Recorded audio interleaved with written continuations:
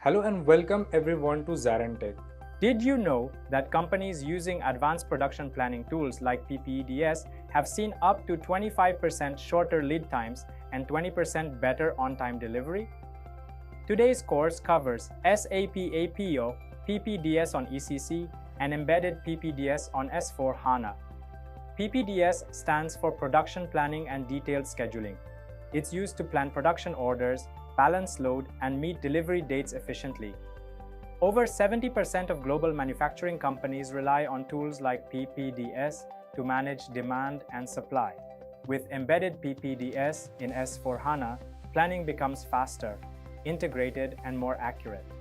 Learning PPDS helps you master key areas like capacity planning, pegging, heuristics, and optimizer strategies. It's a vital skill for anyone in supply chain or production planning roles. In this course, we'll guide you step by step through setup, master data, planning strategies, alerts, and real-time simulations. You'll learn how to use both traditional APO PPDS and the embedded version in S/4HANA. Let's dive in. We'll start with the basic understanding. Now, I wanted to ask you a simple question.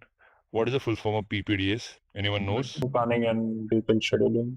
Correct, exactly.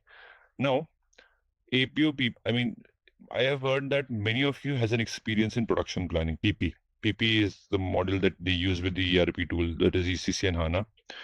Now, does anyone know how it is different than your PP? What's the difference between PP and PPDS? Since you already know PP, I'm just trying to help you relate it with the PP module so that it will be easier for you to understand. Okay, what difference does it make when you use PPDS and not PP? Or when, let's assume all of you are working for a client and you're part of a business deal. You're trying to understand the business requirement and you would like to propose that PPDS would be the right solution for you, not PP. PP is not sufficient. Does anyone have any idea when you're going to propose it? Or just try to answer. Even if you're wrong, that's okay, but try to answer these questions, because if you're wrong here, that's how we'll correct ourselves. If you don't try, we won't be able to proceed. That's the reason. Let's make this as an interactive session. Let's try to answer. Even if it's wrong, let it be. Nobody's going to judge you. Actually, PP use finite scheduling, but in PPDS, we can do the scheduling as per the work center capabilities. Okay, good. Thank you so much. And you're partially right, but thank you so much for trying. It was a good answer. Yeah. Anyone else wants to highlight how PPDS is different than your conventional PP module? All right, let me try to explain you. When you talk about PP, production planning, the way you carry out the MRP, the way you generate your production plan or procurement plan with the help of PP, you don't look at the capacity. You just consider your capacity as an infinite one and you generate your production and procurement plan. Correct? But do you know that production and procurement plan, is it feasible? Can you execute as it is when you submit it to the production supervisor for the execution? No, it's not. Correct? Because the capacity constraints, because you have a limited capacity. And the way PPMRP works is that it considers infinite capacity. It does the planning according to the lead time. And that is the reason the plan generated by MRP, which is part of PP, is not feasible to execute. And that is where PPDS comes into the picture, where it will allow you to generate a plan and it will allow you to schedule that plan in a way that your capacity constraint or your limited capacity is considered. That means there you can perform a finite scheduling. When I say finite scheduling, that means according to your capacity, your production plan is going to get adjusted. Your production plan is going to get pushed or pulled according to the capacity that you have. All right, let me know if that makes sense to you, or you want me to repeat again, guys. Is that clear? Yes. Okay, good. Thank you so much. Okay, now one more important thing is, we just talk about the planning functionalities of PPDS. Planning is something, you must be wondering that why PPDS? PPDS is something which does the planning as well as scheduling. But Now I just explained you that how scheduling helps you to schedule your plan according to the capacity. When it was planning, when you use PPDS for planning, it is very similar to your MRP, correct? Because when you plan something with PPDS, it is still going to do the infinite planning. It is not going to do a finite planning. See, scheduling is the one which takes place at finite level. The planning is usually infinite, even with PPDS. So then anyone would ask you, then what's the use of production planning in PPDS? Why we need to plan anything in PPDS? Correct, right? So that's where a heuristic comes into the picture. A heuristic is a what? A heuristic is a planning method with which you generate a production plan, but compared with MRP, it provides additional functionalities. It allows you to resolve some of the constraints that are not resolvable with MRP.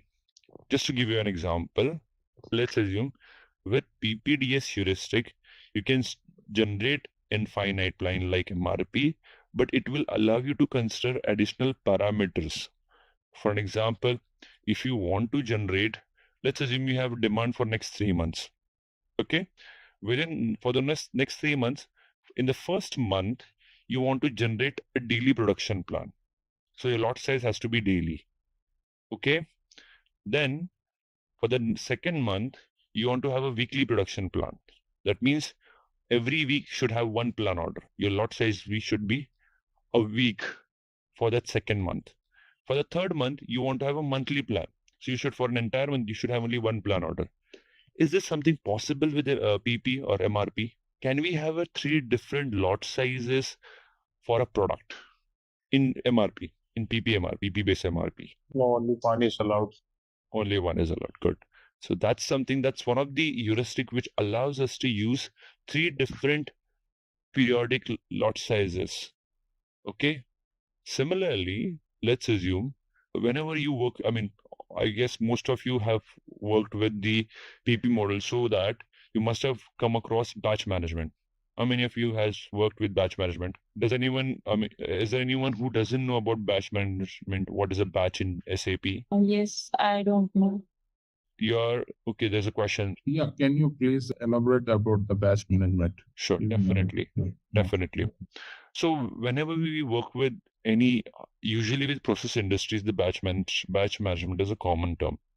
It's not like that it won't be useful when it comes to discrete industry or repetitive industry. It would be used in every industry, but usually it's very common in your process industry.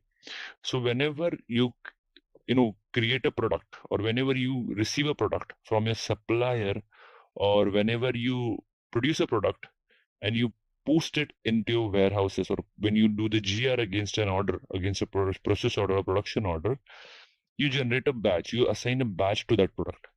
Now, what is the purpose of this batch? The batch management helps us to trace the product. You can trace the product from the raw material, which raw material. So this is very common. Let's assume you are working with a pharma industry. Okay. And this pharma industry has produced, let's go with the paracetamol tablet that we usually consume. Okay. A lot. And that paracetamol, let's discuss about Dolo. Dolo is a tablet which is paracetamol 650 mg. Now, there was a batch produced in the month of April.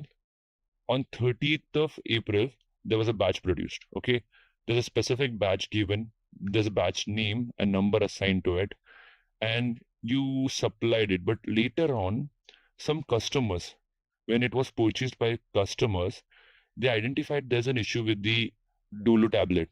Now what they'll do, they'll report it to the respective authority, then they'll highlight this information to you. Now, since you're part of this industry, what is the first step that you're going to do? Okay, this was the batch number. If you open any consumable item that you usually consume, chips, packets, biscuits, everything has a batch number.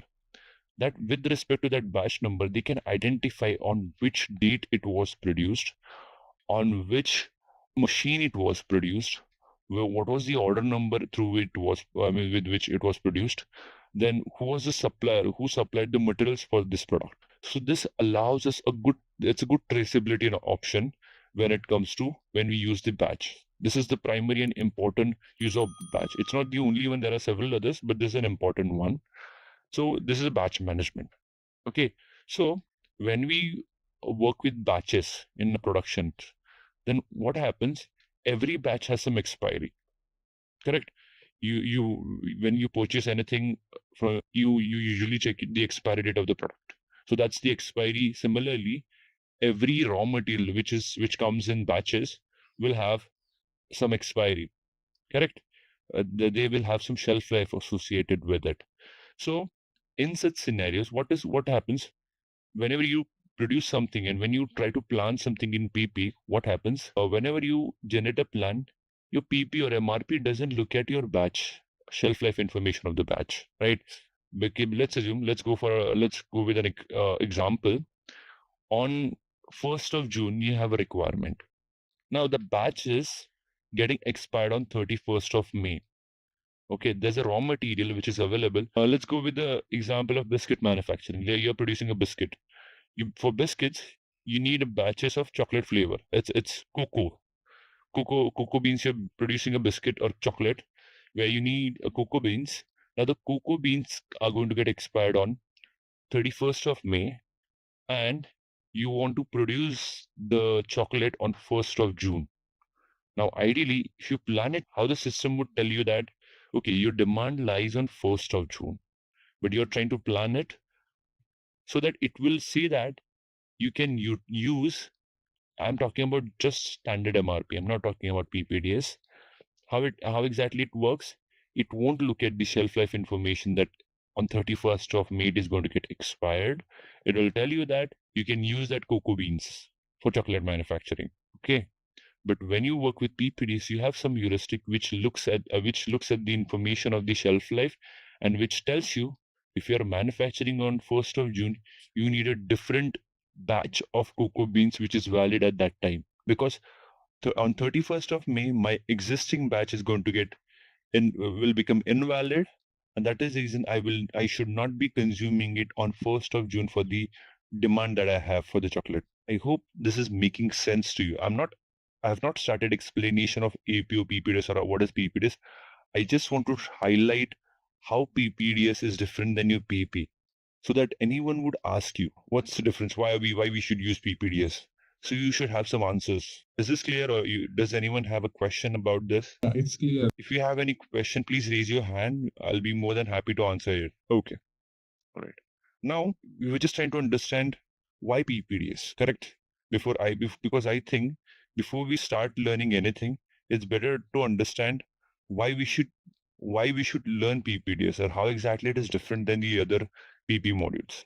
Okay, PP, which is a common tool that we use for planning right now. Okay, so you're clear with the PPDS. Now let's try to understand how different APO system with your EC system. Does anyone know what is APO? Does anyone know what is APO, please? Advanced planning and optimization. Sorry? Advanced planning and optimization, someone just said, right? Hello, can you guys hear me? I think there was a... Yes. Okay. Advanced planning and optimization. Okay. And do you know how exactly it is different than ECC? So I remember something like APO results are transferred into MRP for planning. So APO is a planning mechanism for I think for detailed planning, and then those planning results are also transferred to MRP for ERP planning. Okay, good. That is right. You're absolutely right. What are the different modules in APO? Let me start by explaining what is an APO. So, see, all of you are aware about the ECC. ECC is one box where you perform most of your basic planning and execution, correct? You do the basic planning in ECC and execution in ECC. You have different modules in ECC. Similarly, in APO, which is advanced planning and optimization, we have some of the modules. We have modules called DP, demand planning. We have modules called SNP, supply network planning. We have a module called PPDS. We have transportation management as well. So we have several modules, out of which, when it comes to planning, these three modules play an important role. That is demand planning, supply network planning, and PPDS. We have already discussed about PPDS, how PPDS works.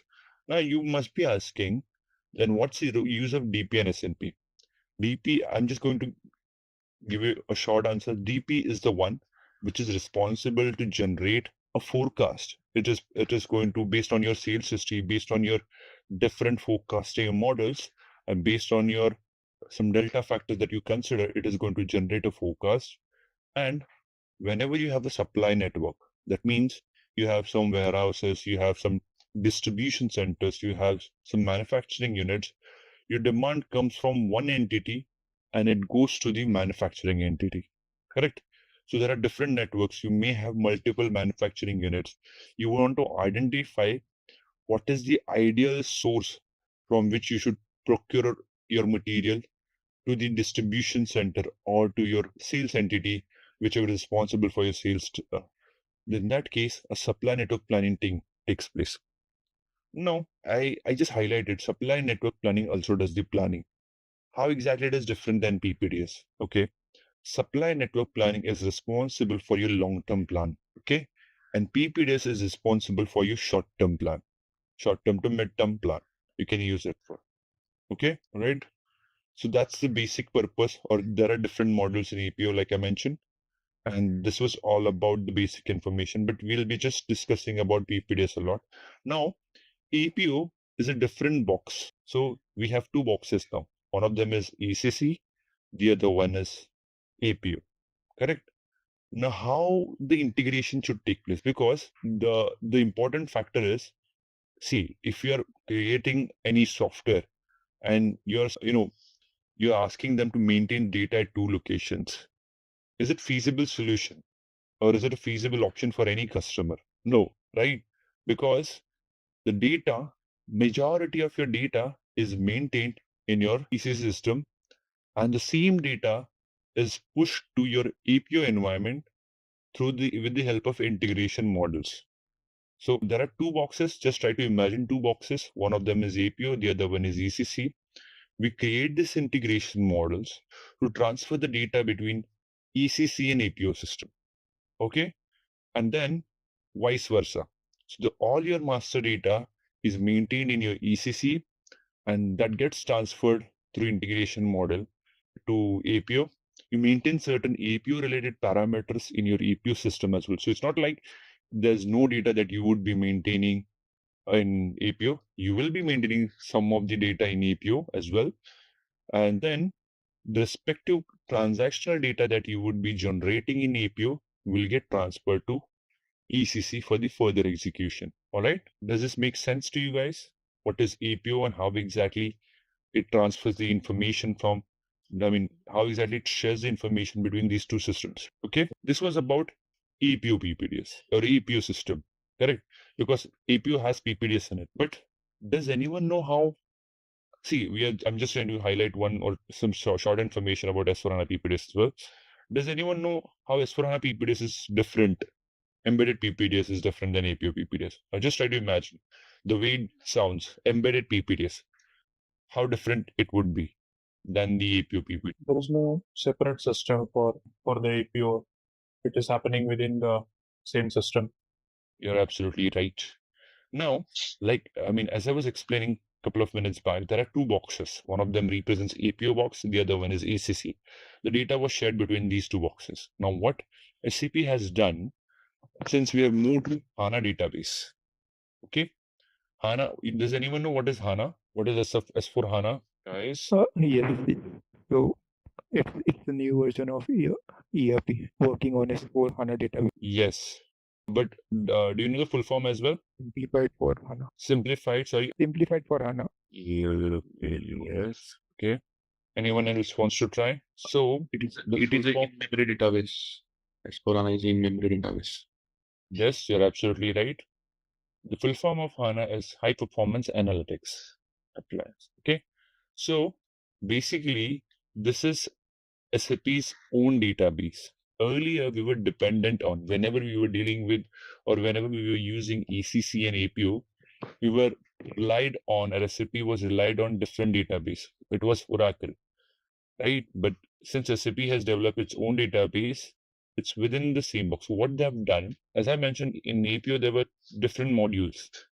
SAP has extracted or removed APO module from also removed PPDS model from APO box, and it has put inside one box of SAP S/4HANA. Okay, now you would be wondering, okay, earlier there were two boxes, so we still, we needed integration models to transfer the data between two different boxes, correct?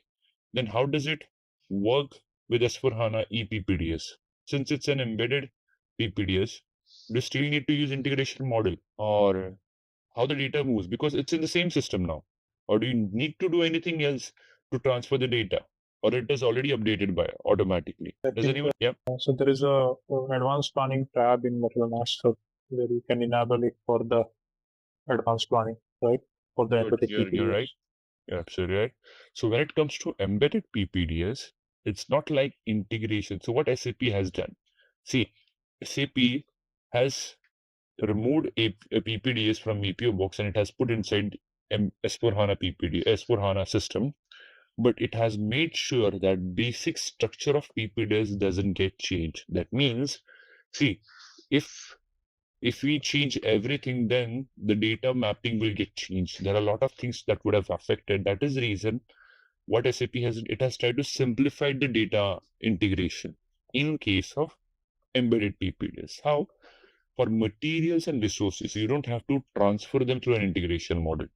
It gets transferred by simply activating a checkbox, which is available in your material master, and the other one is available in your resource or your work center. You can simply transfer it. Similarly, the rest of the data is pretty much, the transactional data between ECC and PPDS, the transactional data in S/4HANA, especially with embedded PPDS, gets transferred automatically. Unlike APO PPDS. In APO PPDS, as I mentioned earlier, you had to create an integration model to transfer every transactional data as well as master data. But when it comes to embedded PPDS, that's not required. You can transfer your material and work center by simply activating a checkbox, and the transactional data gets transferred to PPDS and S/4HANA system. See, it's in the same box, but still the transfer of data takes place within the same box. Unlike APO. In APO, there was a different box for APO where PPDS was available, but even though it's part of the same box, SAP didn't want to change the basic layout of the PPDS. That is the reason they have kept it that way. So you still need that the data gets transferred automatically. The transactional data especially gets transferred automatically in embedded PPDS without any integration models. Okay. However, there are few data parameters which needs to get transferred to integration models as well. So you won't see that, or you won't say that in embedded PPDS integration models are not relevant. No, that's not the right statement. Integration models are still relevant in embedded PPDS for certain parameters, not for all of them. Okay.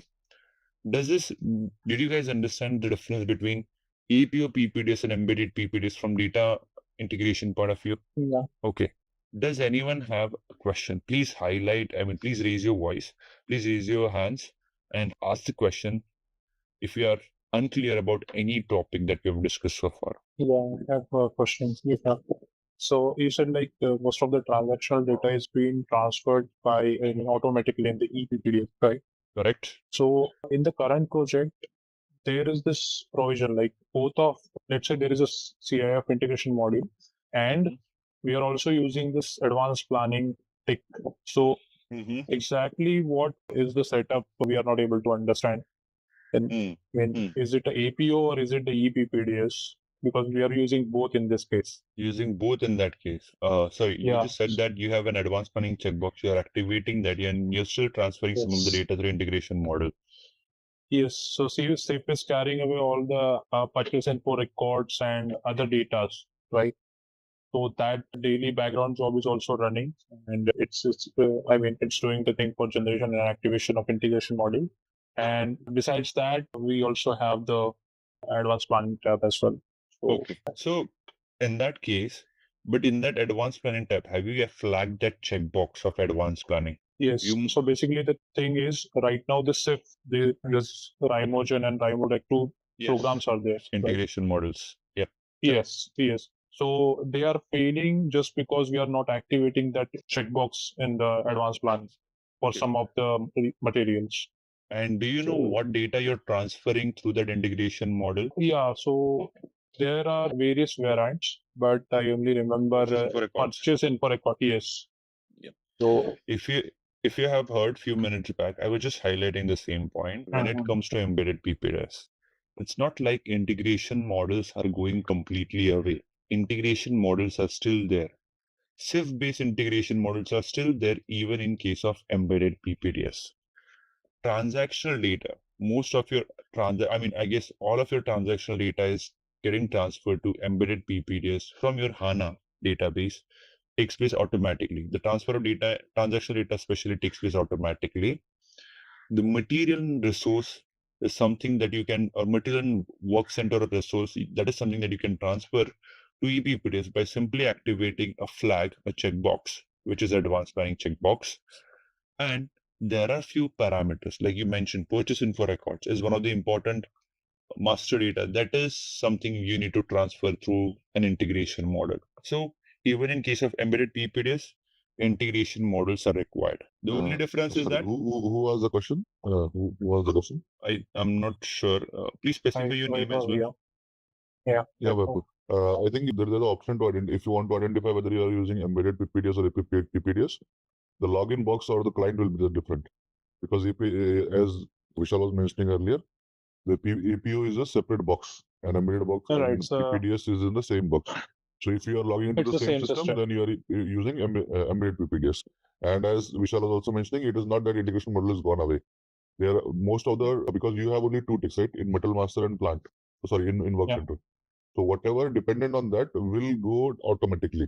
Others you need to get integration model. Anyone else has any question? Okay.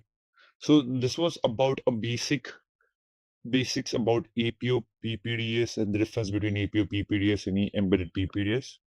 Otherwise, the rest of the functionalities remains as is. I mean, if you talk about APO PPDS, the functionalities are pretty much the same. The same functionalities are available in embedded PPDS.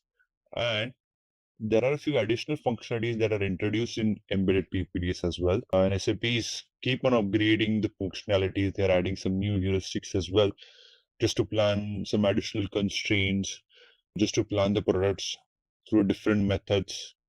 Okay, so that's a key difference between APO PPDS and embedded PPDS.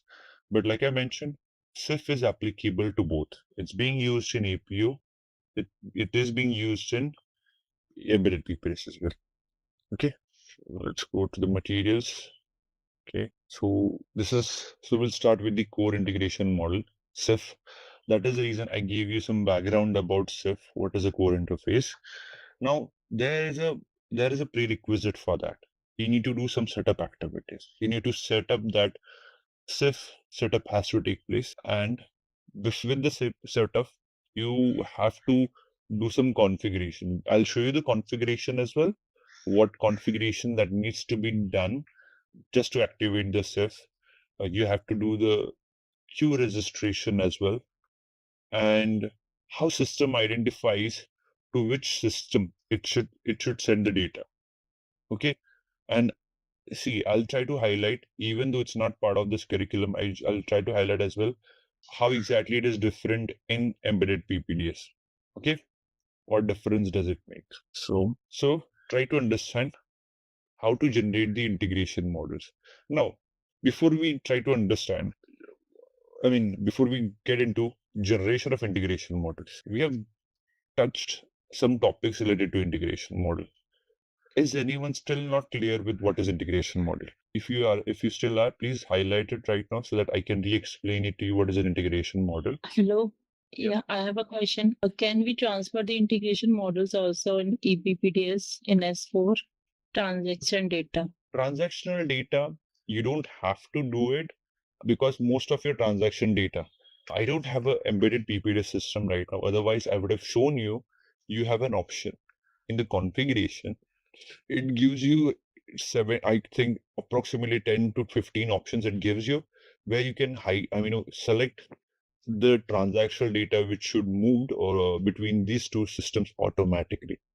Let's assume if you create a plan order in your S4HANA, okay, then automatically that plan order gets visible in your embedded PPDS as well. You don't have to perform a specific activity. As soon as you create it, it gets transferred. It's in real time. Okay, this is just an example. Even if you create a production order, a process order, same thing happens. Even if you create a purchase order, a purchase requisition PR gets created, it gets transferred to embedded PPDS automatically. If you add some additional stock, that gets updated in your embedded PPDS. Okay. Okay. Any other question about integration model, or jump into how to generate them directly? Yeah, basically integration model is only used for transfer the data between the ECC and APO. Basically, the purpose of integration model, you are trying to integrate the data from one system to another system. Okay, it's between your EC system and APO system. And even though whenever you use embedded PPDS, embedded PPDS, it's already PPDS is part of S4HANA. It's within the same box. Still, you need to transfer some of the data through integration model. Correct? Yes. Okay. I hope that's clear. Anyone else? I'll consider it as none. Okay. So I'll simply go down. So we have discussed some of the topics already. The purpose, like it is used for planning and optimization of business process through the entire supply chain. SAP APO is usually linked to an ERP system, correct? Which is ECC. And the planning results are subsequently transferred to the ERP system for further processing and execution. Now, in most cases, like I mentioned, the master data and transaction data from ERP system is needed in this, APO system, because you maintain majority of the master data in ECC, correct? You don't maintain your basic master data in APO. And that basic master data has to get transferred to APO or APOB for further planning and scheduling. Okay. Now, first of all, whenever we create an integration model, we highlight what are the objects that we want to transfer to embedded or to APO PPDS. We select the objects such as we want to transfer our material master, work center, we want to transfer the bill of material, we want to transfer the information. Sorry, bill of material, you don't have to transfer it. You have an option of material work center. Bill of material and routing, we transfer it through a different method. It is not transferred directly through an integration model. In the background, it gets triggered through a SIF, but we don't trigger it through an integration model. There's a different transaction code given by SAP to transfer the material, the bill of material and routing.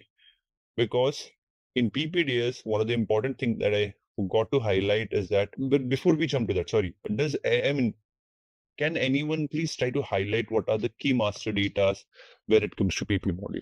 In material master, MRP 1, 2, 3, 4, and work scheduling view, bill of material, master recipe, production version. Correct. Yeah.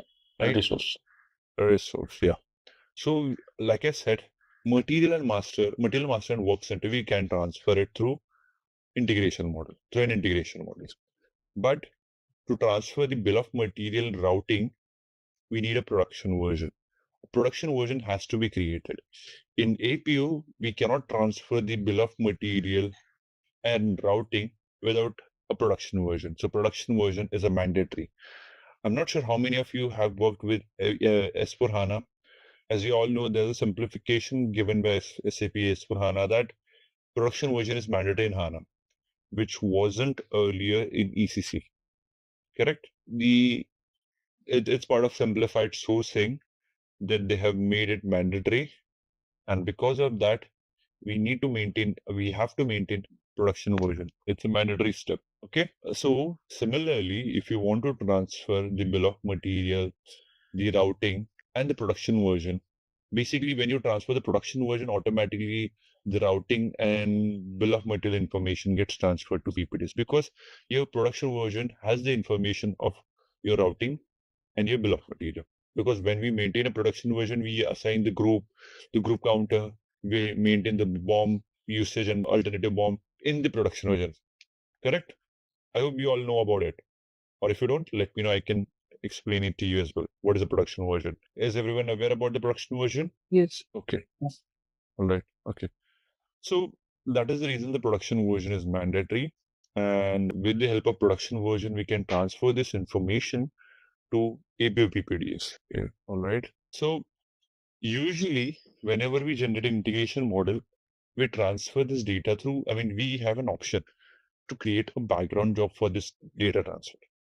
To create an integration model, we create different variants, and these variants are triggered to background job. So all the data changes. Let's assume you have performed a change in you have changed your lot size. Now you have added some minimum lot size, or you have added in the maximum lot size in your material master MRP 1V.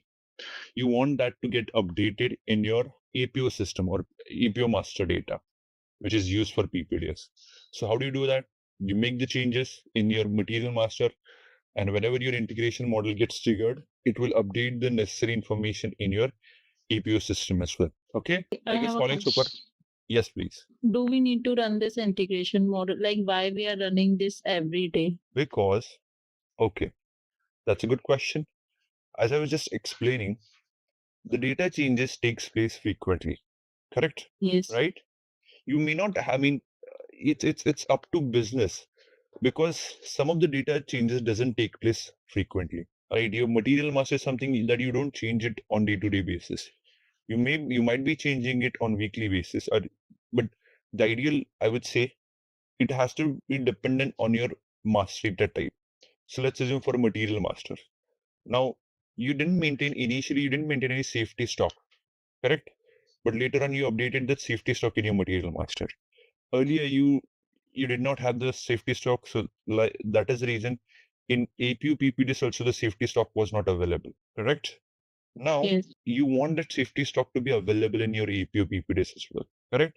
So how you are going to do that? You have to have an integration model which transfers these changes automatically through a background job into your APO PP-DS. So whenever you perform your next planning run, it gets, the changes that you have done gets updated and it gets considered.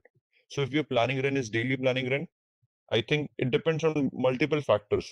If you want to have a daily integration model, or if you want to transfer this data on daily basis, or if you want to transfer this data weekly basis, okay? How frequent the changes takes place and how frequent your planning takes place. If it's daily, then you can have a daily integration model before you carry out your planning. Does that make sense? Yes. Okay. All right. Okay. Now, whenever we work with the variant, we can reuse it as I just explained it to you. Now, whenever we generate an integration model, at this moment, the system is still not ready. I tried to create an integration model. There was some problem with that. Otherwise, I would have shown you. We have understood the integration models, correct? Now, I want to show you how you're supposed to generate the integration models. For that, I need system to be available. I have the system APO system, but before we jump to APO system, there are some prerequisites that needs to be done. There's an issue while transferring the integration model due to the live cache, and as soon as it gets fixed, we will be able to continue with that. Yeah, I just would have one request. Like whenever there is a point where there is a difference between APO and PPDS, please highlight that at the very moment so that Definitely. Please. Thank you. APO and embedded PP-DS, correct? Yes. Yeah. Definitely. Yep. I have one more question regarding the transferring of data in APO and EPPDS. Yes. Yeah, so in APO, we are transferring the transactional data using the integration model, transactional and master data both. Yes. And in PPDS, ePPDS, only like transactional data is transferring automatically, and the master data is transferring by taking the advanced planning. You're absolutely right. Yeah. Like apart from this, is there anything we can do for transferring the data? Is there anything else that we need to transfer the data? As I mentioned, master data is getting transferred automatically. Master data is something that you can transfer by flagging the checkbox. And there are a few additional master data that you need to transfer through an integration model, such as purchase and for record, if you have classes and characteristics, Yes, information yes. should also get transferred to embedded PPDS with the help of integration models, Okay. right? Just to give you an example for the embedded PPDS, we have checkbox only in two places. One is the material master and other one is the work center. So whatever master data and transactional data which you create, for example, when you create a BOM, you create for a material, right? So that will get transferred. When you create a production order, you create for a material that will get transferred. But class and characteristic are not created for a material, right? They are not created for a particular work center, so they will not get transferred. For them, you need to create a SIP model or a integration model. So what, because we have mentioned that whatever for a particular material, it is relevant for advanced planning. So it depends on these two factors. If it is connected to the material master or work center, then only it will get transferred. Otherwise, you need to create an integration model in EPPDS. Hope that makes more sense. Okay.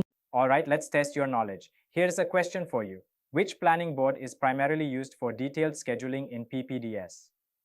Option A, Demand Planning Board. Option B, Production Planning Board. Option C, Detailed Scheduling Board. Option D, Capacity Planning Board. Take a moment to think. And when you're ready, choose the correct option. Remember, each choice holds a key to unlocking the answer. Good luck. Type the correct answer in the comment section. Hey there! Want to get really good at planning production? Our PPDS course is made just for you. You can learn it at your own pace right on our platform. In this course, you'll learn all about PPDS. It helps plan what to make, when to make it, and how to meet customer needs on time. Our course covers both ECC and S/4HANA. From simple setups to expert tips, we explain it all in easy steps. Your trainers are experts who've used PPDS for years. They're here to help and answer your doubts along the way. And guess what? Many students have taken this course and love the way it's taught. People just like you found this course very useful for their job and career growth. Best part, it's super affordable. You get high-value learning without spending too much money. Ready to master PPDS with SAP? Join us today. And to know more, visit ZaranTech's website now. We'll try to understand how S/4HANA PPDS or APO PPDS integration model works. Okay, we'll create few integration models in APO PPDS. We'll create few integration models in S/4HANA PPDS. So like I told you, right, I didn't have the S/4HANA system, but I think there's a change in the curriculum. There are additional topics that have been added. And because of that, I'll be covering some of the S/4HANA topics as well, and I'll be showing you the S/4HANA system. So that would be helpful for you. And now, whenever we'll be discussing any topic, we'll try to cover in both the environments. Wherever there's a difference, I will specifically highlight that this is the particular functionality that differs in APO PPDS, and this is the particular functionality that differs in S/4HANA PPDS. Okay, so that you will be able to relate this. So please let me know if you all can see my screen. Yes, we can. Okay. Now this is your home screen for SAP ECC. Correct? I hope everyone is aware about this screen. Does anyone wants to know the basics of the screen, or I can straight away jump to the main topic?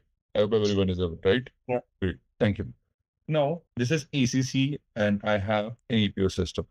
Now, does anyone know? See, like I said, we transfer the master data from ECC to APO PPDS. Correct?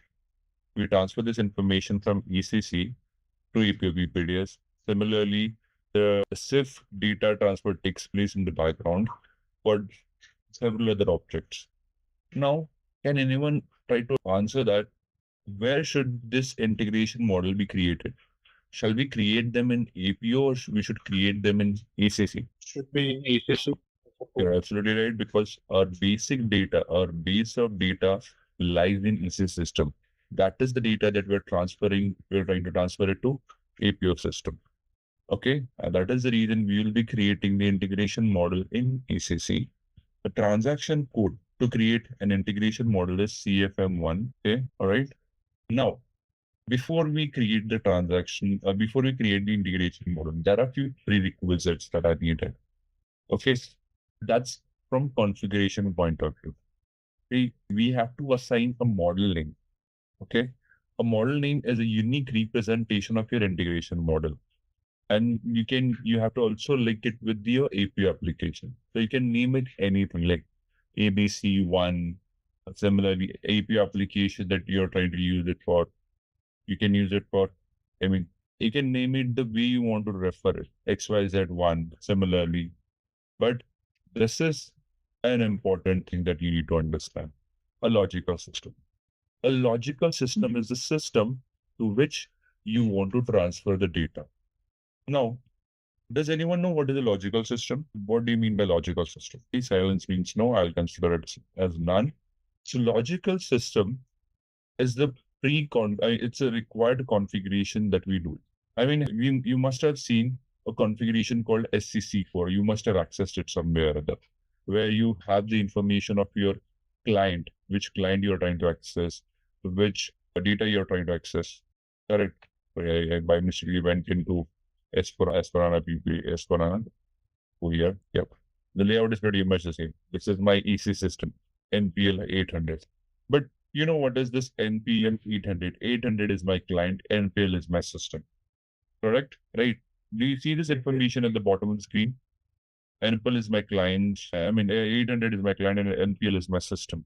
That's the name that they've given. Okay? Yeah. Now, with respect to this system, we have to create a logical system. And that logical system is created in the configuration. I'll show you. You have to go to integration with other SAP components. Here, this is the path that you have to follow whenever you are dealing with ECC and APO. Okay.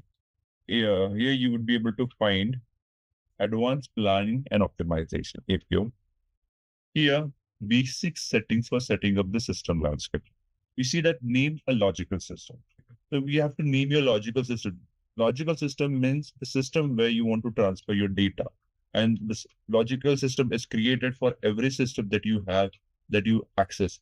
It could be your EC system. It could be your APO system. So in this case, we have created, do you see this one? This is our APO system. The name of the system is APD. I have it here. You can see it. I'll try to log in over there as well. That system is APD 100.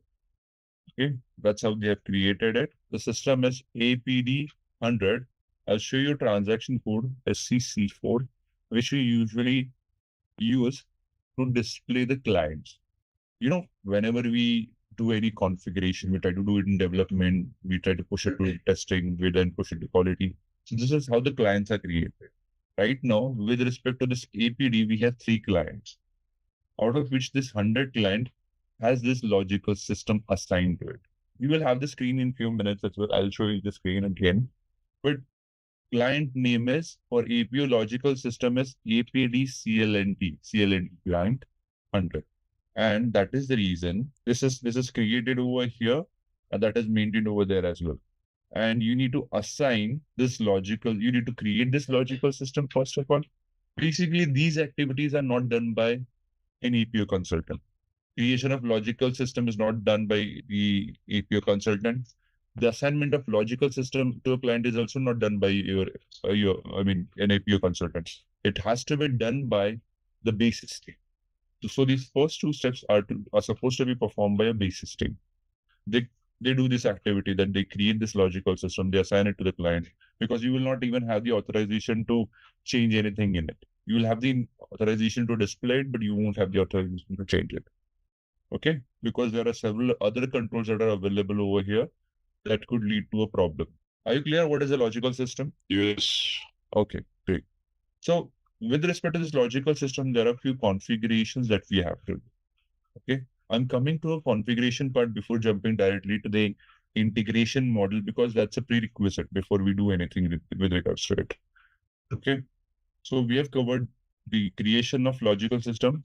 And like I said, you are not supposed to be worried about this. It will be handled by your basis team. Okay.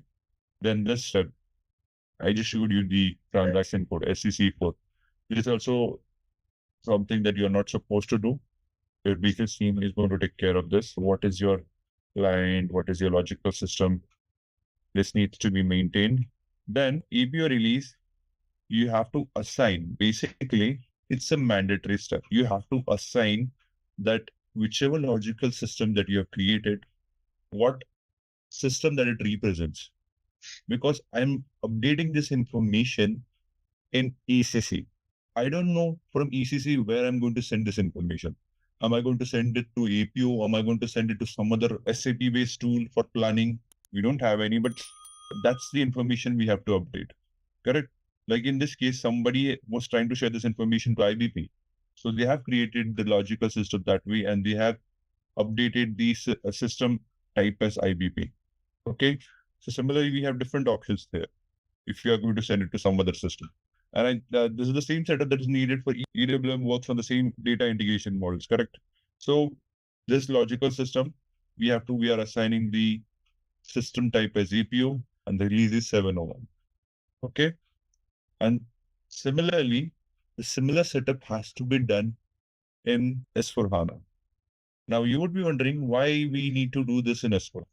See, when we were discussing that, when there were two boxes, one was for APO, the other one was for ECC, the data integration used to take place through core interface. And that is the reason we needed something to point out. If you are sending a data from source location, you need a destination location. So destination is your logical system, which was in another box. But when you are working with S4HANA, everything is in the same box. Why do you need a logical system? Because SAP didn't want it to change the core functionalities or core logic of SAP PPDS, S4HANA PPDS, embedded PPDS. That is the reason they didn't change this assignment of logical system, because that's still needed, because the integration models are still being used. The SIF is still being used. But the difference is, the key difference between APO PPDS and S4HANA PPDS is that in that case, we don't transfer it to an external system. We transfer data to ourselves. That means, let me just quickly show it. I have it from here. In APO and in S4HANA PPDS, you have the same option in advanced planning. This is another node that you get when you work with S4HANA embedded PPDS. In that case, you don't have to go to integration with other SAP components. You can go here. You have an option of integration via core interface, then integration, basic settings for creating the system landscape. Now here you'll see that there is no APO system. Even though we are in S4, there is no APO based logical system that we've created. Our existing logical system is S4H100, as you can see in the right corner, and this is what it represents. This is my logical system that I'm trying to access. And in case of assignment of logical system, I assign it to try to be here. There are a few configurations which we have to access it through this only. Yeah. Specify APO release. In this case, the APO release, where you're assigning it, what is the logical system that you're using it? You're highlighting that I'm using SAP APO, but the release will be 713, and the logical system is still my existing system. So I'm trying to say that I'm going to send the data for APO functionalities in my own system. I'm going to send data to my own system. I'm not going to send it to some extra system. So the data points to itself, okay, to the same system, same logical system. It is not going to point to the external logical system. And like APO system. Are you guys following? Am I audible? I'm not. Yes, you are very much audible. But So here, what are the options for the system type? So I think it is similar to that of when we are dealing with the third-party system. We are creating. Yeah, you have the options such as IBP, APO. If you have SCM related some other topics, if I'm correct, even EWM works on the similar platform. But I'm not sure if we need a different system type for EWM. But yeah, these are the options that are available basically especially for PPDS. We just have to be worried about that SAP APO is something that we are going to use. Okay, that is a system type. And 713 represents the release where embedded PPDS is used. Yeah. Sorry to interrupt. Why these release are different? Because when you created in ECC, there was 701 was the release, and here it is 713. So is there any difference between both of them? Yeah, the difference is, let's assume, because this is embedded PPDS. And the data, when you deal with APO PPDS, there's a different release associated with it. Why? because there are few industries, what they do, they are using APO PP-DS. Okay, they move from ECC to S4HANA. They still have their APU system. They still want to use the APU system for certain duration. They don't want to jump to IBP. In that case, even if it's HANA, what they'll do, they'll create a different logical system, which will say that it's an external logical system, not my own logical system. And in that case, they'll mention that the release is 701, not 713, which is part of embedded PP. Yes. Okay, got it. Okay. Any other doubts? What is this logical system, or why do we assign this APO release? How it points to the target system or destination system? No, not from my side. Okay. Yeah. Thank you. If anyone has any doubts, let me know. I'll stop and I'll explain you the topic. Okay. Now, this APO is one of the important configuration that has to be done. Then along with this, we have to do two important configurations which are related to logical system. This next configuration is set target type and queue type. Here, we have to assign the operating mode, which is a T. In this case, it represents basically how the event should get triggered. It should follow standard method, or it should get activated when you transfer the initial data. So we usually maintain the operating mode as T. Just highlight that it should trigger as soon as it gets created. Okay, and here usually, see, I'm not sure how many of you are familiar with the SIP, how exactly it works. Anyone has worked with core interface before? Okay, so I'll ask you a simple question. Like I said to you, the data transfer takes place from ECC to APO. Similarly, the data transfer takes place within S4HANA from HANA database to PPDS live cache data. Correct? This is how the data transfer takes place. So whenever the data transfer takes place from ECC to APO, usually it is through an outbound SIF. Outbound queue gets generated. Okay? And whenever PPDS receives that information, it receives through inbound queue. It's pretty straightforward, right? PPDS is receiving the data. That is the reason we have to monitor the inbound queue. And whenever ECC sends that data, that is the reason we have to look into the outbound queue. Does that make sense? So these are two important queue types that we have to look into: outbound queues and inbound queues. Yes. Okay. So one of the configuration is this one, and another configuration is related to it's something that you have to do it in your APO system, but that is associated with your logical system, which we'll cover it in our next session. Okay, whenever we'll do the queue monitoring, but please keep in mind that there are few configurations associated with the logical system, and if we have an excess of, you don't have to be worried about this configuration. What is the setup that you have to do? If any one of you has the access of SAP support portal or any SAP portal with which you can download some notes, I have a documented file. I have documented steps which are given by SAP, which you can follow to set up the system in S4HANA especially. I don't have it for APO, but I can get it for APO as well if you want. So basic steps, the same steps that you have to always perform, irrespective of any system that you're handling. Irrespective of any industry that wherever you are implementing PPDS. So you don't have to be worried about what is the main purpose. If you're not clear right now. These information I'll be sharing with you in a documentation. I have the documentation. There's a simple SAP note. If any one of you has the access of SAP portal, he or she can go there and download itself. It's there available. But any additional input you needed, I can help you as well. Okay. Thank you. Please share that document with Definitely, all of us. I will. Yeah. So let's go back to our main topic, which is an integration model. Now, in integration model, as I mentioned, what are the information? I'll just try to give some name. I'll create APO underscore plants. That's the name that I'm going to give it. And my logical system should be which one? Can anyone tell me which one should be my logical system out of this? The second one. You're right. Thank you. I'm going to give the same APO application name as my model name. It's up to you, whatever name that you want to give. Now, whenever we start the integration model, or whenever we are going to transfer the data from ECC to APO, or even if you're using the embedded PPDS in HANA database to PPDS, what should be the first data that we should transfer? What do you think? Think logically. It's a logical system. So try to answer as well. Material. Yeah, right? Somebody just said material. Thank you so much for answering and trying to answer. But the first thing that we have to transfer is plants. Why? It's a planning tool. And unlike APO, which used to do the cross-plant planning, PPDS, it's a plant-specific tool.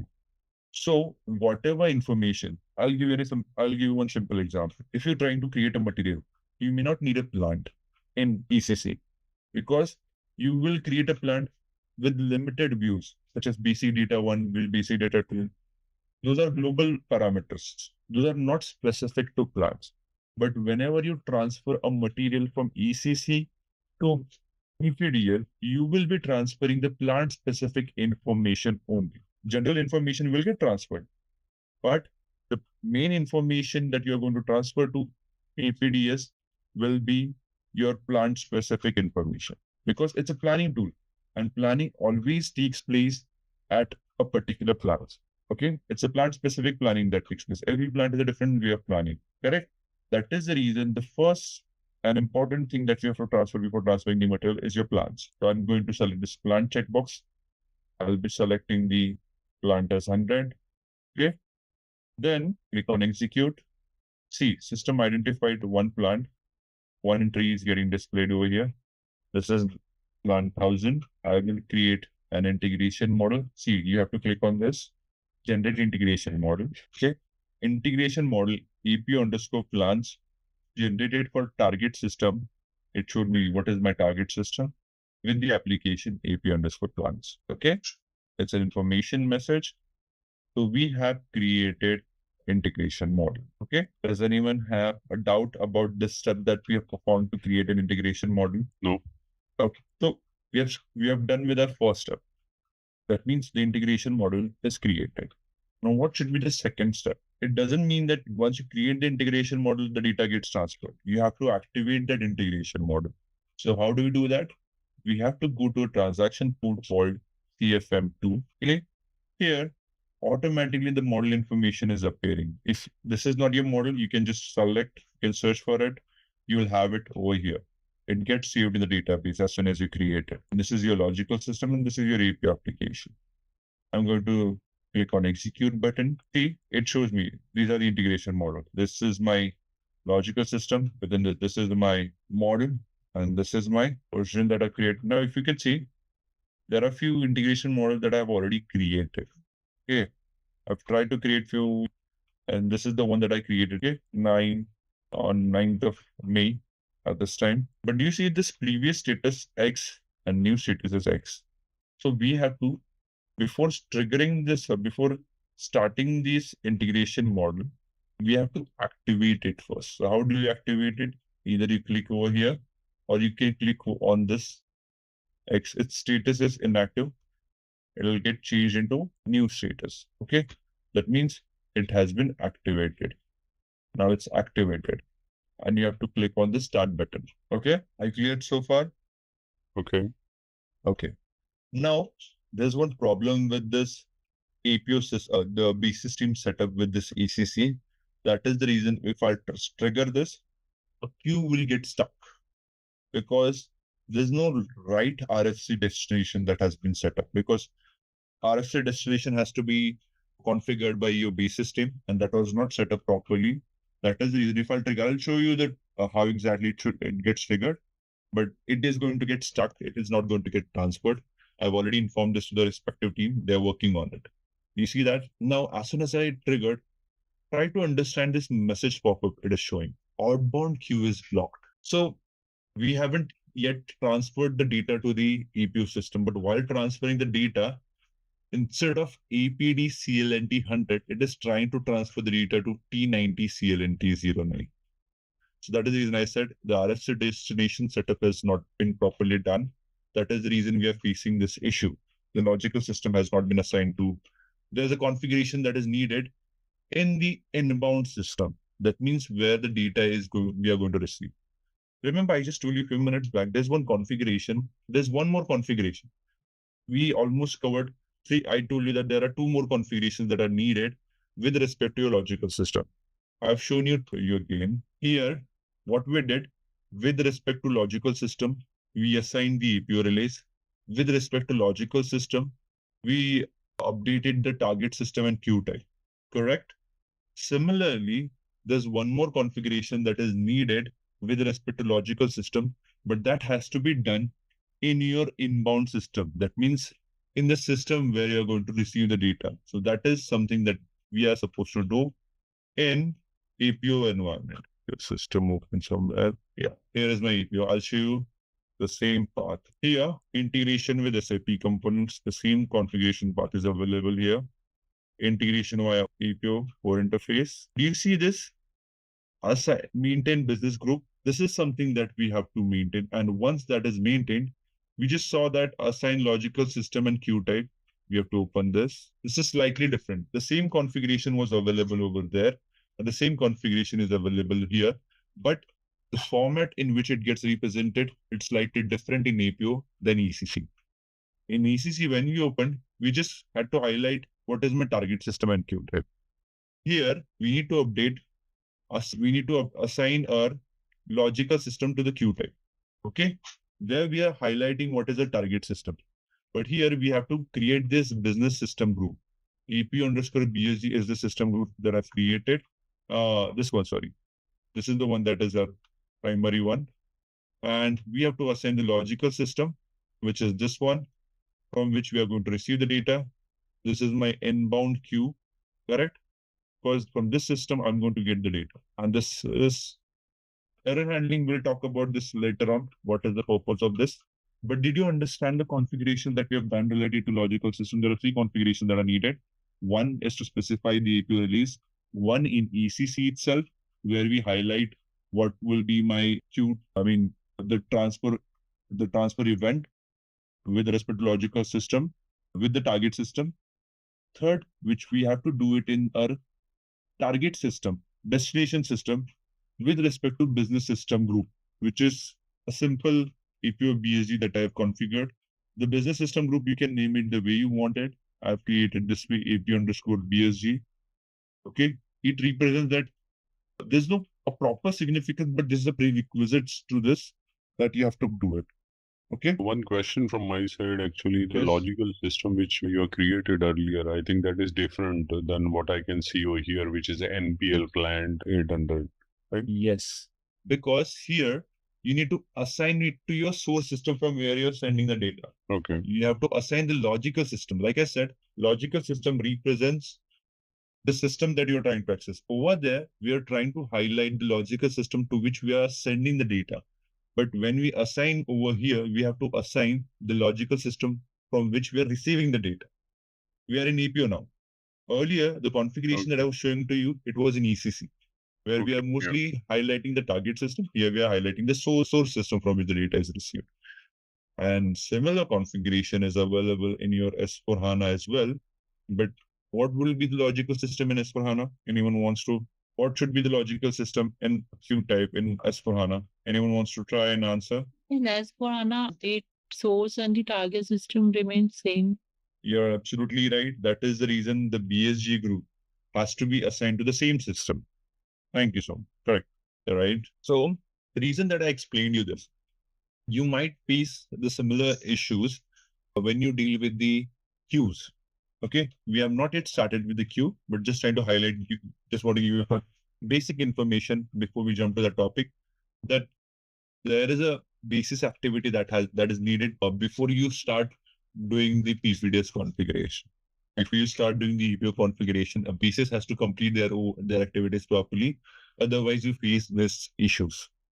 Here, it is not selecting the appropriate logical system while transferring the data. That means somewhere in destination, in RSA destination, it is not properly configured.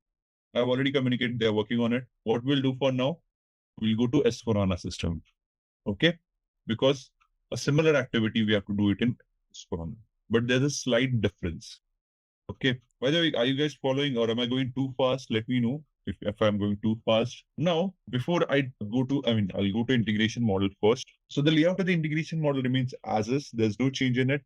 But as I told you, in S4HANA PPDS, there's a change.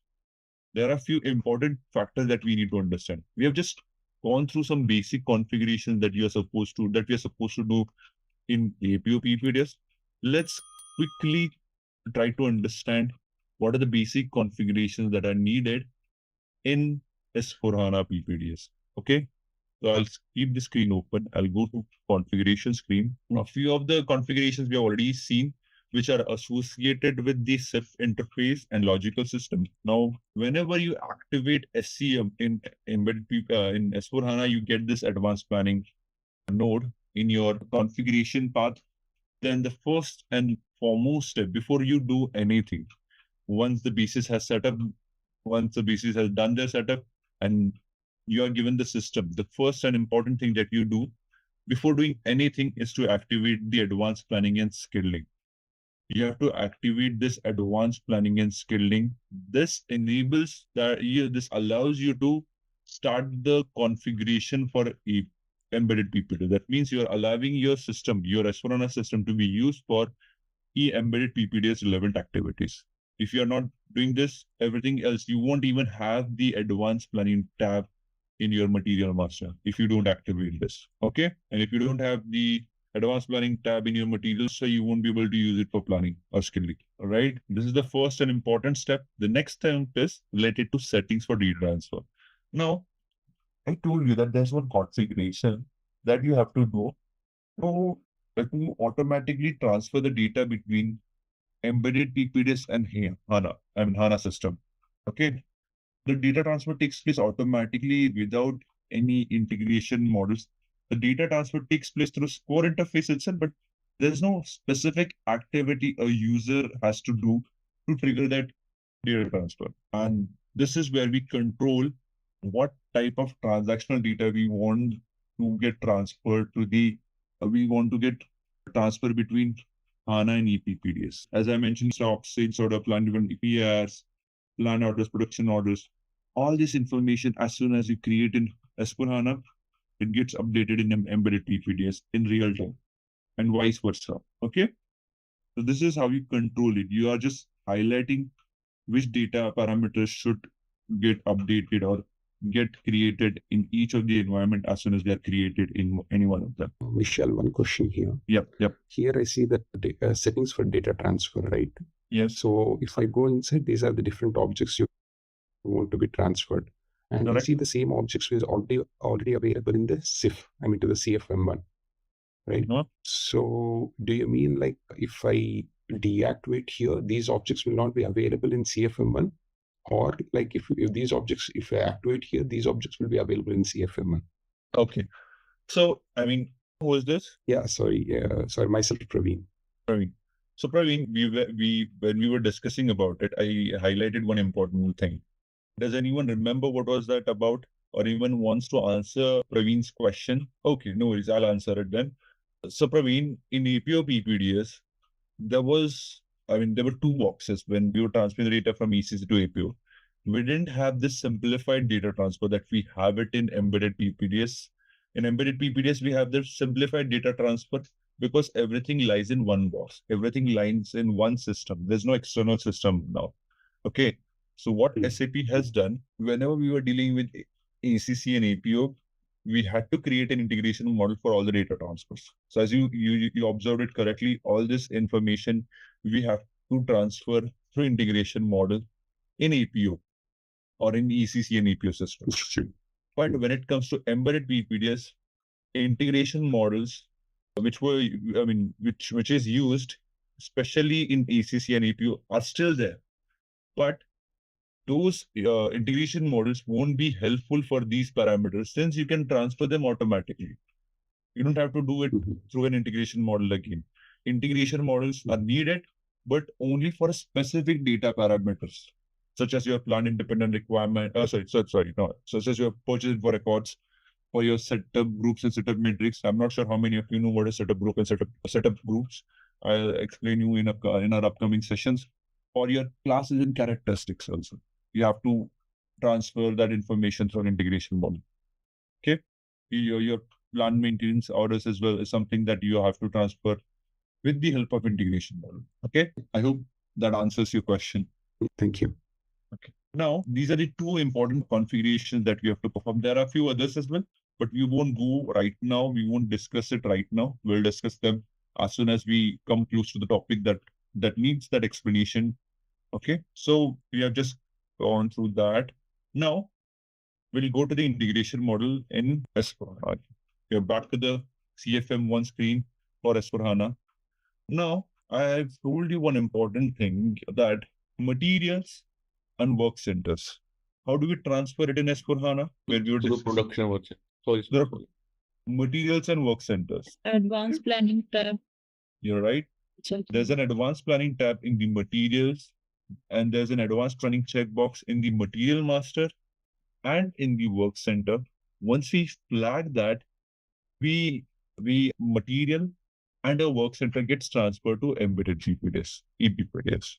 Okay. Now, there's a prerequisite. Like I said, everything in PP-DS, it's a plant-specific information, especially for material and resource. So we have to transfer the plants first. Now, there's an important change when it comes to embedded PP-DS and APO PP-DS, that in APO especially, we had to transfer the plant's data through integration model.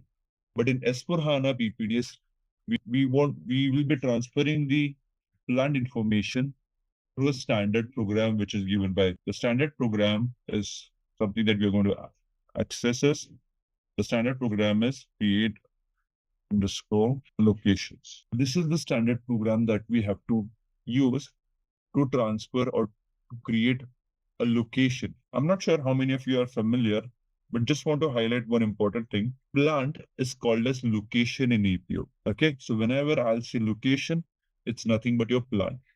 And location, it's not just plant, it can be your supplier as well. If you are using supplier as a location, if you are using subcontractor, if you have a vendor, those can be created as a location in PP-DS. But plant is also a location. Okay, so this is a standard program given by SAP to transfer the plant's data to embedded PP-DS. Okay, here you have to put the plant information. Okay. Let's transfer some plants that are available already. I haven't created one. Okay. Let's try to transfer the standard one. 1010. Okay, and simply we have to click on execute button. Okay, it already exists. Let's try to create again the other one which doesn't exist. Let's use this L001. Okay. We see that a location L001 created for plant L001. Okay, I'll go to, there's this, now all the PP-DS transactions that are used in APO or APO transaction codes for PP-DS, the same transaction code you have to understand and you have to use it in embedded PP-DS as well. There's no transaction wise change. So the same transaction code, whatever transaction code that you'd be using in APO PP-DS, the same you can use it for S4HANA PP-DS as well. So you didn't have to by heart them. I'll share the list as well. Somebody asked for the list. I'll share it by itself. I could not. The transaction code to access the location or the plant information that you have transferred is LOC3. Okay. SAP APO LOC3 is the transaction code. I'll try to display it over here. You see that? Now, I was just trying to explain you that whenever we create a plant, it transferred into PP-DS as location. Correct? That means it's not like only plants are called as location. Your suppliers, your customers, your subcontractors are also called as locations. If we have any warehouses, if we have any distribution centers, those are also called as location. Then you must be wondering, in ECC or in HANA, you have a different name to that. You assign a different, because you categorize them with different names. Plant is a manufacturing unit usually. Distribution center is something that you have. You call it a plant, but you can, highlight it with different names. If it's your supplier, if it's your customer, you create it as a business partner. How do you differentiate a location in PP-DS then? So a location is differentiated in PP-DS with respect to the location type. Now I just transferred the location L001 Now the location type is what is this? It's my production plant. It's my manufacturing plant. So the location type is 1001. If it's a distribution center that you have transferred it, then you will be having the location type 1002. If it's a customer vendor now, these are obsolete. Since we create them as a business partner, we have to use this 1021. Okay. If it's a subcontractor, you want to carry out a subcontractor-based planning. Okay, you want to plan for your co-manufacturer or subcontractor. In that case, you can use this location type 1050. Okay, all right. So in this case, this is my production, a production plant as the location type that I'm going to select, and I'm going to click on display. Okay, so this contains all the basic information that your plant has. Okay, nothing else. Okay, I'll go back to the integration models now. By the way, someone raised their hand. Sorry. Yeah. In what circumstances this integration, like in embedded PPD, this will be in the background, right? It will not be doing it manually. We have the program which will be setting up this background job, and it will get this and transfer the data to the embedded PPD system, right? So in that case, like what are the factors that it will fail? In under what circumstances this will fail, the integration? You are talking about which integration? You're talking about plant specific data that we have just, our plant data that we have just transferred, the integration model. Not the plant, or let's say location if we have, let's say a PP we have. So in that case, what are the factors? I mean, what the integration model will be needing here? Understood your question correctly. Your question is about if we have set up if I've done my entire setup properly, and if I'm still trying to, transfer the data through an integration model, but it is, what are the possibilities of it getting failed? Yeah. There are several possibilities, to be honest. I mean, it is dependent on several factors. It depends on the parameter that you're trying to push it to the embedded PPDS. Now, as I've told you, right, you would be transferring different information. Like you would be transferring your contracts, scheduling agreements, and purchase info records, which you have to do it manually right now, manually in embedded PPDS as well. If you're trying to transfer the information, rest of the informations are getting transferred automatically, so you don't have to do it. Correct? Especially in embedded PPDS, you're trying to transfer the class and characteristics, you might face a different issue because it depends on that parameter that you're going to transfer. Because I have, with individual parameter that I've tried to transfer, or individual object that I've tried to transfer, I have faced a different issues so far. With setup groups, I've faced a different issue. With class and characteristics, you might be facing different issues. With purchase info record, you might face different issues. So it depends on what object that you are going to transfer. There are no specific. If you want me to generalize an issue, then it would be with respect to SIF. If it's a generic, if it's not data specific, if it's not object specific, it would be related to SIF. In that case, none of the data transfer will take place. Everything will get. So basically, what current scenario I will explain. Currently, we are running this in the background, and the thing is, sometimes it gets stuck, right? So integration models get broke, and the jobs get failed. So basically the issue until now I have observed is either the material is not extended to advanced planning, right? If the tick is not enabled, else the location is not created. And the thing is, for let's say there is a region and we have 5 to 10 plants in that, only 1-2 are enabled for PPDS, and we have a STO, let's say, in case of a PPDS plant to a non-PPDS plant, then mostly in that case it is getting stuck and the job is getting failed because the material which is in non-PPDS plant that needs to be enabled for PPDS, right? In this case. Definitely that has to be enabled. So I see the setup. It's an ongoing setup, or you have done the setup. I mean, I'm not sure. Can you answer that? So right now it's in migration. So we already completed one of the region and other sites are still pending. So I see there's a fundamental issue here. Okay, I mean, but let's not go deeper into that, otherwise we'll divert from the topic. But it's a fundamental issue that I see clearly. The prerequisite, see, you cannot flag an advanced planning checkbox in a material master unless your plant is created as a location in embedded PPDS. Try to understand the basics here. I mean, this is for everyone. If your location is not created, I highlighted this clearly a few minutes back, that PPDS deals with your plant specific information because planning and scheduling has to happen at plant level. It's a plant specific planning, it's a plant specific scheduling. So all the data that is related to your plant, only that information will get transferred to your embedded PPDS. Majority of that information and some basic information will get transferred to your embedded PPDS. So there is a prerequisite, it's a must step that you have to perform. You have to transfer your location to embedded PPDS or to APO PPDS before pushing your materials. Okay. If you're working with S4HANA PPDS, you cannot even flag that advanced planning checkbox if your plant is not created as a location in PPDS. Okay. Now, anyone else has a question? I saw somebody else was trying to raise a question. Hello. Yeah. No, that is fine. Yeah. Actually, I have a confusion over when you have created a location. So if you go back to the location screen where you created the location, where you were mentioning that we can create plant as a location or maybe the subcontractor as a location. Yeah.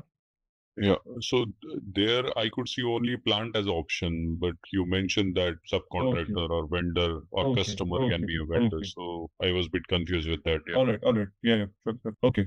So in that case, when you create, see, these are the information that you have it in these are your S4HANA parameters. Here, nowhere it specifies will be my location. See, business partner is a term that we use it to highlight our customer. Correct? Sorry, before this screen, there was a screen where you created the location. Okay. I said the location type determines what type of location it is. It's a subcontractor, it's a distribution center. Sorry to interrupt. Before this screen, when you mentioned that, okay, the location is created. So this is a location master data where you are assigning the location type, right? No. It gets created automatically. That is what I'm trying to say. Before the screen you created, if I'm not wrong. Let me explain you again. See, this is the report that we use to create a location in S4HANA PPDS. Okay. Here, if you fill the plant field, system will try to create it as a location with 1001. That is a production plant. Okay. Since it's not a distribution center, it is not a business partner, it is not a subcontractor. Now you would be wondering how system identifies that information. Now for plant and business partner, we have two different fields. So, and we have two different names given to it, right? Then how system will identify if it's my subcontractor? Usually in PPDS, subcontractor information has to create it with the help of MRP area. So we create MRP areas for them. Okay. And those gets transferred to embedded PPDS as a subcontractor with the location type as 1050. Okay. So the way you fill in this information in these fields accordingly, and the data that you have maintained in S4HANA, accordingly, the location type gets picked in the background and it selects that respect to location type. I hope that clears your doubt. Yep. Okay. Yep. Okay, so here, like you are creating any location. So is this mean like you are making that location PPDS planning relevant? You're absolutely right. Yes, we are saying that we are stating that if you perform this step, that means that location is supposed to be used for PPDS planning, scaling. It may not say that you may have a plant where you're pushing that plant. It won't say that if you transfer the plant, that means everything in that plant will become automatically PPDS-relevant. It's not like that. This is a prerequisite before transferring your material and resources or your work centers to PPDS. So you start from the top hierarchy. First of all, you activate your location for PPDS-relevant, then you transfer your material, then you transfer your work centers, and then you transfer your production versions. Then you can do the planning and scheduling for that product. But the first and foremost step is to transfer the plant's information as a location, without which we cannot do anything. We cannot even transfer the material. We cannot even transfer the work center. Okay. So while we are transferring any like plant related data to the integration model, so is this necessary to make all the location that we are transferring, make the PPDS relevant first? Sorry, can you just repeat the question? I did not understand. Like in integration model, before transferring any location, Is this necessary to make them first relevant, PPDS relevant? A location in the location for a plant, you're asking, do we need to make them as advanced planning relevant? Yes, like we are transferring any plant relevant data, like plant, there are many plants. So first we need to make them PPDS relevant, then only we can transfer, or we can transfer them if they are not PPDS relevant. Okay. I now understood the question. So we don't have to flag a plant as PPDS-relevant. The only step that we have to do, create to highlight that this plant will be used for PPDS, we have to do this step. We have to transfer it to ePPDS through a program that is given by SAP. You can create transaction code as well from this program. But this is the only step that you have to perform. You don't have a flag or checkbox with which you highlight that this is my PPDS relevant plant. You just send this information to PPDS. By that step, it becomes PPDS relevant plant. I hope you are clear. Yeah, here I clear. This is the first step to make any plant PPDS relevant. And this is the only step for a plant. Yeah, Afterwards, okay. there's no step that you have to do for a plant, at least. So, like I'm asking, is there a possibility, like if we are transferring any plant which we have not, which we had not performed this step, and we are still transferring that plant data to the integration model? So is this Okay, through an possible? integration models. You are asking Yeah. if you have not performed this step and you want to do it through integration models. Basically, this is a step that you have to do only in S/4HANA PPDS, because SAP has tried to simplify the data transfer in embedded PPDS. But when it comes to APO PPDS, you still have to transfer it through integration model. By this way, you still have to transfer your plant data. This is still a storage. Remember, I showed you a few minutes back. I created this integration model, right? APO underscore plants. This is the method that you have to follow in case of APO PPDS, but that's the key difference between APO PPDS and embedded PPDS. In an APO PPDS, you have to transfer your plant data through integration models. In embedded PPDS, you don't have to transfer the plant data through an integration model, because plant is something that you are not going to transfer it frequently. Plant data you would be transferring very rarely. You transfer it in the initial go. It is one of the important cutover activity that you have to perform. Okay. Then in this case, you transfer that information once, and you don't need to transfer it again, because at plant level there are hardly any changes that are performed. Okay. I hope that answers your question. If you're still not clear, I'm still ready to explain it to you. It's clear, but What is it? What is the exact doubt? I'm still not 100% sure. like from integration model, we are transferring the purchase info records. Correct. So for generating, like we are using the for the standard program of generating the purchase info record. So we specify some materials in the selection and plants also in the selection screen. So what are the system? I mean, if you can be specific, are you talking about EPO S4 PPDS? system. S4. Okay. Yeah. All right. Okay. So in plant selection, like we can use those plants also which are not relevant for PPDS plan. No, you cannot. No, you cannot, because see, the base of that, when you transfer a purchase info records, of course, you will be selecting the purchase info records for products for which the advanced planning checkbox is activated. Correct? If you don't have that checkbox activated, your data is not going to get transferred. Read to this. If you don't have that flag, advanced planning checkbox activated in your material master for your material, then you cannot, if it's not flagged, if it's not activated, the checkbox is not marked, you won't be able to transfer the data from EC or from your HANA database to APO, correct? Or to PPDS, sorry, embedded PPDS. Yeah. You won't be able to do that. So you are saying that if you don't, and you won't be able to do that, you won't be able to flag that checkbox unless your plant or your location is or your plant is transferred to PPDS as a location. So are you understanding the dependency over here? Yes. Your location has to get transferred to your location is supposed to get created first in embedded PPDS, without which you cannot flag that checkbox.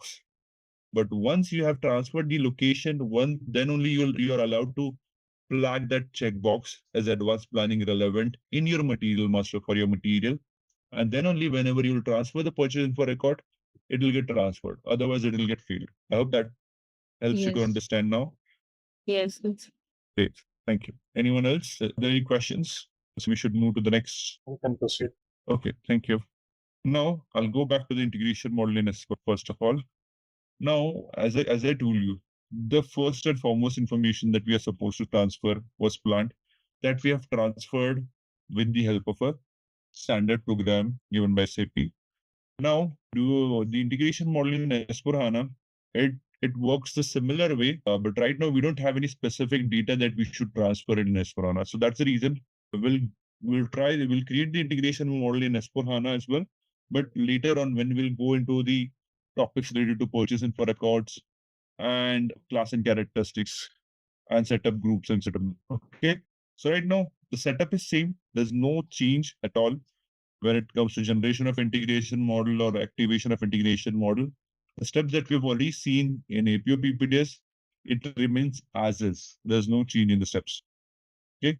So let's not go into that, and we'll definitely perform that step whenever we'll be working on our block planning and setup based optimization or setup based sequencing. Okay. All right. So this was about the integration model. I know I've not successfully triggered one integration model, but I'll definitely show you this APO based plant that I've tried to transfer whenever the issue gets corrected, because without this, we won't be able to do anything in APO PP-DS. So for now, this is about integration model. If you have any questions, we can still discuss it, or else I would like to end this session at this moment as well because of the problem. Yes, Vaibhav. When we are sending the data like purchase info record, and let's say there are a lot of STOs, right? So this queue will get stuck and it will show that material and plant combination is not maintained for advanced planning, right? Correct. Correct. So in that case, let's say I'm getting first error and I'm clearing up that, then I'm getting another. So is there any table to combinedly look after all the material and plant combination which are getting failed for each Sure. business there? Yeah. Okay, go on. Please go ahead. Yes. So basically the issue is, as per, we are giving support to one of the clients. So they have multiple locations and we don't know what kind of material they're activating. At the initial agreement, there were limited materials, right? But later on, the business is growing and see there are multiple BOM components and the materials are keep on increasing, right? So in that case, it is getting heavy whenever, this PPDS job is getting failed. Okay, so we need to do it manually, activate the advanced planning for each of the material and rerun the CFM to check whether the integration model is successful or not, right? So here you can start it, right? So in order to, if you click on any one of the item and start it, it will show the message and that one. Basically, you must be observing, your data must be getting stuck at, you're dealing with S4HANA PPDS, correct? Yeah, PPDS, yes. Yes. So your data must be getting stuck at outbound queue. Yeah. You should be referring SMQ1 SMQ to SMQ1, right? So in that case, the SIF queue itself is your main thing. But there's one important thing, since you have already asked me about this. So I'll just want to show you one more thing. We were going through the configurations. Remember? Then I showed you one configuration which is related to BSG assignment, business system group assignment to the source system. In APO, we assigned it to the source system. This is NPL. Yeah, this one. You see this information, right? So this is the error handling. Usually, whenever in APO PPDS, if something is failing, you can control it over here. Because what happens, because of some previous queues, some data might get stuck in the queue again. Okay, but what we do in that case, we perform this post-processing for errors so that there are not too many entries that are getting generated in my queues. For the rest of the guys, you don't have to be worried. I'll again explain it to whenever we'll, touch base upon this topic or topic related to it. I'm just trying to highlight it to wipe out that whenever a data gets stuck, you have to always observe the queue. Queue monitoring has to be done properly. And if it's not queue, you also have to check the post-processing of the queue errors, where a list of all the information that are stuck in the queue will be visible. Where it is visible? Can you show me once There's a again? transaction code called SAP APO. But if your data that you're trying to, if your the master data itself is a problem, as you mentioned, the plant information, the location information is getting stuck, then in that case, I will say that it's a very fundamental issue. Usually, SIF post-processing should be done for your transactional data. But if it's the plant's, I mean, the general master data is getting stuck too much, then it's a very, very fundamental issue. You need to revisit. I mean, whoever is implementing, whoever is migrating or helping them migrate, they need to revisit the plans which they need to, make it applicable for PPDS, or the products that we need to flag for PPDS-relevant. They have to revisit this thing. Otherwise, it's a very basic issue, to be honest. And basically, as you mentioned, you have an STO-based demand that you generate from one location. So you can use this report where it shows you the post-processing, but you already have the SMQ1 and SMQ2, where if it's an outbound queue or if it's an inbound queue, you can just, I think you must be monitoring this issue, report, correct? Basis does, yeah.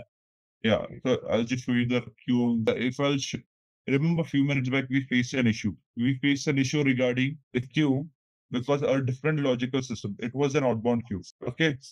And we faced an issue with regards to incorrect logical system in Esperanto, it seems. So I should check in is NPL, where is NPL? Yeah, one here.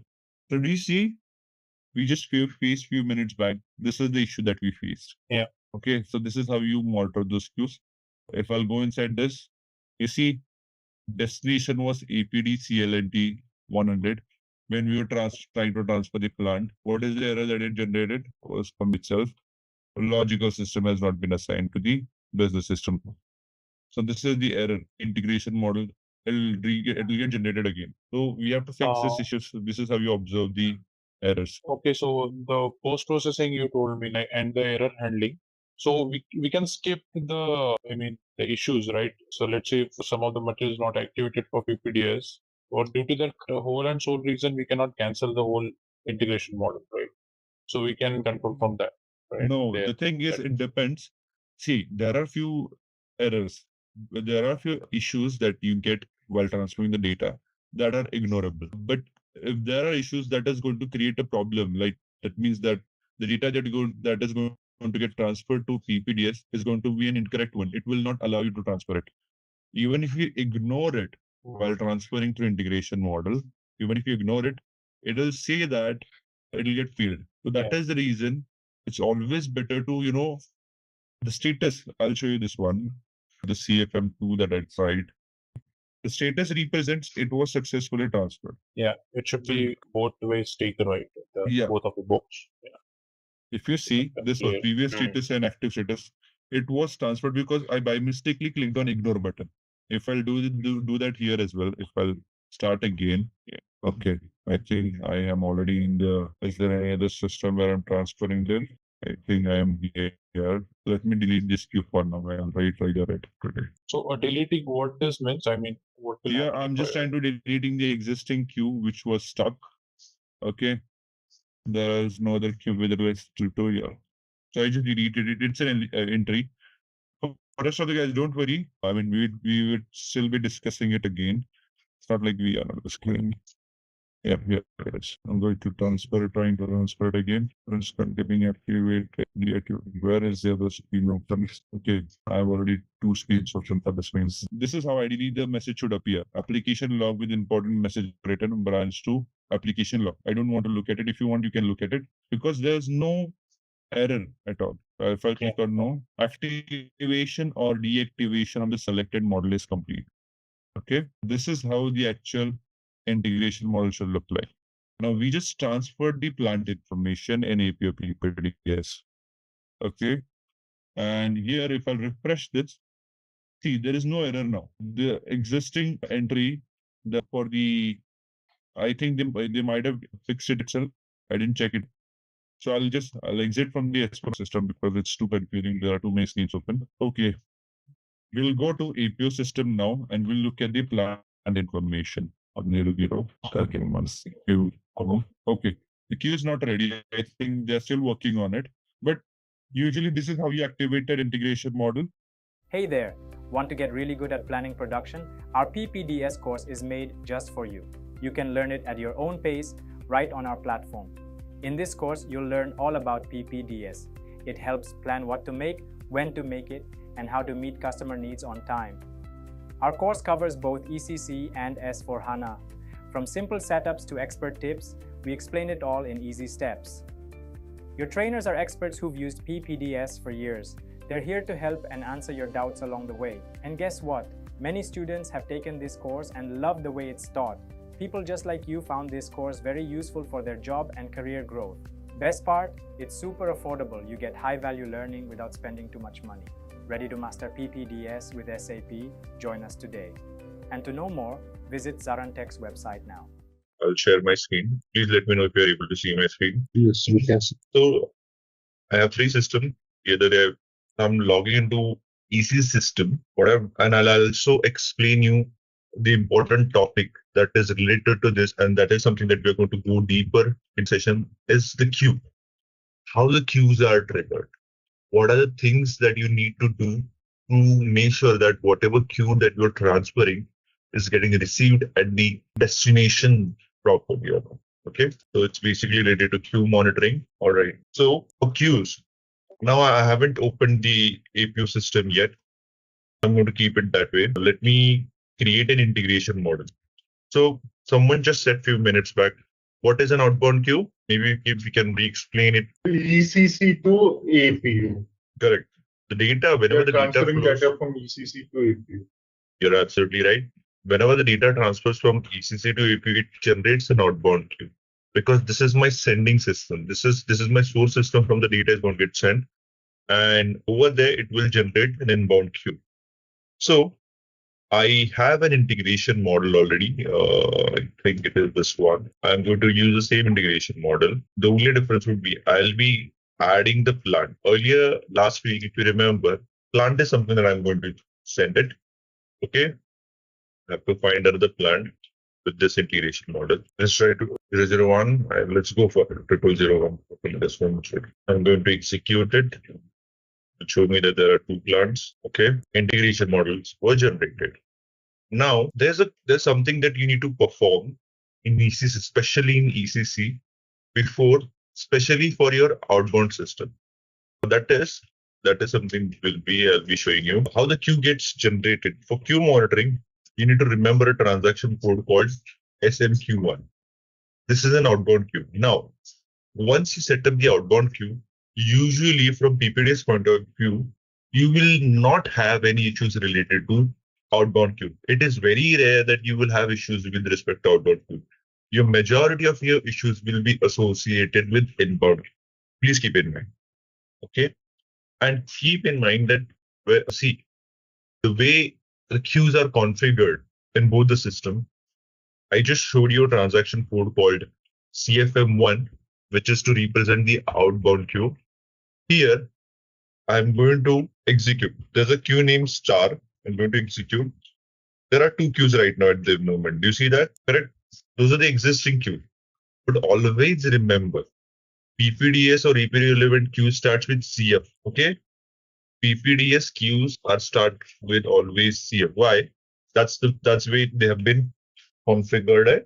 And one more thing I want to show you before that, you have to make sure that your outbound scheduler is properly configured. How do you configure it or how do you maintain it?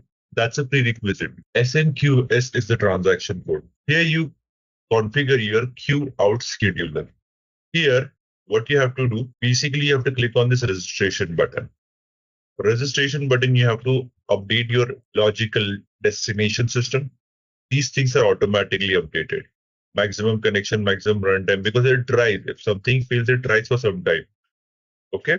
That is the reason you don't have to update it unless you have a specific value that you want to put in. Okay.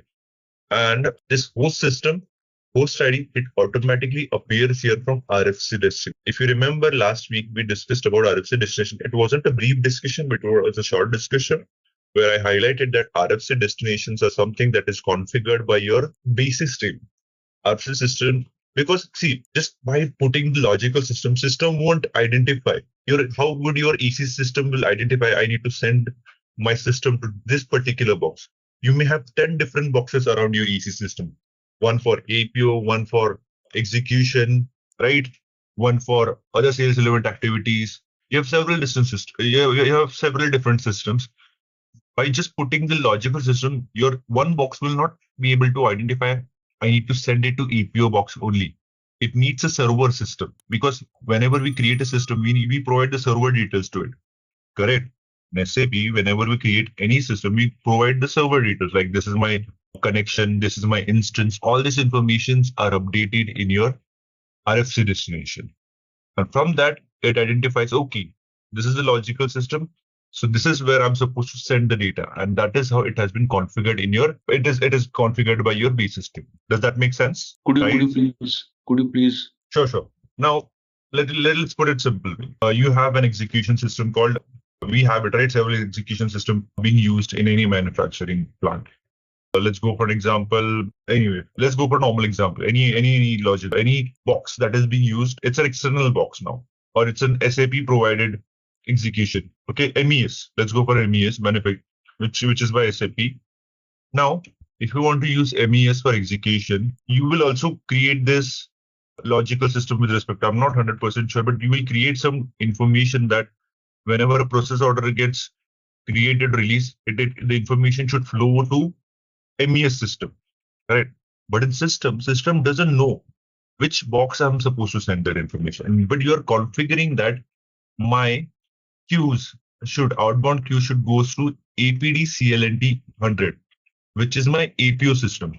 Now, by just putting the logical system, your SAP system will not be able to identify what is the exact location of that system, which box am I supposed to send that data. So your B system configure something called as ABAP connections. This is something I call it RFC destination, or we call it RFC destination. Do you see that APD-CLNT 100? This is a logical system name. And if I'll go inside this, here you will find the server where it is supposed to send the data, target host, instance information, the IP address. All this information is maintained by your base system. That is the reason this information gets updated here. Host ID. That means this is my current system from which it is going to send it to this system. Okay. See, I clicked over here. It automatically updated that information here. Correct? So here, this is my host system from which the data is going to get shared. SAP server NPL. And this is my destination system. So remember that destination system is not just your logical system. It has the information associated with the server details, which box it is supposed to send, particular information. You don't need to understand all of this because it is already being done by base system. You won't even have the authorization to change anything related to it, but this is for an information. Okay, so I hope that's clear now. Yes. Okay. Now, this thing, what you have to do, you have to register these queues. Now, for some reason, I have deregistered it. Now, why I have deregistered it? Because if I'll register it, ideally you won't be deregistering it unless and until you need it. How do you register it? I'll just click on this registration. It got registered. So what happens whenever you activate an integration model, whenever you perform CFM2 transaction code, automatically the queue gets triggered. It doesn't come into CFM1 transaction code. The reason being, you have executed it, it should go directly to destination system. But right now, just to show you how the process works in the background, I'm going to purposefully deregister it. You won't be deregistering it unless and until you have a specific thing to understand. And like I said earlier, for outbound queues, you will rarely have any issues. Mostly issues will be associated with your APO system in your inbound queue. So I'm going to show you the way we configured or the way we registered the queue in outbound system. We have to register the inbound queues in our APO system. I'm opening the APO system right now. Transaction code for inbound queue setup is SMQR. Over there it was SMQS. Okay, it was queue inbound scheduler. Here you can see that I have kept this. This is also in deregistered state. So I have to register it for now. because you cannot trigger it in that case. Can you list the transaction or can you use the transaction window there? Sure. I have a list of transaction codes that I am going to share here with you. And this transaction codes also, I have not updated them. I have just given you the functional transaction code, but definitely I'll give it to you. Before now, if you are okay, just try to write it down. SMQS, it's for... Yeah, below at okay. window, right? Yeah, I'll do it. All right. Okay. Now, this is my... I have deregistered it, and I've just registered the SMQR inbound. The reason I have registered this QR inbound queue RFC, that or queue, because I cannot trigger it if my inbound queue is in unregistered or deregistered status. Let me show you. Let me do it that way so it will be clear. I'll again deregister. So right now I have deregistered outbound queues as well as inbound queues. Now I'm going to go to the CFM transaction code to trigger that data. Okay, this was my integration model. Here, the one that I pushed. I'm going to change the status to new status. I'm going to click on the start button. Okay, what information does it say? Inbound queue blocked. You see that? That is the reason you have to always keep in mind if you want to do certain activities, you have to always initially register this queue. So I'll register this queue as it is. Okay. Now go back there. I'll cancel it. I'll update the status again. Select it. I'll start it. Now it is loading. It is loading. It is not going to show you any message because my outbound queue is blocked. Correct? I've blocked this. I've deregistered it for now. What am I going to do? I'm going to manually trigger it.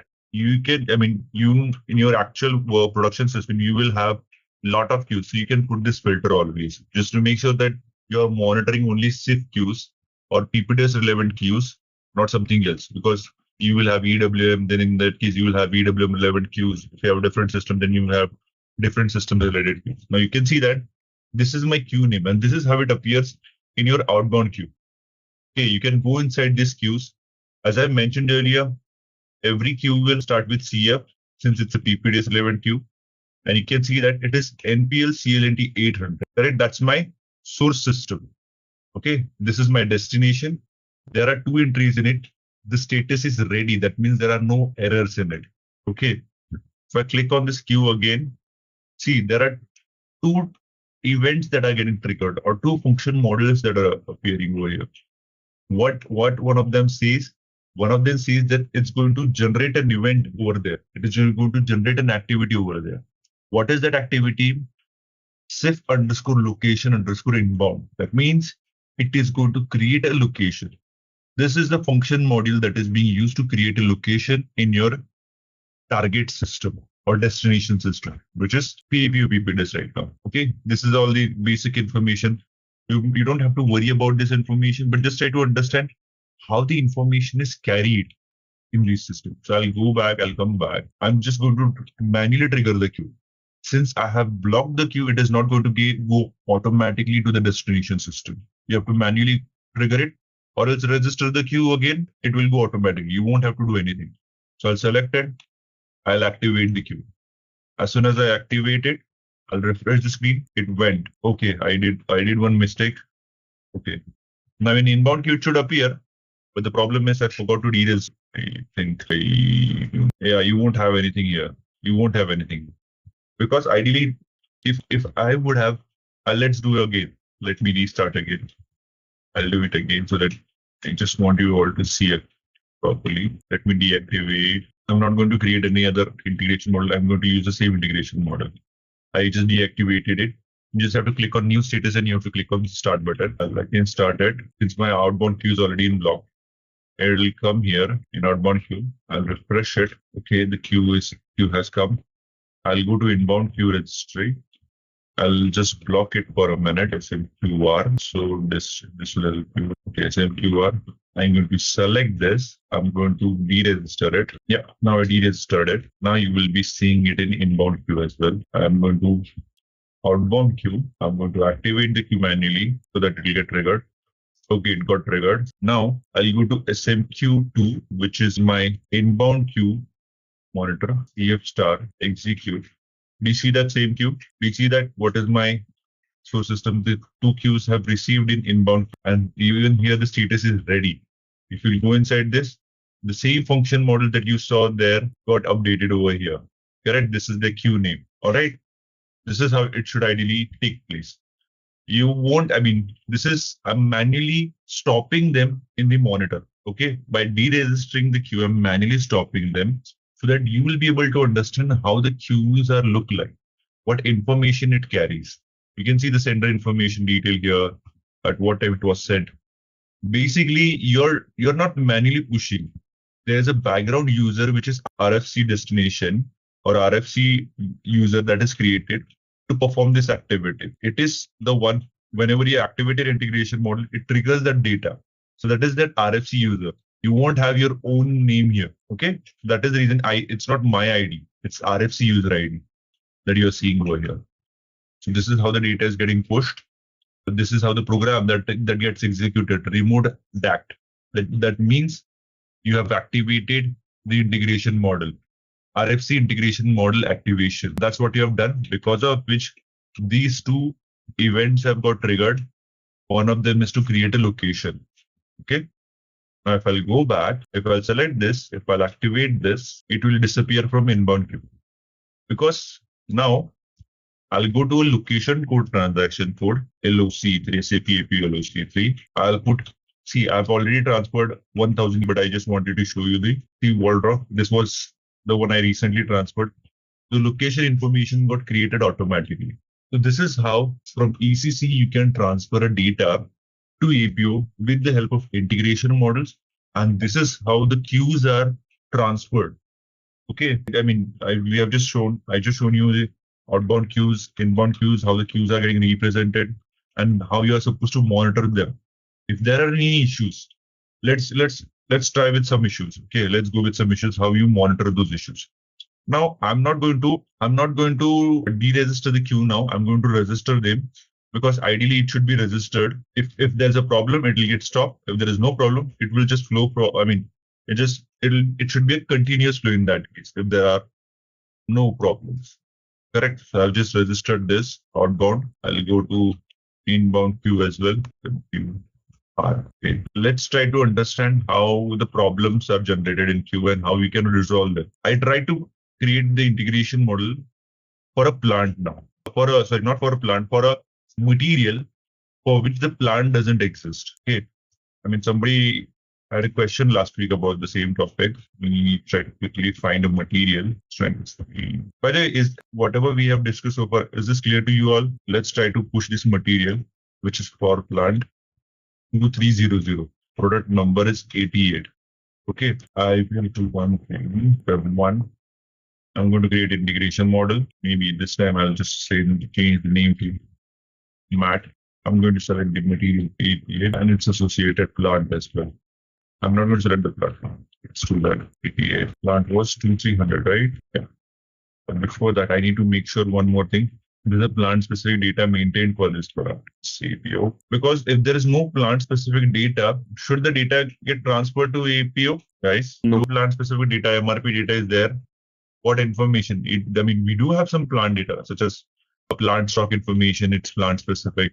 But that is not going to help her in her PPDS-relevant activities, correct? So we need to maintain some PPDS or APO specific data which should be there. Are you guys following? I'm not hearing yes or no.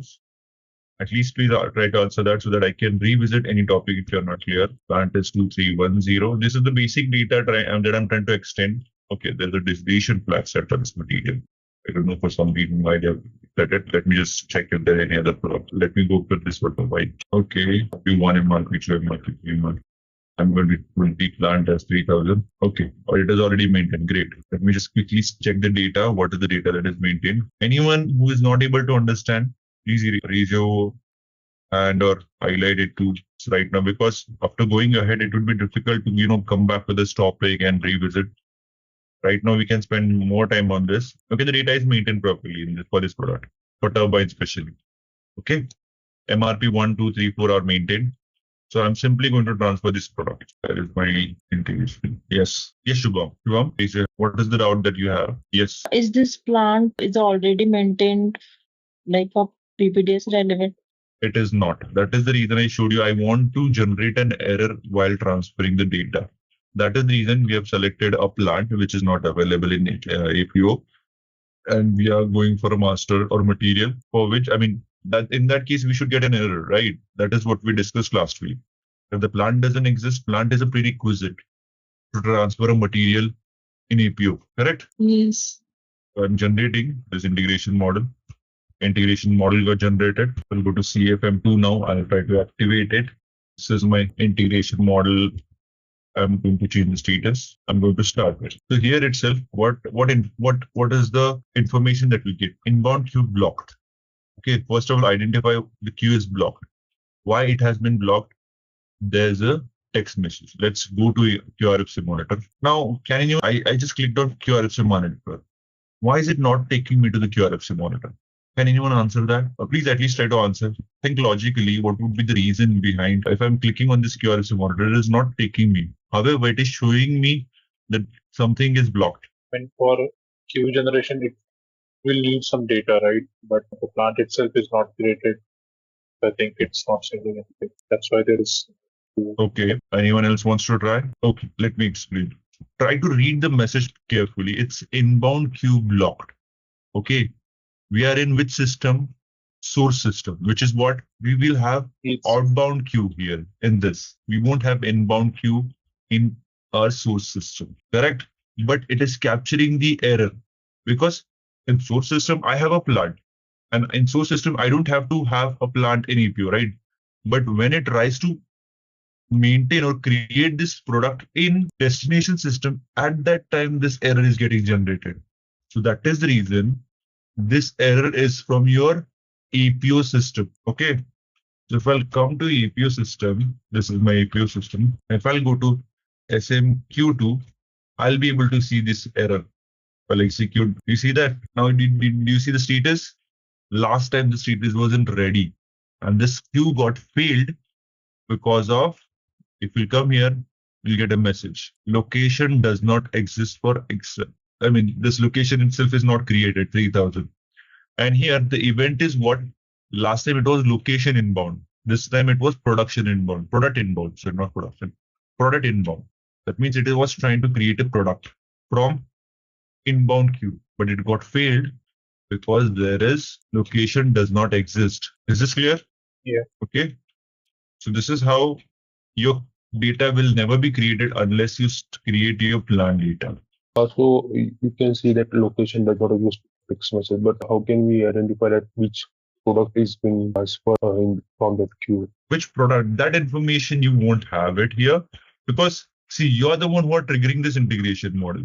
Correct. If you want to see, in that case, what you have to do, let's assume you are transferring several products, right? Several product plant combinations.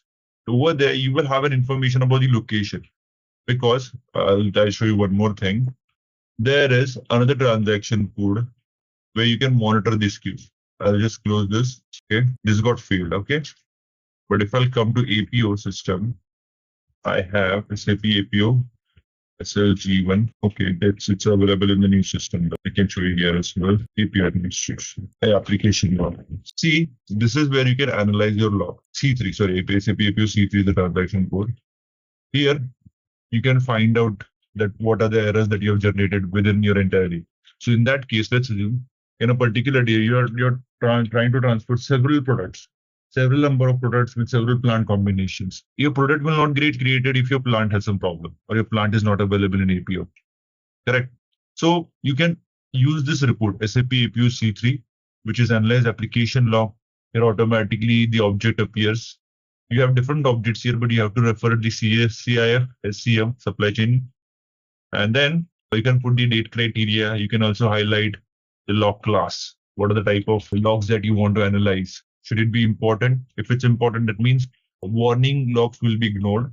It will just show you the error log in that case. It's just showing you the error log. We don't have too many right now at the moment. So I'll just click on very important. In that case, I think it will show you the error log. So this is how you can control it basically, or you can monitor it. And you have to identify the plant. Your product information will not be available here. If there's a problem, if the plant exists and there's a problem while in material creation, then you might get some issues with the log that this is a product which were not created because of XYZ issue. Okay. Okay. So we cannot find any particular product number in this log. Right now, Only. the problem is with location. It is not with the product.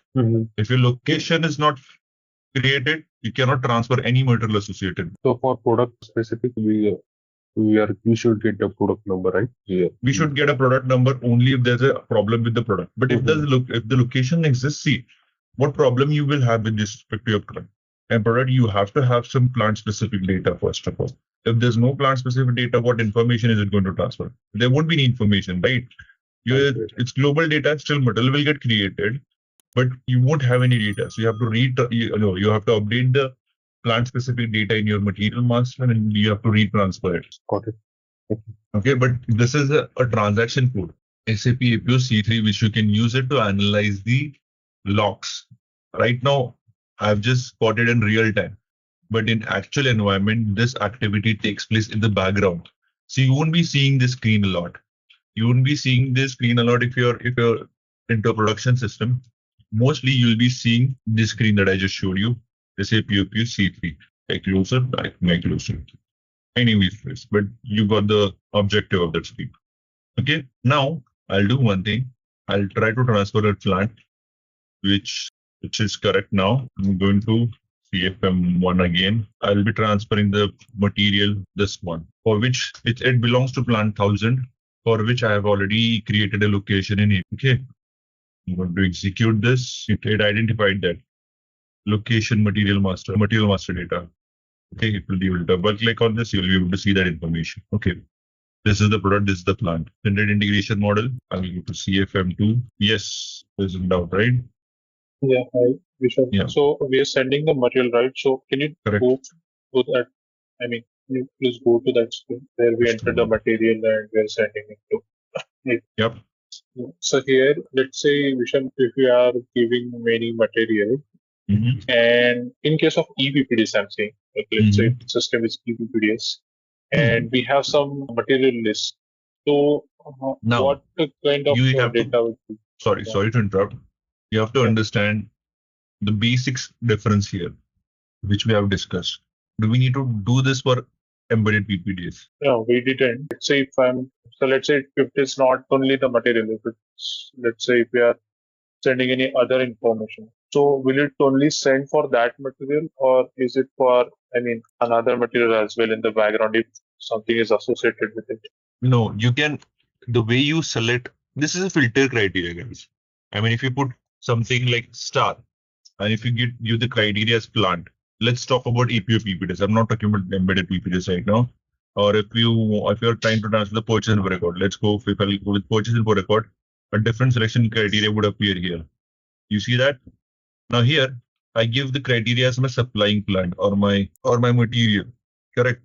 And in that case, see, it is showing what selection of purchase info record. So I'm giving the material as star, and I'm putting the plant as multiple plants I'm putting at time. And I'm selecting standard info record. Then in that case, it will capture all the purchase info records that are available within this plant, since I put star, correct?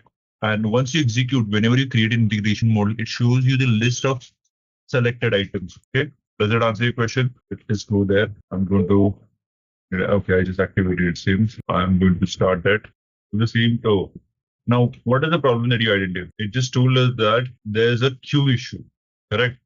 Because of this queue, it is not moving right. So what I'm going to do, I'm going to delete this queue for now because it might create a problem for other queues. So I'm going to start this again. Because of that older error, queue which had an error, it was getting stuck. I deleted that queue. Now it got transferred automatically. You see that?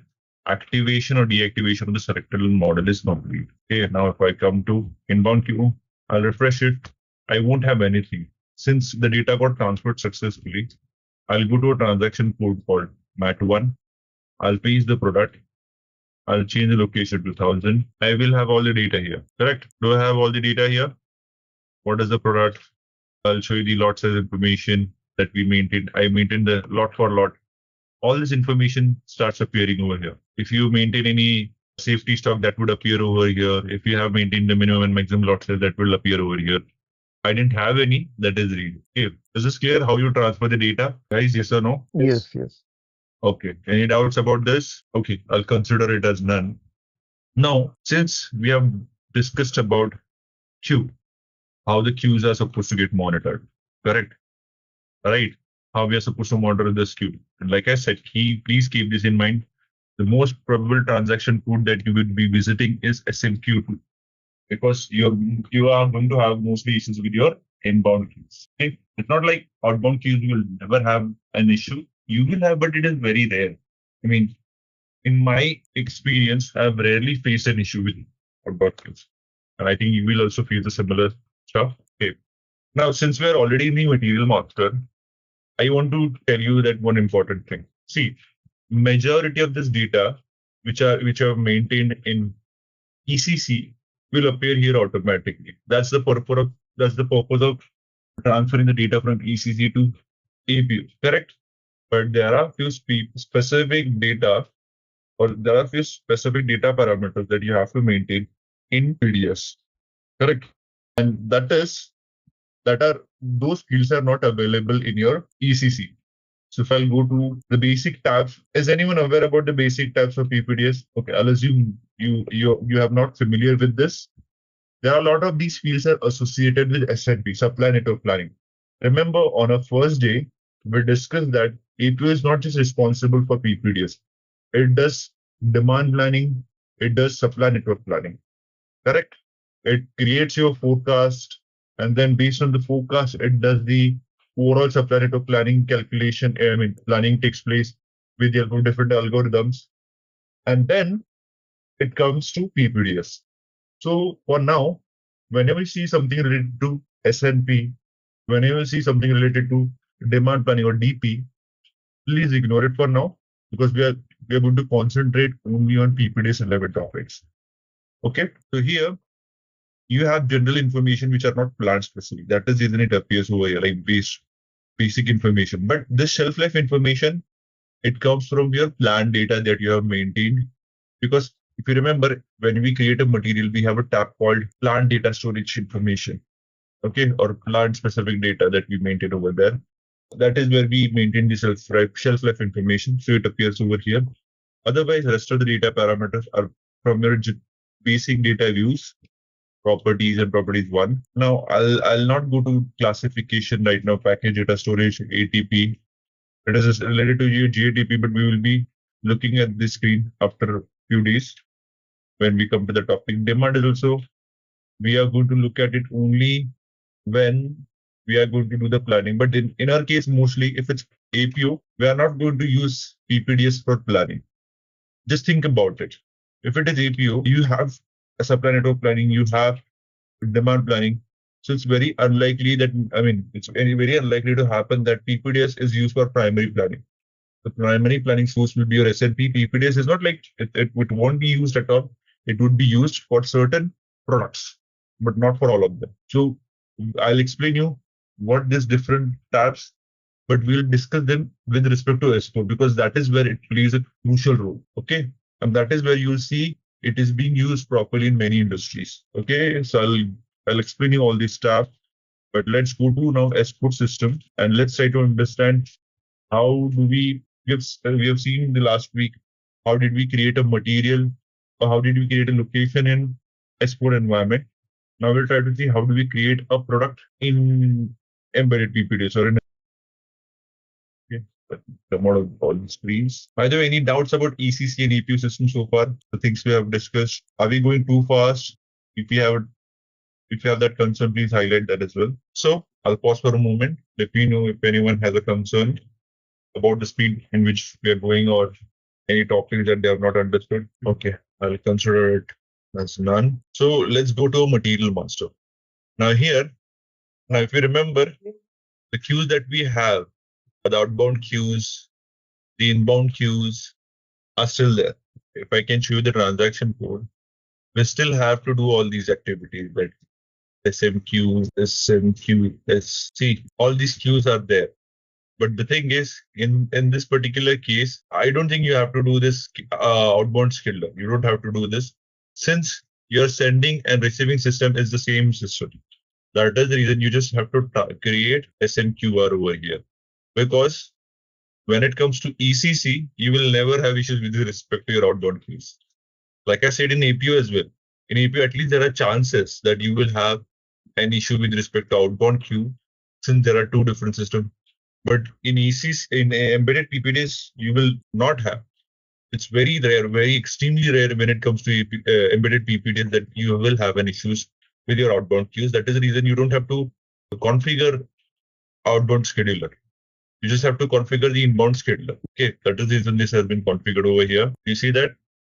Okay, there are a lot of queues that are stuck here. Okay, but we'll see how exactly it works now. Let me create a product. The other day we created a location in S4HANA. We call that L001. That is the location that we created. Correct. Let me use the same location and create a plant L001. Let me see if there's a product first. Okay, no materials is it? There's no material. Let us create one material. I'm going to create a material called doesn't exist. I'm going to select some basic information. This is a tab which will be a very important tab for you when it comes to embedded PPDS. I'm selecting the respective. Hey, there's a problem with this plant. Let's find some other plant in that case. Let's go with 1010. Okay, that should have an issue. Okay, no worries. So I'm just creating the basic data. Since we will extend it later on whenever need basis. Warning. Okay. So in this case, PD is something that I'm going to maintain it. 0.1. Yes, maintaining a strategy goal. Now, this is the important view. Now, this plant 1010. I'm not sure if we have transferred this plant already, but let us just see if this plant exists in PPDS. Since there is a lot of data in this HANA system that has already been created. 1010. Oh, okay, it does exist. Okay, it does exist. Somebody has already transferred it. Now, the thing that you need to understand, if this plant was not transferred to embedded PPDS, what would have happened? As soon as I would have tried to flag this product as advanced planning relevant, and I would have tried to save it, it would have given me an error message that plant does not exist in embedded PPDS. But the plant already exists. That is the reason if I flag this advanced planning checkbox, it is not going to give me an error. Okay, now it is asking me PP planning procedure, proposed strategy, and GR processing times are defaulted. Now, what does that mean? It will move again. This PP planning procedure, it gets automatically updated. Proposed strategy is automatically updated, and GR processing time is automatically updated. Okay. The safety stock method got determined automatically. So all this information that you saw, it appeared at the bottom of the screen. What is the meaning of this screen? Basically, I want you to understand what is this advanced planning tab. If you understand that advanced planning tab, automatically you will understand what is the purpose of how these messages are getting generated. Okay. So we are trying to transfer a plant. Along with that, I'll be explaining you. We are trying to transfer a product, or we are trying to create a product in embedded PPDS. But at the same time, I want you to understand all these fields as well. So we are not going to go through each and every field, but I'm going to highlight the key fields that are available in this advanced planning tab, which you should be aware of. So the first and important field is your PP planning procedure. PP planning procedure determines whenever you carry out an MRP run, on what event the planning run should get executed. We have four options. Manual with check.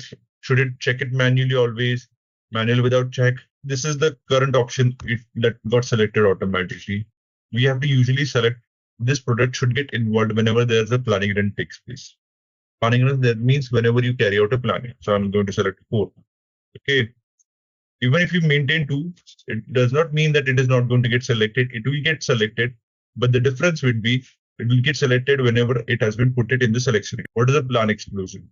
Plan explosion is basically, now, whenever you create a plan order in S4HANA or in ECC, in ECC it's not mandatory to have a production version, but in S4HANA, you can have a production version. Based on production version, it identifies what resource or what work center I'm going to use, which bill of material I'm going to use, correct?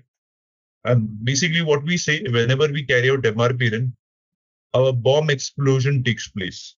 That means system carries out the plan across multiple products. And as well, it tries to identify the bomb. It tries to identify the routing from the production version. Similarly, when it comes to PPDS, it tries to identify this information from product data structure. Now, does anyone know what is a product data structure?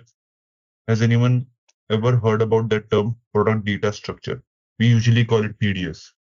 Yes, the production version data transfer through the PDS. Correct.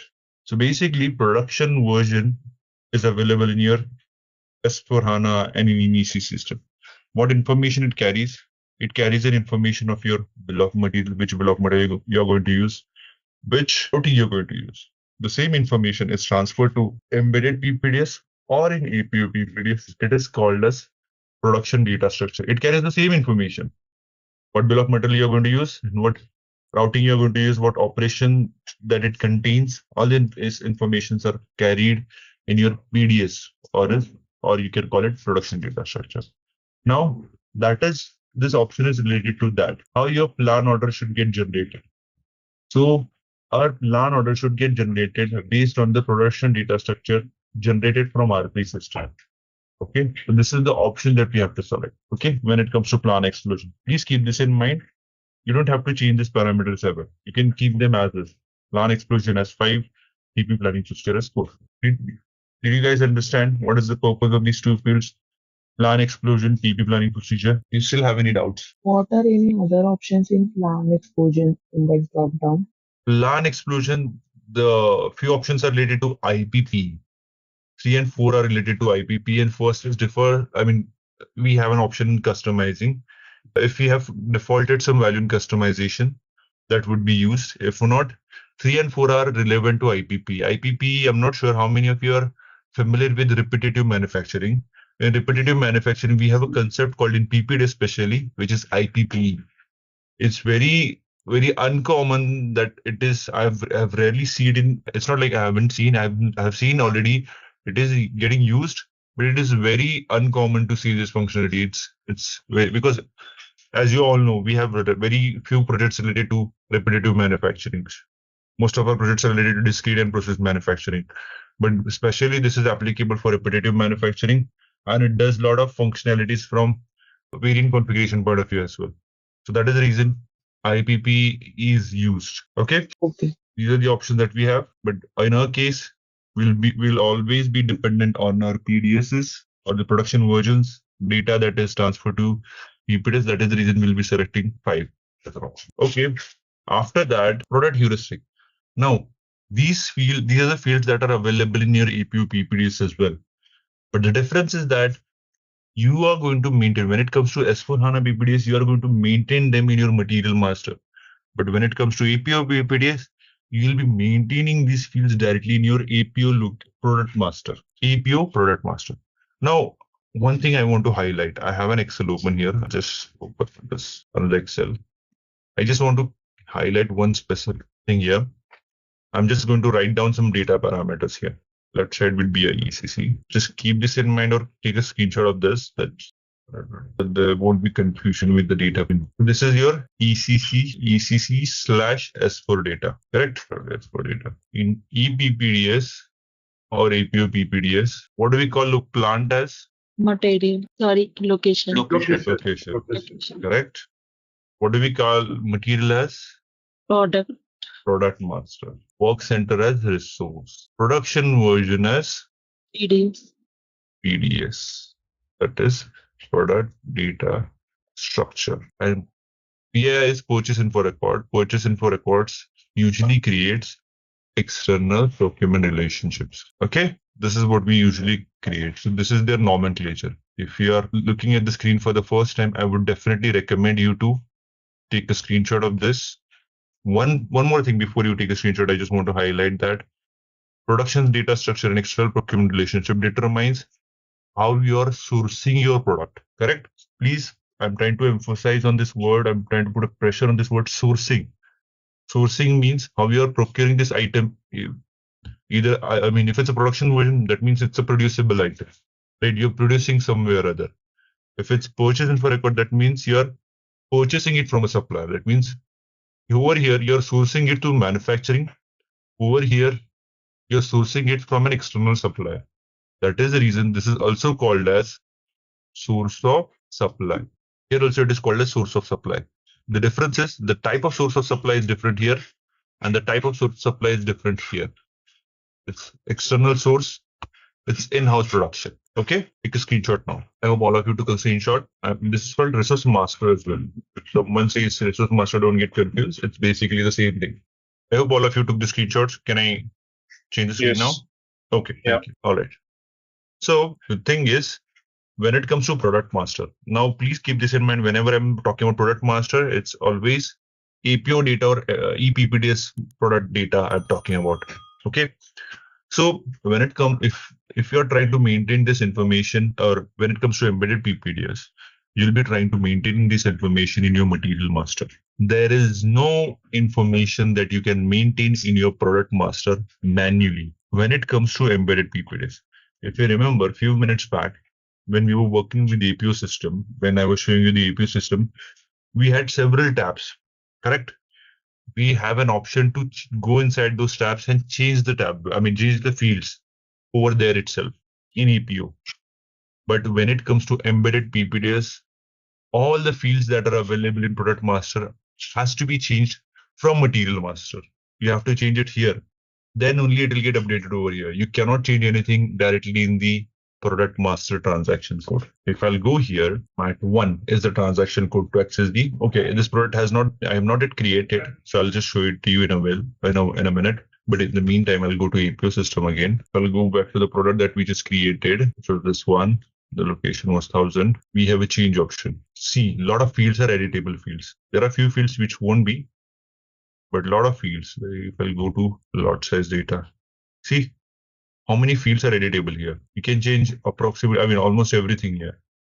Correct. You can maintain the safety structure even though you haven't maintained in your ECC. Here, everything. Now, the field that I was explaining, like PP planning procedure, everything is available in material master when it comes to embedded PPDS. Correct. All these fields, plan explosion that I was showing to you. Correct. Everything is available there. And you over here, you can maintain everything, or you can change everything directly here and save it. Yeah, I'll go back to the S4HANA screen. Here, everything has to be updated in the material master. You won't be allowed to change anything in the product master. Let me save this data, then I'll tell you. But before saving this, we have just discussed about plan explosion. We have discussed about the PP planning. We'll talk about shortly product heuristics. We are not going to go detail at this moment.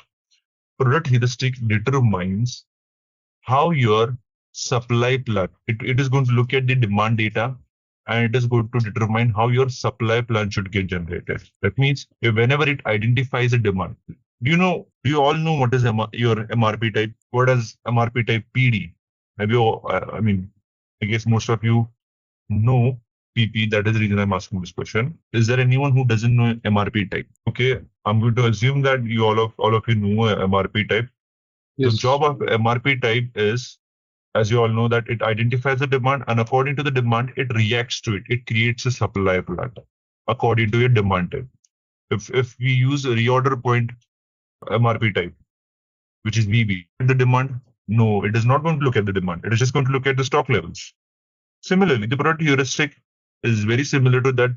The only difference is that it gives you some advanced functionalities with which it looks at the demand, and accordingly it generates a supply according to the functionalities that we have highlighted or updated in it. Okay, so that is the use of product heuristic. Now, proposed strategy. We just saw a few minutes back that this field was defaulted. We didn't maintain this field automatically. So when it comes to PPDS, especially I'm talking about embedded PPDS as well as APO PPDS, when you transfer this information, let's assume just a few minutes back, I transferred a material from ECC to APO. In that case as well, this field must have got updated automatically. I'm not sure if for this, yeah, I think it must have got updated automatically. I should see it over here. Do you see that I didn't maintain this field in my material master? Then how come it got updated as 20? This is, but do you know this description planning with final assembly? Does anyone know what is this description? What is the planning with final assembly? Can anyone answer that? It is used for make-to-order scenarios. we are producing the finished product on the basis of customer requirement. Okay, you're close to that, but at least you got the point. But it's not make to order. Planning with final assembly is your strategy 40. Okay. Remember, few minutes back when I was maintaining this product, I maintained the strategy as 40. Correct? And this is the planning with final assembly. You're talking about make to order, but this is make to stock strategy. And in PPDS, strategy 40 is called as strategy 20. Okay. That is the reason. Do not always try to use the same strategy. If you try to maintain 40, then it will become planning product. That is the reason don't use that way. Only strategy 10 is matching with strategy 10 in PPDS. Otherwise, it is different. So you have to understand the description. You don't have to always follow the number in that case. Okay, but strategy 40 is strategy 20 in PPDS. That is the reason it automatically got updated over here. Okay. Now the next thing that got automatically updated, the rest of the fields, it's not like we are going to completely ignore them. We'll be going through them, but only whenever we'll be touch basing on the topics related to it. Okay. Then there's a safety stock method. Basically, if you have maintained a safety stock in the material master, then this automatically gets determined. If I can remove it, I can remove it as well. Automatically, this field will become, I'll be allowed to, okay, I have to go back. I just removed that indicator. I can maintain a safety stock method in that case.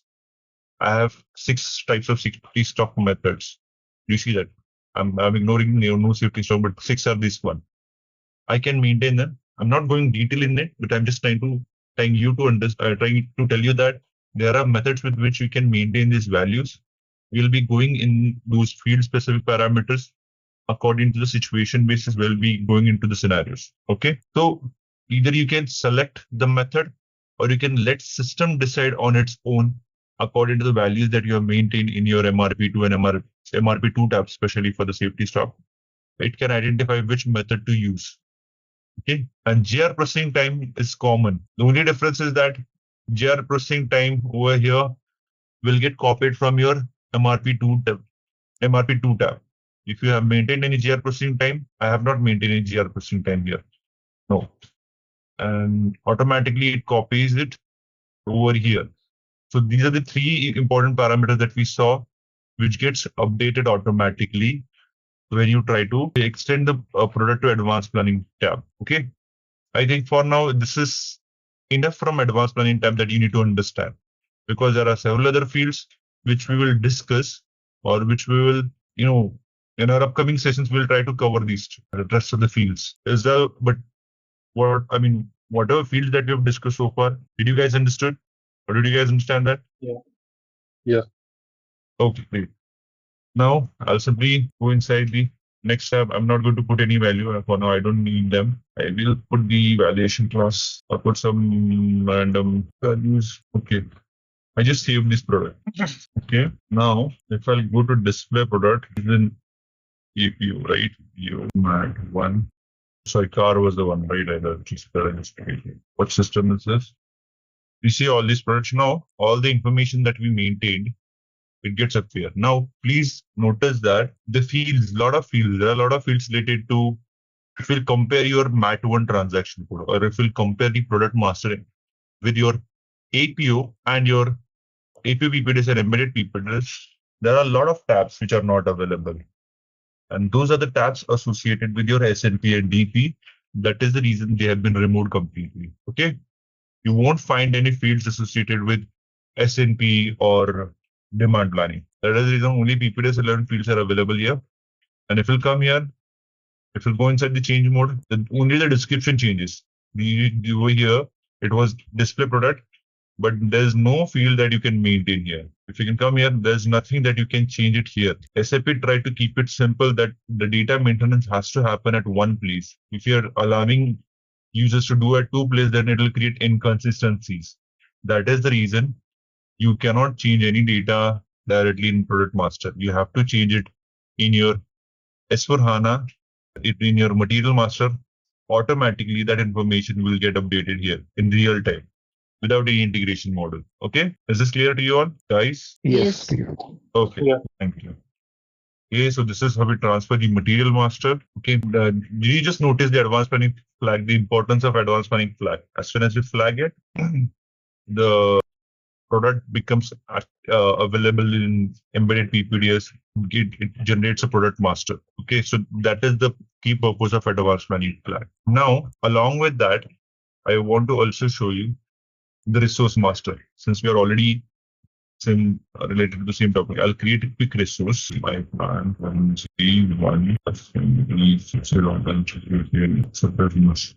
I'm just creating a work center. 0 No, one. I'm not going to explain these fields. I am assuming that all of you knows how to create a work center, right? Is there anyone who doesn't know? I think in that case, all of you knows. I'm just going to flag this advanced planning checkbox. I can keep just PP01 as my default parameter. Now, when it comes to PPDS, your capacity tab plays a very important, because let me highlight one more thing to you since I have an Excel open.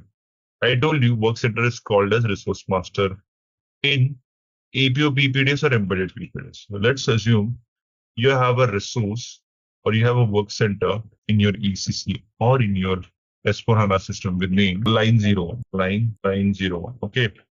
This is something that you've created in work center in your ECC or S4. Now, how exactly it gets generated in embedded PPDS? Does anyone know what is the nomenclature for how exactly It starts with W. W? Yes, you're right. And the name of the resource. Correct. Underscore location. Correct. Underscore capacity. Yes, you're absolutely right. So basically, capacity category. So this is how your work center gets created in embedded PPDS or AP PPDS. It starts with W as a pretext, then your work center name, underscore your location name for which the work center is created, underscore the capacity that you have created, the capacity category that you have created. So if you don't create any capacity category, you won't be able to have a work center or a resource master in APO PPDS or embedded PPDS. You need to have some capacity data. And without capacity, PPDS is of no use, right? Because the primary focus of PPDS is to identify the capacity information, how much capacity you have, how much load it can accommodate, and then to reschedule or to show you some reports. So that is the reason capacity is very, very important. So I'm going to create a machine capacity. I'm going to set up some formulas. So let's not get it to set up right. I'm going to copy the same assembly line. I am sure, I mean, all of you must have handled the screen or you must have seen the screen. I'm putting the factory calendar, right? Change certain values in it. Is there anyone who doesn't know what does this tab about, what job it does? Here I'm going to flag this relevant to finite scheduling. Does anyone know what is the meaning of finite scheduling? Yeah, like there is the limitation of the resources in finite. Right. While planning for any material. Yes. So let's assume, okay, wherever we deal with the resources, every resource is capable up to a certain limit. Beyond that limit, it cannot carry out any operation. Okay, right? And that is where MRP lacks. MRP lacks doesn't look at that information that resource is capable, whether your resource is capable to produce 1,000 quantities. Let's assume in a day you can produce 500 quantities, but on a particular day you get a demand of 1,000 quantities. The MRP is going to say, yeah, it's possible, because it is not looking at the information whether it is possible to produce 1,000 quantities for your resource or not. That's where, because MRP does infinite planning, that means it considers you have infinite capacity. But when it comes to finite capacity and finite scheduling, that means that resource has some restriction. That resource has some capacity constraint. That is, it can produce 500 quantities at max on that day. And that is what we need to understand with respect to relevant to finite scheduling. That means for this resource, the capacity information is limited, or the capacity is limited. That is the reason we are highlighting this resource as finite scheduling. That is the reason whenever PPDS schedules an order on this resource, It has to look at the capacity information, and according to the capacity information, it should adjust the load. Okay, that is the purpose of this checkbox. Here we identify, if we don't update this checkbox, then PPDS considers that this resource is infinite resource. That means you can produce thousands of quantities on this resource. That's not the situation, correct? That is the reason this indicator is important. Okay, all of you guys understood? Yes. Yes. Then we have something called APO resource.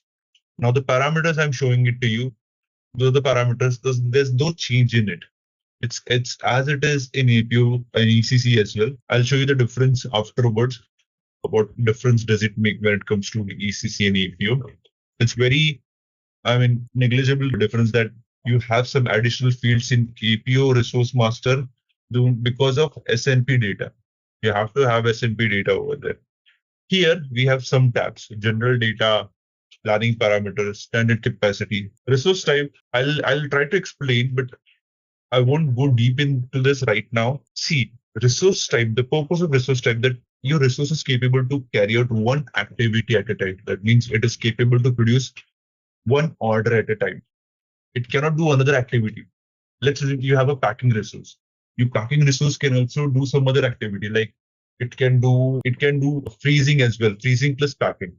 Okay, it is capable to perform freezing as well as packing. That means the two activities can be performed on the same resource. Okay, that means there are multi-activities can be performed. In that case, I'll be selecting multi-activity as my resource. Okay, but when I'm saying single activity, that means I can perform one activity at a time. I cannot produce two. I cannot have two orders at the same time on my resource. Does that make sense?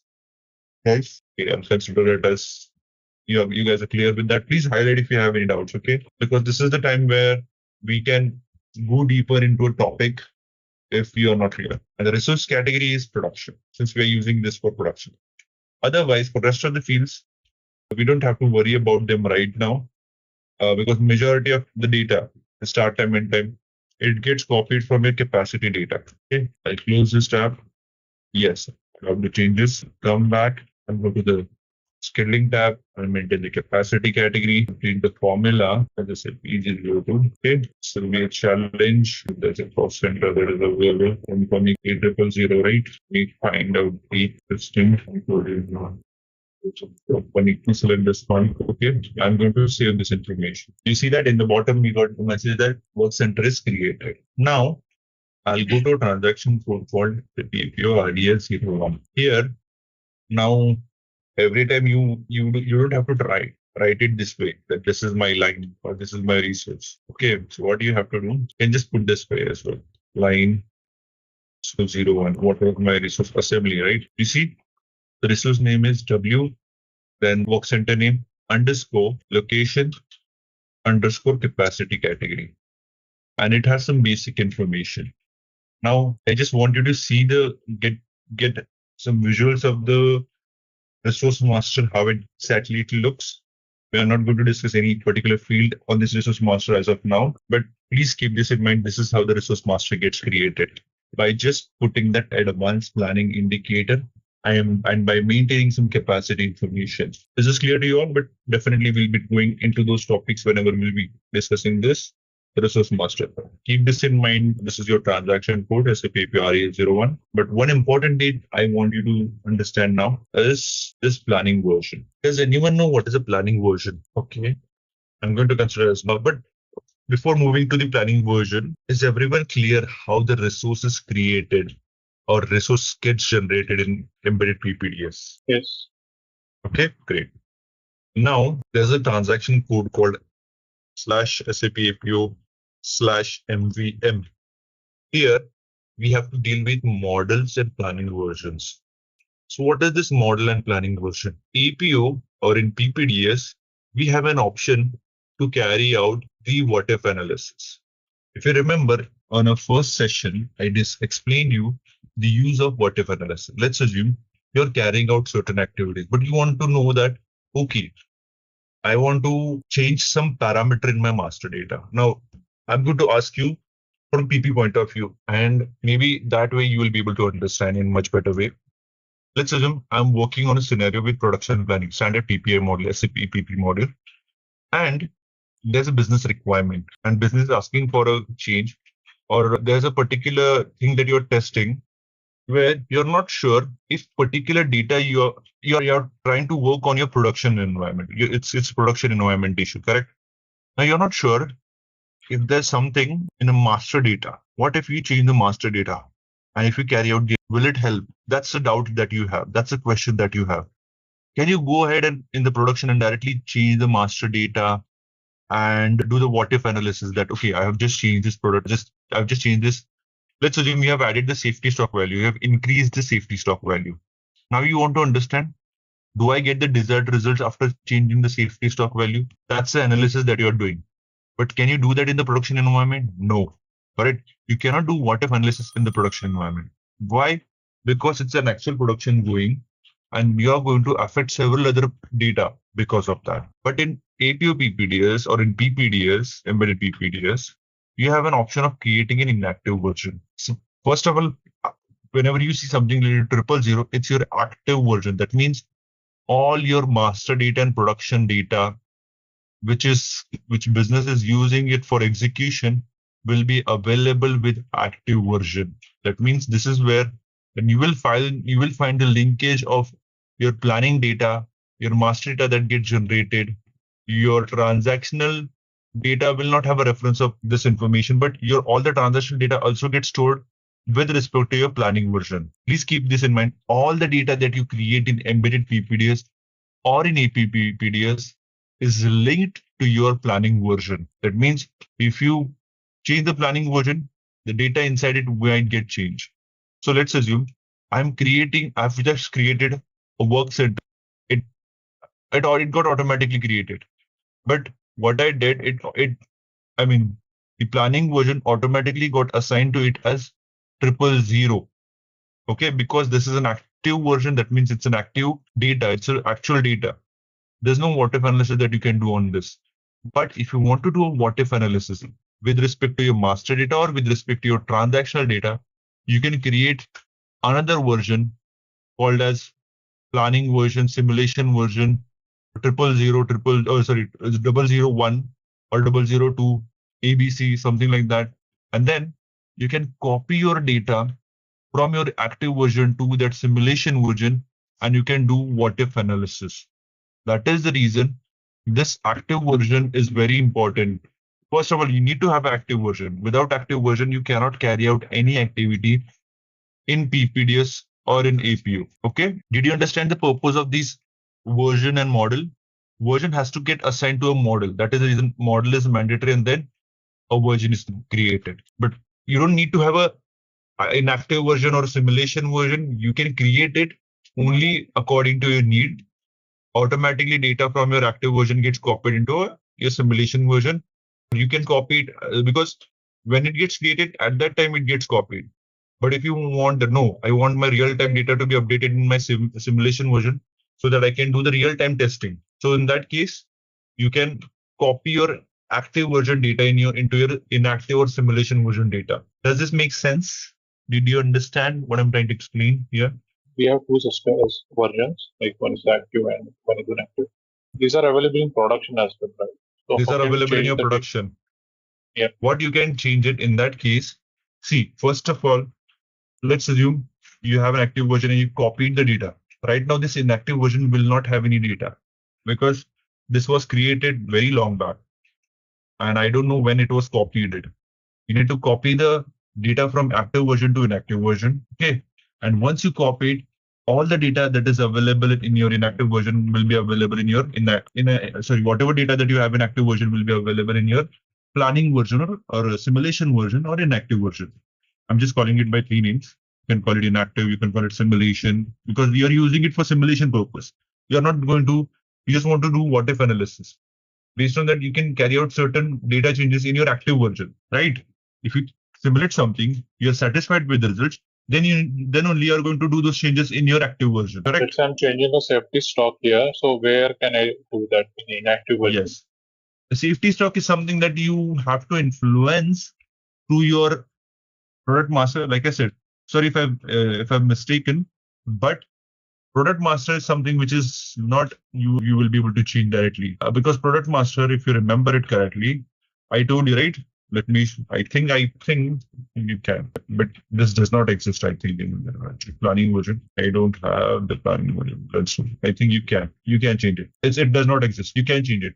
But here, you will put the car as your product location. It does not exist right now in my planning version 001. Otherwise, it would have allowed me to change it. And you can create as well. You can create some data. Okay. And how we can switch between the versions, you said? Like here, so let's say if you want to see now, once the data is created, the next activity that you will be doing is to carry out you are going to create some transactional data. Whenever you access some transaction codes, let's assume you have, but I'm going to come to that topic, how you can change the data. But do you all know what is MD04? MD04? Less. Similarly, we have something called RRP3 in PPDS, where you select usually the version. Basically, every screen that you try to access in APO PP-DS or embedded PP-DS, you have to put the planning version. Every screen, here as well. I can put 0001 as well.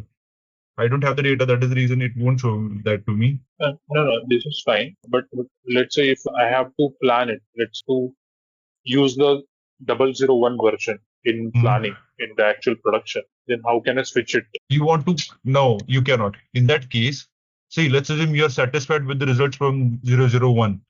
Okay, you have done some changes. Now it's like you don't want to do it that way. You don't want to copy that information. In that case, what you will do? See, like I said earlier, 001 is for simulation. You simulate something, you're satisfied with the results, then carry out the same changes in 000. I mean, 000. Okay, so manual work you're saying, right? Manually, we need to change. Yes. See, always remember, 000 is very crucial. It's related to your production environment. It's an actual information. Is it 000 to 001 copy or 001 is okay. But 001 to 000 will create a problem because you don't know what data it has, what parameters you have changed. So that is the reason it is always advisable to do those manual changes once you're satisfied with the analysis. Okay, because it carries the real-time information, 000. You don't want to affect your production. You don't want to create a mess because this copy. Okay, is that clear? Yes. In standard, we have only two versions, active and inactive only. Like I said, you won't even have inactive version. This is the version that was created. I can create another version as well if I want. I will create another version called version 2. It's a planning. You won't even have, whenever you configure the system, whenever you set up the system for PPDS, this is also one of the important steps that you need to perform. Standard horizon indeed, I'm just going to put as 365 days for a year. Determine priority, safety stock. You can mention this information and you just have to click on save. Just putting change planning active. I'm just going to fill this information first. Supply, and I'm going to see it automatically copies it. As soon as I created it, it copied the data. Background program started for copying the data. Okay. Now I just created. If I'll refresh the screen, it will appear here. So this is from now onwards, I can use this version as well. Okay, for any simulation. Is that clear? Yes. So this is the purpose of version and models. And you can influence your data accordingly. Similarly, we have it in APO PP-DS as well. I think this is our S4HANA. Yeah, this is our APO. All right. Let me see if this product has. I don't think it will have any resources. It never had any. Let me try to transfer one resource quickly. ECC. But I hope you guys understood how to transfer the resource in case of embedded PP-DS. Now I'll quickly transfer one resource and show it to you how the resource gets created. I'm going to transfer the existing one. Give it a name as RES. So it's there in the material independent parameter work center. Is it I missed it. Things. Oh yes, sorry, my bad. Yeah. Okay. So I'm just going to select a plant which we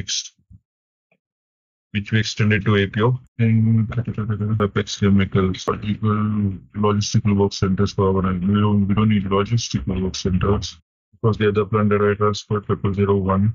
Let me create quickly a work center here in technical time 001. Okay.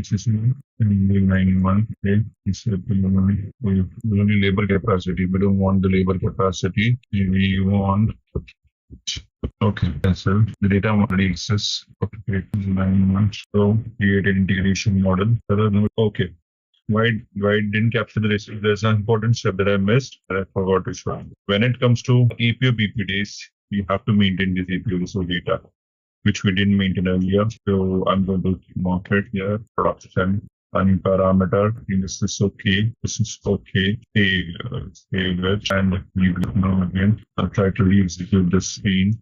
Since the data is updated in real time, I identified it, generated an integration model, which generated an integration model, here CPU resource, activate, then we started. Okay. A planner does not exist. That is an issue that we got. Okay, I will fix it quickly. We have it open here somewhere. 101, right? What was going on with the video? You see somewhere there must be a pre-specified person. There it is. Action planner 101. Okay.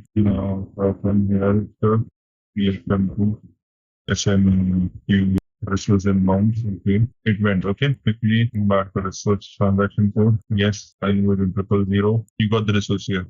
Okay. All right. You have several tabs. Like I said, you don't have to worry about all of them. We'll just focus on the PPDS-relevant. But this is how, through an integration model, a resource gets created in your APO system. And like I said, the planning version and planning model concept remains as it is when it comes to PPDS. There is just one model, one active version that I've created. If you want, you can create another simulation with your planning version as well. Are we good? All right, let's test your knowledge. Here's a question for you. In Embedded PP-DS, which transaction is used to access the detailed scheduling board? Option A, SAP APO CDP-SB1. Option B, SAP APO SDP94. Option C, SAP APO DSBOARD. Option D, SAP APO RRP3. Take a moment to think, and when you're ready, choose the correct option. Remember, each choice holds a key to unlocking the answer. Good luck. Type the correct answer in the comment section. Hey there! Want to get really good at planning production? Our PPDS course is made just for you. You can learn it at your own pace right on our platform. In this course, you'll learn all about PPDS. It helps plan what to make, when to make it, and how to meet customer needs on time. Our course covers both ECC and S/4HANA. From simple setups to expert tips, we explain it all in easy steps. Your trainers are experts who've used PPDS for years. They're here to help and answer your doubts along the way. And guess what? Many students have taken this course and love the way it's taught. People just like you found this course very useful for their job and career growth. Best part, it's super affordable. You get high-value learning without spending too much money. Ready to master PPDS with SAP? Join us today. And to know more, visit ZaranTech's website now.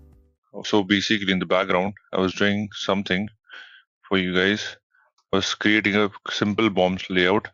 Let me just finish it quickly so that we can go to the next topic where we'll try to understand how do we create the PDS, production data structure, and what are the different aspects that we need to look into predict the production data structure. Okay. It's basically, like I said, the copy of your production version. So I'm just trying to create one. Okay. So here I have engine. Just trying to. I hope everyone is aware. I mean, does anyone have any doubt or question about the session? In the meantime, I can answer that. Anyone? Yeah. All right. I've tried to keep it simple. Okay. So my BOM structure is, I'll go to CS12, where I will explain you how the BOM structure is. It's not that, it's very simplistic BOM structure that I've tried to create. This is for engine. This is my raw material that I've created. Engine is my semi-finished good. Then my finished product is car, which I showed you. And in it, I have engine. As I showed you, gearbox is part of engine. It's a child material of engine. Otherwise, directly linked with your car, I have car body, tire, and battery. Okay. I'll quickly create their routings as well. I'm just going to keep a simple operation for now. If needed, we can add one. Let's keep the base unit as 100, and then machine time is of Let's assume 60 minutes, or let's keep it 90 minutes. Okay, simple operation. For engine as well, I'll create one. Let me create one more resource. This is done. Gen. I didn't want it to create in the same group. I'll remove the group assembly 201 engine assembly. Let's keep it as 60 minutes. Okay, done. So I'll just quickly create the routing, the production versions. That should not be a problem. Configuration not possible due to pending until weird. Let me put the car production version PV01. Production version 1 not log. The validated date as today's date. And not these many. This. Okay, 1. Okay. Oh, no recipe. Somebody has defaulted. Okay. Let me do the consistency check. Okay, because of this number, let me just check quickly. CA03. Too light size causes a problem. Now there is no problem at all. No warnings. Okay, I saved this information. Similarly, I'll do it for engine as well. I hope all of you are familiar with all the steps that I've done so far. Yes. Okay, perfect. Okay, this one also done. Now we have created a bill of material. We have created a routing. We need to transfer this information to PPDS. I'm in the S4HANA right now, if you haven't observed already. So we have already transferred the product master. We have already transferred the resource master. Let's just quickly see if we have all the resources available. So my first is, I've shown you this one as well. I'll be showing you the other one that I've transferred right now, which is, let me just copy this.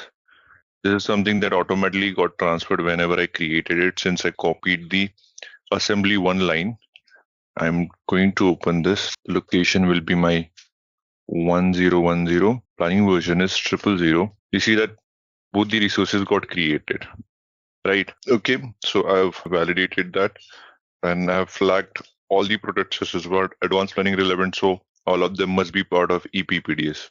There's no additional activity that needs to be done. But especially for the production version that we have created, we've just created two production versions, one for car and the other one was for engine. Now we need to transfer this information to PPDS. How do you do that? So when it comes to ECC or S4HANA, PPDS, the process is straightforward. There's no integration model that has to be created, but there's a particular transaction code that needs to be followed. That is _adv_create. You see that transaction code here? _adv_create. So this is the transaction code that you need to follow. Transfer of production data structure, PPDS on ERP. Okay, here you have to select your material. Okay, you have to select certain parameters and then you need to transfer it. And automatically your PDS will get transferred to your PPDS system. So what are the things that you need to understand? First of all, you need to put the planning version. Automatically it appears which is your actual version.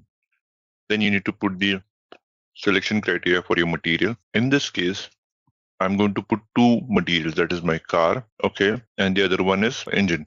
So Vishal, one question over here. Yeah. So you're mentioning this planning version, right? So we can have multiple planning versions, right? Yeah.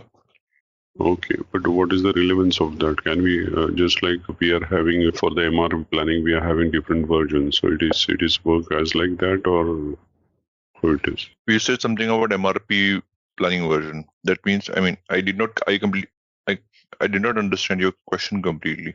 No, actually, I just wanted to know this planning version. What is the role of this planning version over here? Okay. What is it meant for? Yeah. Okay. So first of all, planning version is what? Planning version and model is something that's a prerequisite when it comes to PPDS, embedded PPDS or APO PP-DS. Planning version 000 links your data to your actual information. Let me show it to you where we configure it. This is the transaction code where we configure it.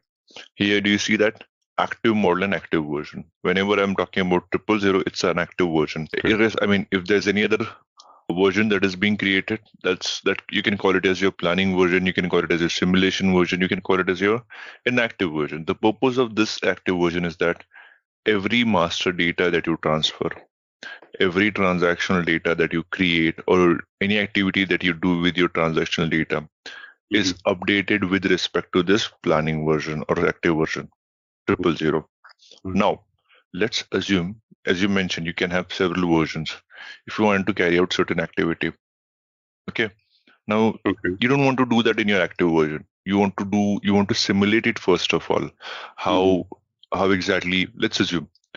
Does anyone know a term called resource utilization? I hope everybody knows. A resource utilization. How much my resource have been utilized in the next 3 weeks. I'm trying to observe this information. I want to improve the utilization. What you can do? You can adjust the sequence of your orders.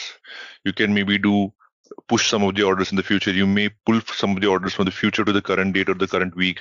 You do all these activities just to observe how my utilization is getting changed. Okay. In that case, what you can do, instead of directly changing this information in an active version, you can do this in your simulation version because you're just trying to simulate it. And whichever gives you the best result, if you're satisfied, then you can do the same changes in your active version. So basically, what you can do, this is for simulation purpose. The other alternative versions that you create, you can use it for simulation purpose. You can do it for changing any data. Let's assume it's not just limited for transactional data. If you want to carry out certain changes at your simulation version level, like data changes, and if you want to see how the results are getting changed, that also you can do. Okay, got it. Okay. Thank you. No worries. So this is an important transaction code. What you need to understand, first of all, like I said, planning version, then you have to give the selection criteria for your material. Now, if you don't have to give this criteria as material, you can give the selection criteria for your production version, material type. If you have plant specific material status, that can be given as well, MRP controller, MRP type. And if you have classification indicators, ABC classification, that can be used as well. Now, PDS type. This is an important thing. And this is something that we need to understand. In usual case, as long as it's an in-house manufacturable item, so in that case, we usually sell it without subcontracting, PDS type. In rest of the cases, it's always related to subcontracting scenario. So whenever you deal with the subcontracting scenario, and you're trying to transfer the PDS of that material, you have to select any one of these 5 options. Okay. Okay. Vishal, one more question. So, we are currently dealing with couple of materials. So the volume is limited, right? So it is easier for us just to go into transaction and just push that data towards PPDS, right? But in the real-time scenario, the volume of the data will be more, right? So in that case, what will be? So is that something that we'll have to create some background job or something, or we are having some mass transactions over here? Yeah, you're absolutely right. For the sake of simplification, we are performing this activity in foreground so that everyone can understand. Because you'll be the one afterwards that will be responsible to create these background jobs. We have to create a background job for this. Whenever you're implementing PPDS or embedded PPDS for a client, then you have to understand that this is something that will go as part of background job. I need to keep the selection criterion accordingly. Okay, so definitely this has to be a background job, and you need to understand based on the nature of products that you have. You may not have all of them as in-house manufactured items. Some of them could be subcontracting items. So accordingly, you have to create different variants for that. Okay. So this is okay. And one thing, it's not always. See, I'm explaining you these options. We have certain options where it's not always the full transfer that you have to carry out. The system is capable to carry out the delta transfer. That means whatever data that has got changed, it will select only those products and it will try to transfer it. So the performance issues will be minimal. Okay.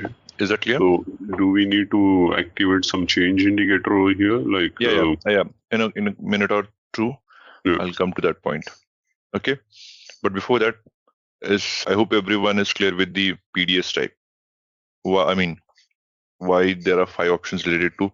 I've not explained why there are 5 options related to subcontracting, but there's an important change when it comes to subcontracting in embedded PPDS. The reason is, just keep in your mind that are you guys comfortable, or do you guys know how the subcontracting process is in PP? Yes.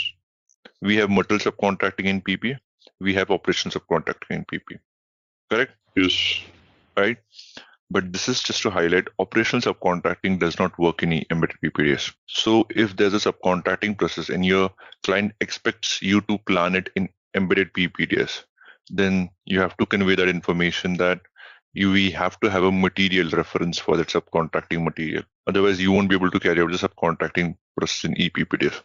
And there are other factors that are needed that we will discuss whenever we'll go into subcontracting process discussion. Does that make sense? Okay. So all these 5 options are related to subcontracting. Usually for in-house producible item, we'll be selecting the without subcontracting. Now here are a few more options. Test mode, extended consistency check, lock PDS in error case, transfer deletion flag. If there's any product, if there's any resource which has been deleted, do you want to update that? No, not product or resource, sorry, BOM and recipe or routing which has been deleted, will update it. Now it also gives you an option delete PDS despite usage. So let's assume if you're trying to transfer a PDS which already exists and you want to retransfer it.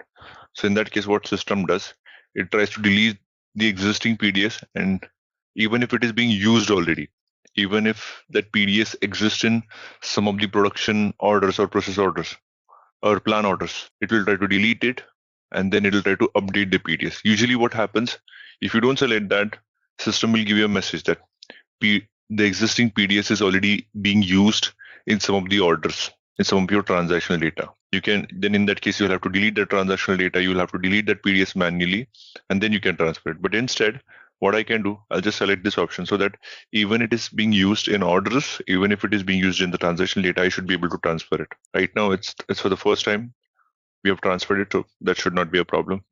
Now the transfer mode, this is what I was talking about.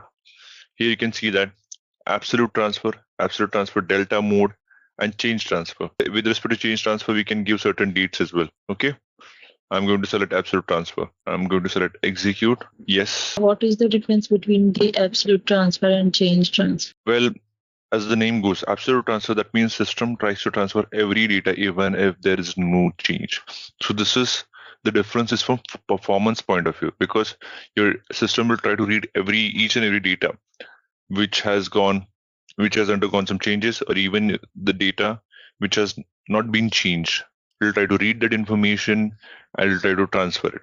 So the primary thing from this perspective is the performance, because usually you have to select the delta transfer, or you can select the change transfer if you have a specific date.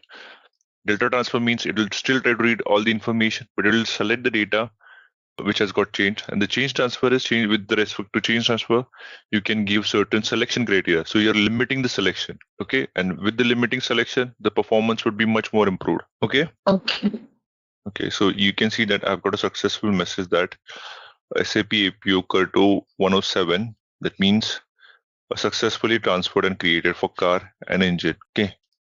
Let me go to the home screen. So let's just try to observe the PDS that got generated in S4HANA PPDS. So to display PDS, I have a transaction code called Curto_CMO. SAP APO Curto_CMO. Okay, execute this. Here, load production data structure screen appears. What am I going to enter? The product number, location, that's 1010, and planning version is 000. Okay. If you have a different planning version, you can transfer your PDS to that respective planning version as well. Okay. Now the rest of the fields you don't have to enter, because PDS usage is basically we are getting 2 options. This is not used right now. It's industry specific optimizer, but we are using only PPDS right now. And if you have multiple PDSs, then you can give the validity as well, because the way you can have multiple production versions, you can give the selection criteria that, okay, I want to see a PDS which is valid from this particular date to this particular date. The way we have it in the production version as well. We have a validity dates, correct? Accordingly, we can load the PDS. So here I want you to concentrate on one of the important thing. If you remember, I showed you an Excel, right? And in that Excel, I highlighted that PDS is also called as source of supply. Do you remember, guys? Correct? Yes. Yeah. So in this case, this is the first row which highlights. I'm just going to close this for now. Let's close this. Let's keep it this way only. This is your PDS that got transferred. Okay. This one is your car, the product name, planning location, production location. It doesn't matter since now. This is what I was talking about. A source of supply. Every PDS has some significant ID to it assigned to it, and that is nothing but the source of supply. PDS, when it comes to production widget, when it comes to PPDS, we are calling it as PDS, but it has this significant representation that this is the source of supply, and this will be available in your orders as well. Let's assume you have multiple PDSs. You have 3 production versions, and because of those 3 production versions, you generated 3 PDSs. So with respect to these 3 PDSs, how would you understand in an order, in a plan order or in a process order, especially in plan order, which source of supply has been selected by looking at this information? See, if I have a production version PV2, then car space 1010 PV02. That is how a new source of supply will be created. And if that is being used, then you will be able to identify, okay, it's my second source of supply getting selected in my order. Okay, so this is how you need to understand the source of supply. And this will help you in several factors, because we have some heuristics which captures this information and do certain activity. Okay, so for now, just keep in mind there is something called source of supply, which is made up of your product name, your plant, and your production version name. Okay, it's combination of these 3 things. One question. So here, Yes. the source of supply you're mentioning, so might be there are multiple source of supply, right? As Correct. you mentioned. Can we not get the description of it in this layout so that we can understand that it is from the different, let's say I have 2 different production lines for which I created that, right? So You're absolutely right. Now, if you can go to the next column, which is for the product PDS description, what description does it represent? The description is nothing but your production version description. Correct. If you have that got it. scenario, you can update your production version descriptions in that way, which will appear over here. Okay. Yes, got it. Okay. So Hello. yes. So, what will be the nomenclature for the external procurement relationship, source of supply? Source of supply, right? Yeah. Now, like I said to you, when it comes to PPDS, and this is particularly I'm talking about, are you talking about a subcontracting product, or are you talking about the completely external procurement? Both. Let's talk about subcontracting in that case, first of all. For subcontracting, when we work with embedded PPDS, we have to create a bill of material. Bill of material is needed, correct? Correct. Right. We don't have the routing for it since it's an subcontracting item. What do? We create a production version with respect to BOM. We will not have a routing data in it. Okay. And we have to create, there's another important thing that I want to highlight, but just keep in mind, we don't have to go deep into that topic right now. When it comes to subcontracting, especially for ePPDS, we need MRP areas as well. If you remember, when we were discussing the plant transfer, I highlighted this point as well the other day, that MRP areas are required when it comes to subcontracting scenarios. So in that case, we just try to we create the production version for subcontracting products, and we transfer it to embedded PPDS with the help of the transaction code that we just saw, CUR to ADV create. Now, since there's a production version that is created for a subcontracting material without a routing, then in that case, the source of supply name represents as it is, that it represents your product name, location, and the production version name. Okay. But when it comes to externally procured material, do we have to create a production version for externally procured material, or do we usually create production version for externally procured raw material? Let's go for raw material. Do we create that? No. We don't. What do we do that? We create a purchase info record.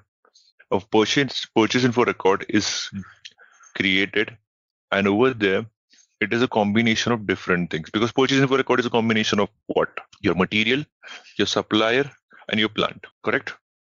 Correct. So with these 3 combination, it creates a source of supply, but it is not visible it's not PDS. If I'm talking from technical point of view, your externally procured material or your raw material will not have a PDS. It will have a source of supply. but that source of supply will be called as external procurement relationship. Okay, try to understand PDS and external procurement relationships are source of supply, but they are not same. One is responsible to highlight that I am mostly producing in-house, and external procurement relationships are representing that I am sourcing the product outside from the external vendor, from external supplier. Okay? I hope that makes sense. If you're still not clear, let me know. I have one doubt. If suppose for particular product, two products are merged, so at that condition, system show that both the source of supply is. Yes, both PDS will be visible. Yes. Okay? Yes. Are we good?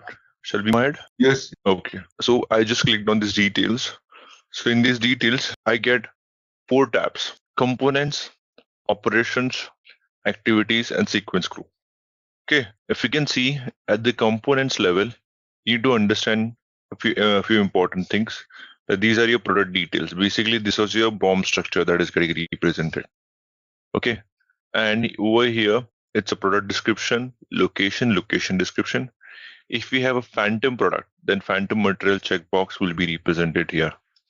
Now, out of these products, car is my FG, engine is my car body is also my semi-finished product, but engine is the only product which has a child part, right? That means engine has its own BOM. So that is the reason I'm getting this message that this is a product with a BOM. Okay, these are the validity dates. I want you to understand this thing, that all the products apart from car goes as an input in my planning, and I get my finished product in terms of output. I get my output as car.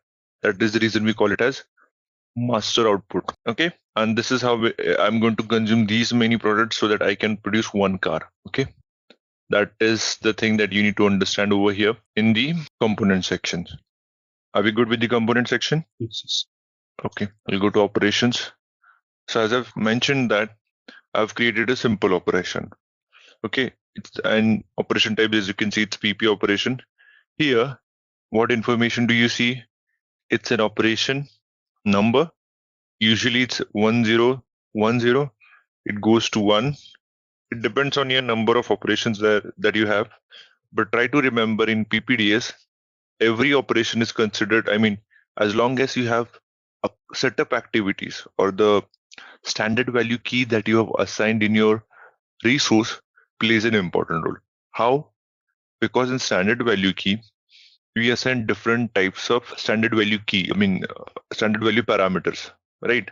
Each standard value key, let's assume in our case, I assigned the standard value key. I'll show you the resource. This is the standard value key that I assigned. Then these are my standard value parameters, like setup, machine labor.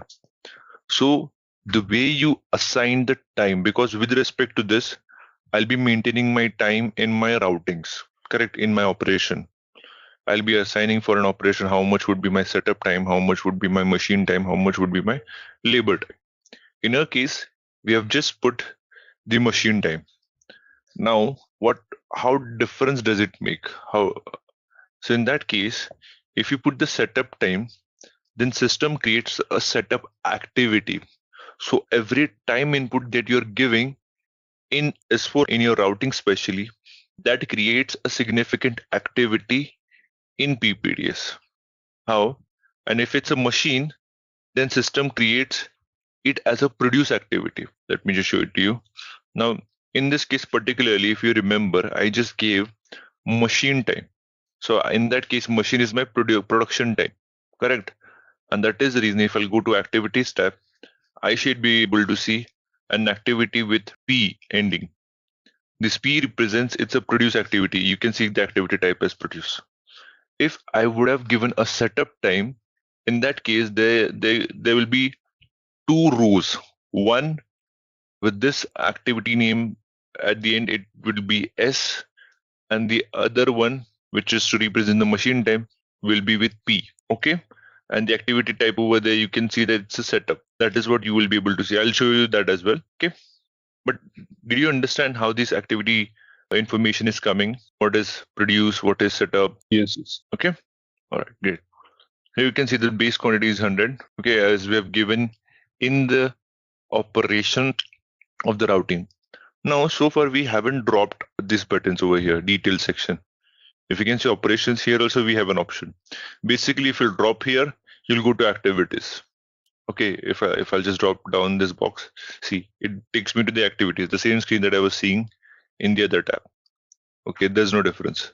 So instead, I'll directly come here. Here also, I can drop it. But here, if I drop it, I get some additional information. Okay, it shows me the modes. Now, what is this modes? Modes mean the resources that are getting used. Okay, it shows that I have only one mode, that is for this particular activity. I'm going to use assembly line 1. Okay, and the duration over here is 5,400. If you remember, I have put in for 100 quantities. For this base quantity, I've put in 90 minutes as my machine time, correct? And this is a variable time. You see a V along with the duration in the, I see a variable. It's a variable value. Why it's a variable duration? In the bracket, do you see where? That means why it's a variable value? Because it's a calculative value. If my quantity increases, let's assume if I make my base quantities as 200, will my duration be increased? If I change my base quantity to 200, my duration is going to get changed, correct? In that case, it will become 180 minutes, correct? So it's a multiplicative, it's a multiplication factor. That is the reason it's a variable value. It's not a fixed value. System needs to understand if it's a calculated value, which will be updated every time according to my order quantity or not. If yes, then only it updates this variable column. There's something called activity duration fixed. Now, I was just talking about the setup activity. Now, setup activity, when you try to set up a machine, does your setup activity duration varies according to your operation quantity? No, right? You just have to set up. Maybe it needs 15 to 20 minutes for you to set up the machine before you start the actual production. It's irrespective of your order quantity. Let's assume if you're producing thousands of products, or even if you're producing hundreds of products, the setup activity remains constant. That the setup time that you need remains constant. That is the reason system creates it as a fixed duration. So let us assume that in case if we create this, hello? I think this is being calculated based on the formula, right? That we put into the work center. That you put it in the work center. It's not. Yes, you're absolutely right about it. That is calculated based on the formula that you mentioned, right? So in the work center, we have the formula, set of formula and processing formula. If you remember, according to that, it gets calculated. And that is how system identifies whether it's a calculated value or it's a fixed value. Okay. So usually for setups, since in most of the cases setups are fixed, so we keep it. It automatically comes into the fixed duration. And if you have machine time, or if you have any other time, that becomes part of your variable duration. Okay. Here we have something called mode priority. That also you need to understand. Now this mode priority, what it represents, let's assume there's a particular product that can be produced on multiple resources. Let's assume assembly line 1 and line 2 that we have created. I can produce this product on another line, but I want to give it a priority 2. Then you can give it that priority as well. So that what will happen whenever an order gets created, or whenever that order gets scheduled automatically, it tries to pick the resource which has higher priority, okay, which has better priority. We'll go in detail about this topic as well. We have one scenario that I'm going to show you. Okay. And Vishal, one point over here. So can we not go with the parallel production over here? Parallel production, definitely, but parallel processing will not be coming here. Parallel processing, that means you're not. See, we need to understand what is an alternative production and parallel sequencing. You're talking about sequencing, right? What is alternate sequence and what is my parallel sequence? Parallel sequence does work in PPDS, but the thing is, in case of parallel sequences, there are 2 different orders are getting produced on 2 different resources, correct? I'm talking about 2 orders. It could be of the same product. Yes, you're right. But basically, if you are having one order, which can be our same product, which can be manufactured on the 2 different lines, right, at the same time. Yeah. So we can do that, right? That's a parallel processing. You're talking about a parallel processing, but I'm specifically talking about alternate sequence that you do it in your routings, right? We define, let's assume operation 10, 20, 30, 40. Let's assume 20 and 30 can be reproduced on some other resources. In that case, we create an alternative sequence for them, right? Where only 20 and 30 operations are executed on some other resources than their standard sequence. We have a standard sequence, but we also have an alternative sequence where some of the operations can be produced.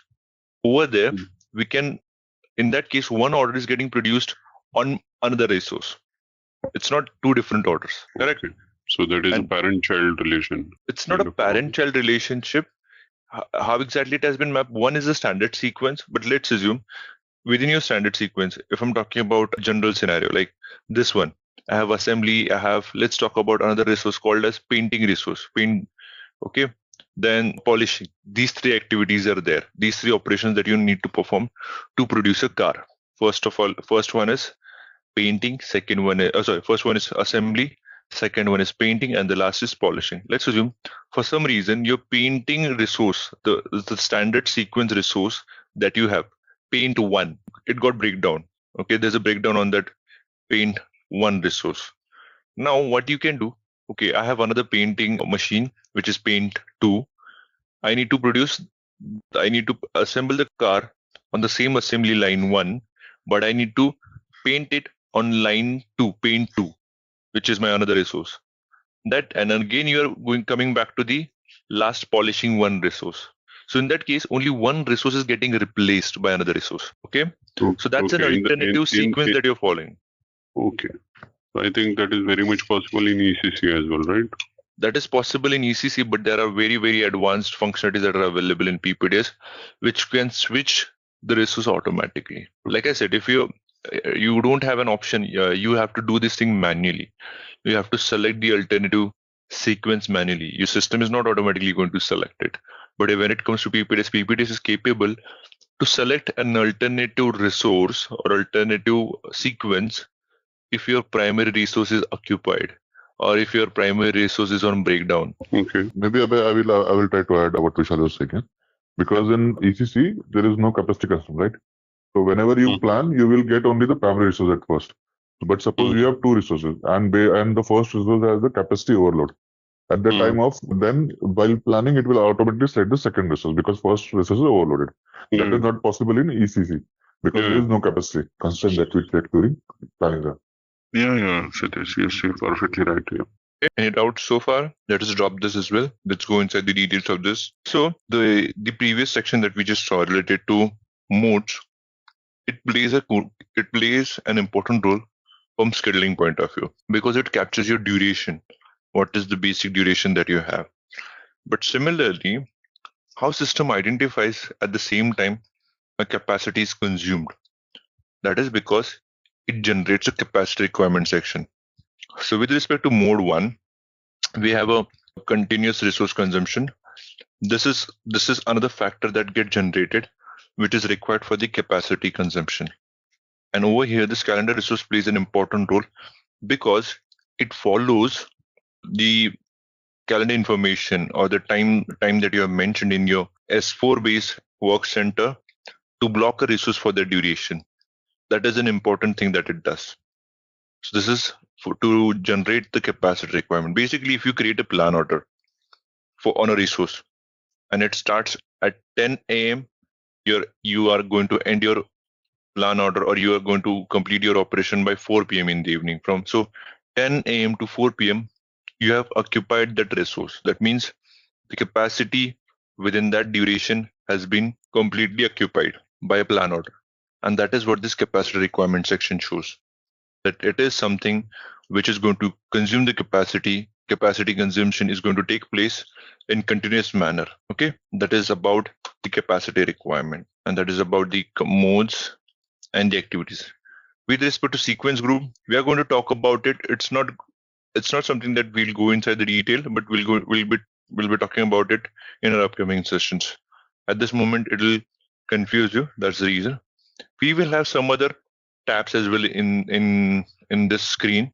Whenever we use a classes and characteristics, whenever we use block planning as well, we will have these new tabs that appear over here. But we'll look into it whenever we'll go into those topics. whenever we'll discuss those topics. But are you guys clear so far how PDS is, or what is a PDS? How different it is? I mean, what are the information that it carries in it? Yes. Okay, great. All right. Now let's go to Vishal, here we can see the assembly symbol, right? So that we know that it is in sub-assembly, right? Suppose I want to see the BOM for that particular material. Can I see? Yeah, definitely. I think because definitely you can see that. How? You know, I don't think, but this is how you have to create it over here. You have to just click on here. Sorry, you have to click on this button.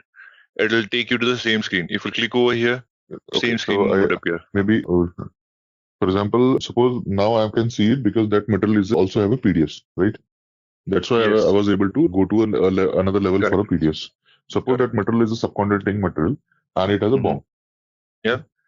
So in that case, it is visible in. So in few minutes back, then I will to see the BOM for that. Yes, because if you remember, few minutes back, I just highlighted that whenever it's a subcontracting product must have a BOM. In case of, it's needed in especially in case of PPDS. Basically, we will create the production version also for that, and it will be visible. Yes, right? Yes. But if in case it doesn't have a production version, I will not able to see the BOM, right? Because BOM will not get transferred. It is only PDS who carries both the information and will be visible here. Correct. You're absolutely right. Individually, I cannot see BOM and routing, correct? Correct. You won't. Okay. But the difference would be when it comes to a subcontracting production version, you won't have the routing because we don't produce it. You will just have the BOM information in the production version. Yeah, that's okay. All right. So that was about the PDS. Let's go into APO. I'll simply create a simple data in APO. I don't have it, or else let's just find out if there's an existing form that I can transfer. Let me go to EC, sorry. The plan that we transferred is 1000. Let's see if there's any. Okay, there are a few production versions. Let us select a product. I'm going to go with recipe routing is there, and this is there. I need to transfer all this data first of all. This is for a product. Let me see. Right, there are a lot of products. Okay, we'll create a production one. Does anyone have access to the same system that I'm trying to access? NPL2 800, or you guys have a different access? All of you have the same access to the system, or you have a different access? Hello, I'm audible? It is S4, right? No, for S4 and PPDS, sorry, APO, ECC APO. Do you have the same access or a different access? This NPL is. Okay, just put the product. By the way, this queue thing that we discussed, outbound queues, inbound queues, how these queues are generated and all. I hope all of you have understood. Does anyone have any doubts about it? That how do I differentiate? How do I monitor those queues? How can I resolve their respective issues? Maybe in the next session or after that session, we'll be also discussing the transactional database information, right? Since we are still in master data, we haven't covered much with respect to transactional data yet, but we will be starting soon. In that case, we'll be also trying to understand how this master data queues can be monitored and how you can compare the data between these two systems. And if there are any discrepancies, you can transfer that as well, or you can remove that discrepancies. I'm just quickly going to check if the data got successfully transferred. Yeah, it got transferred. Perfect. So I'll again quickly transfer the work center as well. So I need to transfer the work center. How many of them are assemblies? Let me quickly check through this. Okay, none of them. Only one of them is assembly. Great. That makes a job simple. Only one resource needs to be transferred. Let's go for the first one as well as the second one. It's 1410. Okay, and I'll go to second one, 1420. 1420, and with this one 1410. Okay, so these are the prerequisites that you need to do, without which you won't be able to transfer the data when it comes to APO, at least. 1420 execute. Okay. Did I use the reference number of plant? I'll use the plant. Okay, 2 resources. Great. CFM2 start. Now this got transferred as well without any issues. Let us quickly transfer the PDS as well. We have to go to the CFM one again, and just want to highlight you, this transaction code won't work here for 280 underscore create. The way it works in fine. Yeah, sorry, this is which version? I think in this case, let's try this 14100. Detail planning, no. Just without subcontracting. because we have an option in CFM1 as well with which we can transfer it. So let's do this way. This is APO system. This is ECC. Yeah, the same CCC. Yeah, correct. We have two transaction code transfer. Let's go for absolute transfer. It doesn't work.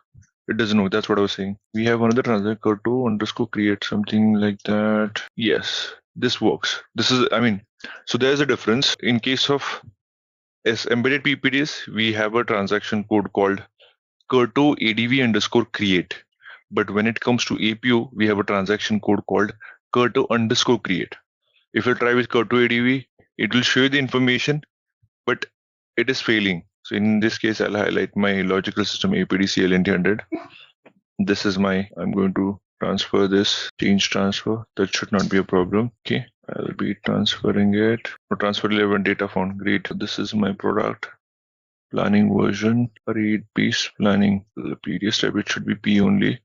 Since we are dealing with PPDS, we have, let me see the production version. I didn't see the, I see 223. Okay, we have a production version 0001, 0002, 0001 to 0002 execute. Oh shit! I know the reason that it is why it is not getting transferred. I have to just check. Can anyone tell me why it is not getting transferred? Because this is another important thing that we have forgot to discuss since we are dealing with S4HANA a lot. Plant. It's a very basic thing. Okay, yeah. Let me explain. So whenever we deal with APO, this is not a mandatory thing, but I just want you to understand whenever we are working with any APO system, what we need to do, an MRP types plays an important role. It signifies in what system you are trying to plan the product. In our case, the MRP type is maintained as PD.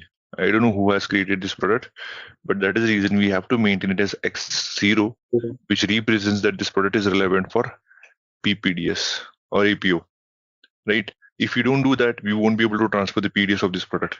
The product gets transferred, but you won't be able to transfer the PDS of this product. X0 represents external planning material, if you're not sure. Okay, so that's an important thing that we missed, and that is the reason it was not able to find it. Let me do quickly. I have CS8, CS12 open. Let me mark all of them as PPDS-relevant or X0. But did you guys understand why it was failing? So for EPPDS as well, we need X0 or like. It's not mandatory, but you can have X0 as well.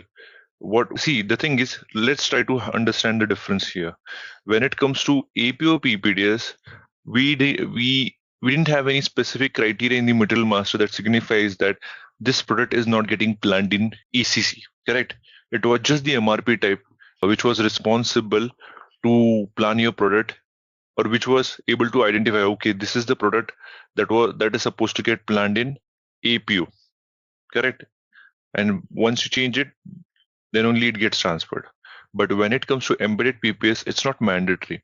Even if you maintain the MRP type as PD, you have an advanced planning flag. That flag plays an important role.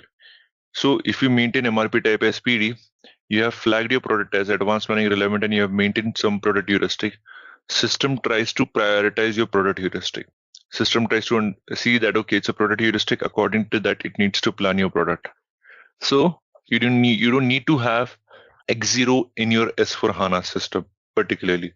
But having said that, it's recommended by SAP that it's okay if you maintain X0. It will be better from performance point of view, from reporting point of view, because advanced planning is something that you can still fetch it in reports that this is wherever this flag is active, I need those products. But from consistency point of view, it would be better if you maintain X0 in case of embedded PPDS as well. So, like I said, it's not mandatory, but it is advisable by SAP to keep it X0 when it comes to embedded PPDS. I hope that answers your question. Yeah. Yep. Here it is. Select X0. So I'll just save this information. Okay, the information got saved. Now I'll come back to the same screen that I was trying to access earlier, which is curto_create, and I'm just going to put my finished product right now because the rest of the products have transferred. No transfer 11 data found. Wait a minute. Still it is not working. Access consequences check. Change transfer, remove it. Okay. Okay, so we need to activate an integration model for that as well. All right, so here is the one integration model. When I tried to transfer it, it gave me the message. Okay, production version is 0001. Its PDS type is PPDS, as we have updated earlier. My product details are 100-400. Okay, my plant is 100. Selected the PDS, generated an integration model. Okay, then come back to not to create here, activated data integration model. Let's use this screen again, _create. There's something that I'll be using it. I'll be removing the change transfer and active. Okay, I'll go to CFM2. I need to activate the integration model. In that case, see, there's one mistake that I've done. I have not changed. Okay, but in this case, I can trigger it this way as well. Since if I do this, I can transfer the PDS this way as well and through the transaction code as well. But you need to keep your integration model in active status. That's a one prerequisite that you need to understand, that integration model that you're creating for a PDS. Okay, it got transferred. We'll just quickly see that information. SAP APO Curto. The transaction code remains as it is. There's no change, like I mentioned earlier. It's 100-400. Okay. Here you'll be seeing a lot of PDS usages. Since this is being used for multiple, it's an APO system. It's not just used for PPDS. So I'll be using the production version 000. If I'm going to execute, the PDS will appear here. Okay. You see that all the products are visible here that we just transferred. We have the operations. There are several operations within this product. You can see that if there will be different activities as well. You can see, if you remember a few minutes back, we were talking about this setup activity and produce activity, correct? And this is something that got updated according to the standard value parameter, standard value number that we have given. We must have assigned some activity duration in routings. According to that, this value got appeared. If I'll drop it down, you'll be seeing the same information that we just saw a few minutes back. You can see this is variable duration, this is a fixed duration that we were talking about, that it's a setup that which usually doesn't change, or which is not, which does not get changed according to the operation quantity, and that is the reason it is part of fixed. Similarly, produce, if I'll drop this down, it is part of variable duration, correct?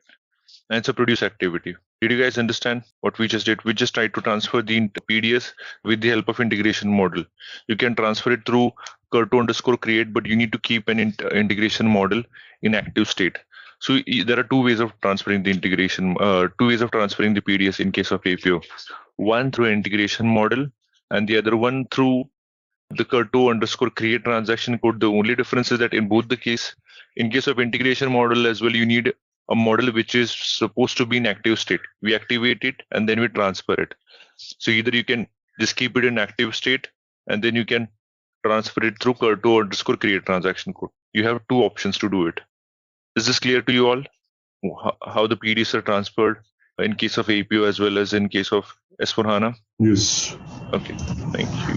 All right. Now, since the data is available in both the system, I'll go back to the S4HANA screen. Now, what is the first thing that you can do? You will have a demand, correct? You have set up the data. You have set up the data for your producible items. We haven't set up the data for your raw materials. That we will see in our next session, that how the external procurement relationships are displayed. Okay, for that, let me see if the product that we just transferred, do we have any purchase info record for that in our APO system? Let me see what the purchase info record was. Let me go for 10. I'm not sure about the purchase. Let me see the info record. If there's an info record for this product, and the plant is 1000. Yeah, we got one. Its material differs from, did I select the wrong material? It's 410. Plant is 1000. Okay, you're right. Okay, then 7428 supplier. Let's go for this one. Okay, so for this product, we have a purchase info record. Let's try to transfer it in that case. We see that we have an info record number. Let's observe the information that is available. So the plant delivery time is 10 days and the purchasing group is 001. The standard quantity is 100. Okay, great. Let's try to transfer this one purchase info record. I'll go to again an integration model. I'll select the, instead of RES, I'll type it as PIR. I'll select the purchase info record section. The material I have is 100-410. Okay. All right. Also, I can put it over here. My purchase organization. What was the detail of that product? Okay. Vendor is 1005. Okay. I'll type it here. I don't want to select here. I'll select it here. 10. Plant is 1000. Purchase organization was 1000. Was it 1000? Yeah, 1000. Let me just cross validate once. If I put in the right. Yeah, I'm not going to put the vendor or info record selection criteria because I want to transfer both of them. That is the reason. System should give me two options here. No. See, it gave me two options. If I'll double click on this number, it will show me the purchase info record. This is the info record 1, info record number 2. Okay. Purchase organization data, plant data, category is 0. That means it's an info record. Standard. You have subcontracting in that case as well. You will be creating an info record. Correct. So you need to select. You have that option automatically. It appeared automatically because you have an info record category. You think you have it somewhere. It's not visible. You usually get an info record as well. That this is the type of purchase info record. Info record. Here it is.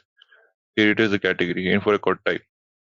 You get it based on your product and the selection. I mean, when you create info record, you get this info category option, right? It's a standard one, so it's showing me the standard. If there would have been a subcontracting, you would have created the subcontracting info record, and accordingly it gets the information here. So let me create the integration model for this info record. Let me go to CFM2 transaction code. I'm going to select the new status, select it, start it. Okay. Yep, I missed one step. That is what? What is this step? Can anyone?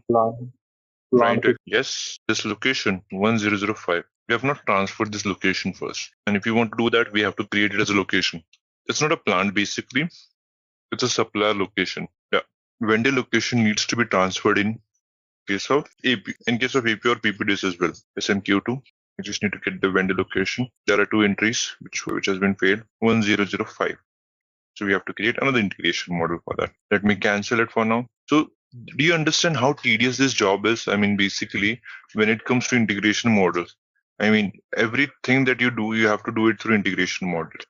I know once the background jobs are set up properly, but whenever there are changes, you have to do this activity. So I'm going to select the plant. Since it's a supply location, it's not supply area. Vendors, it's not plant that we have to select. Correct. It's a supplier. So we have to select this 1005 was the supplier. Correct. Yeah. This was the one. I'll be just simply selecting the vendor. Yep, it found the vendor. Generated integration model. I'll go here, CFM2, execute, view vendor, selected. Okay, this was for vendor, right? Why does blocking in that case? Vishal, do we need to create it with create location? That is applicable only for embedded PPDS. Okay. Yeah, it's not applicable for your APO. You have to transfer it manually. Let me see if I missed anything. There's an important thing. Vendor master data has to be properly maintained in that case.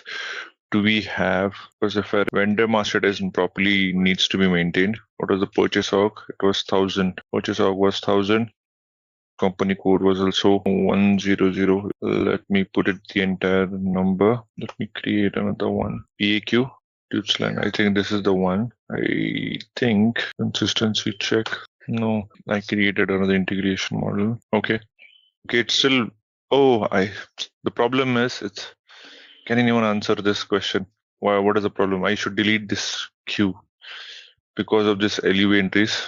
It was getting stuck. There was no problem at all.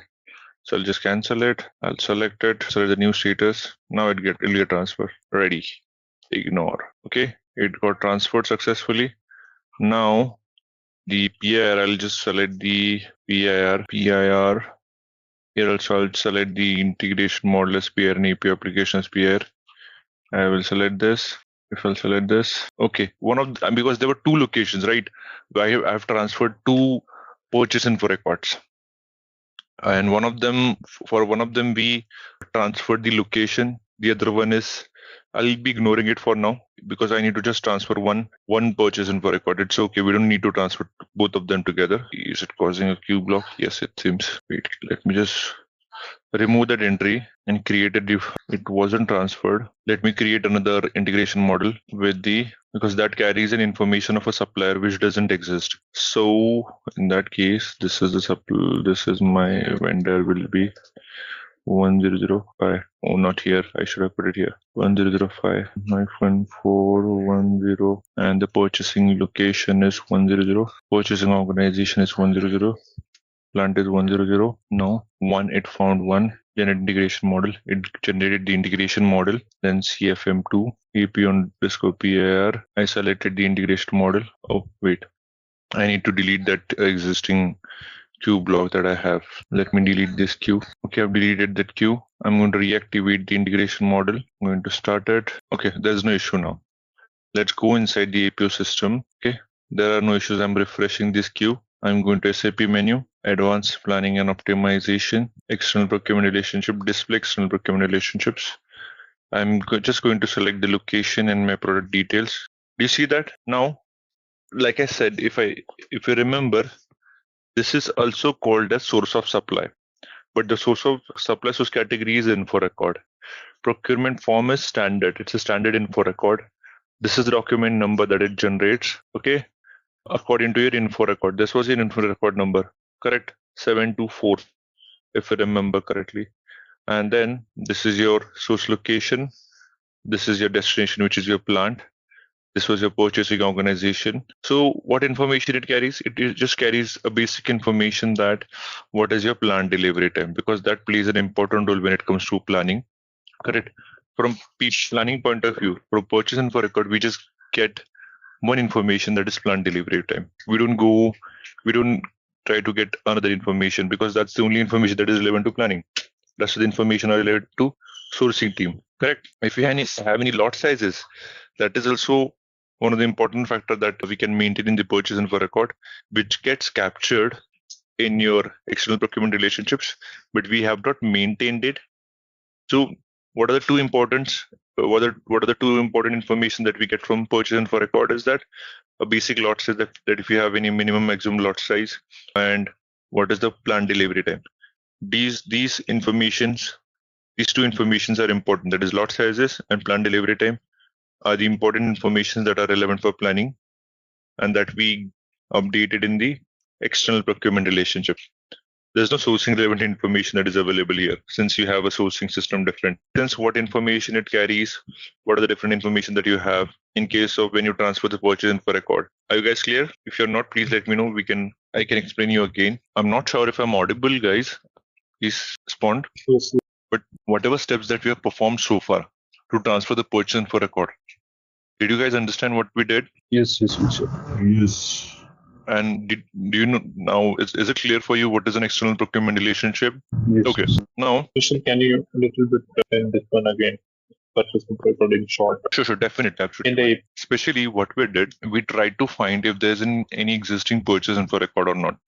Once we did, we created an integration model for that purchase info record. Okay, and we tried to transfer that data through an integration model. This was the integration. This was the purchase info record that I transferred. If you look at the information, the plant delivery time was of 10 days, and you didn't have any lot size information. The maximum quantity is not there, the minimum quantity is not there. So that is the reason it wasn't updated by the system automatically. Okay, all right. And after transferring that information to APO, it created an external procurement relationship. Procurement relationships are represented by the purchase info record, and it is also called as source of supply. But the source of supply category is info record. Over there, it was production version. And it's not a subcontracting relationship, right? Because in case of subcontracting process, if you remember, in case of subcontracting, we will have info record as well. It's not just the production data, production version. We will have info record as well. And that info record, with respect to that info record, what do we do? So the combination will be slightly different. See, With respect to your plant, we create a production version. That means maybe let's not go into that discussion right now. Whenever we'll cover the subcontracting, at that time it will be clear, because I'll have to draw the scenario for you, for what purpose we have to create the MRP area.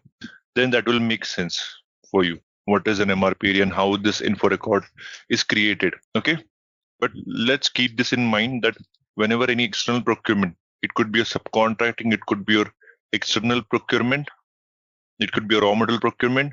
We have to create a purchase info record, and that purchase info record gets transferred into APO or into embedded PPDS as external procurement relationships. Okay, and this external procurement relationship carries two important information. One of them is lot sizes. Do you see that lot sizes here? And do you see this something called transportation lane? I am just going to talk about this, but along with lot size information, it carries the information of planned delivery time. Okay, planned delivery time, just to calculate what is the lead time for me to procure my raw material. Okay, is this clear? Yes. Yes, Now let's try to understand what is this transportation lane. So with this name, what do you see? What would be the use of transportation lane? Can anyone try to answer that? Okay, let me explain. Just keep this one important thing in mind, that PPDS deals with since you're already experienced, you have some experience in PP module. Whenever we maintain any data parameter, especially let's assume GR processing time, plant delivery time, your in-house production time, lead times, the basic lead times that we maintain, we usually maintain a number of days, correct? In case of production planning module. But when it comes to PPDS, all this information, majority of the information with respect to lead time are maintained in terms of minutes and seconds, because it will give you the precise information. PPDS will give you the precise information, how many seconds you need to produce a material, how many seconds or how many minutes you'll need to get the product. So in this case particularly, I just transferred the purchase info record from ECC to APO.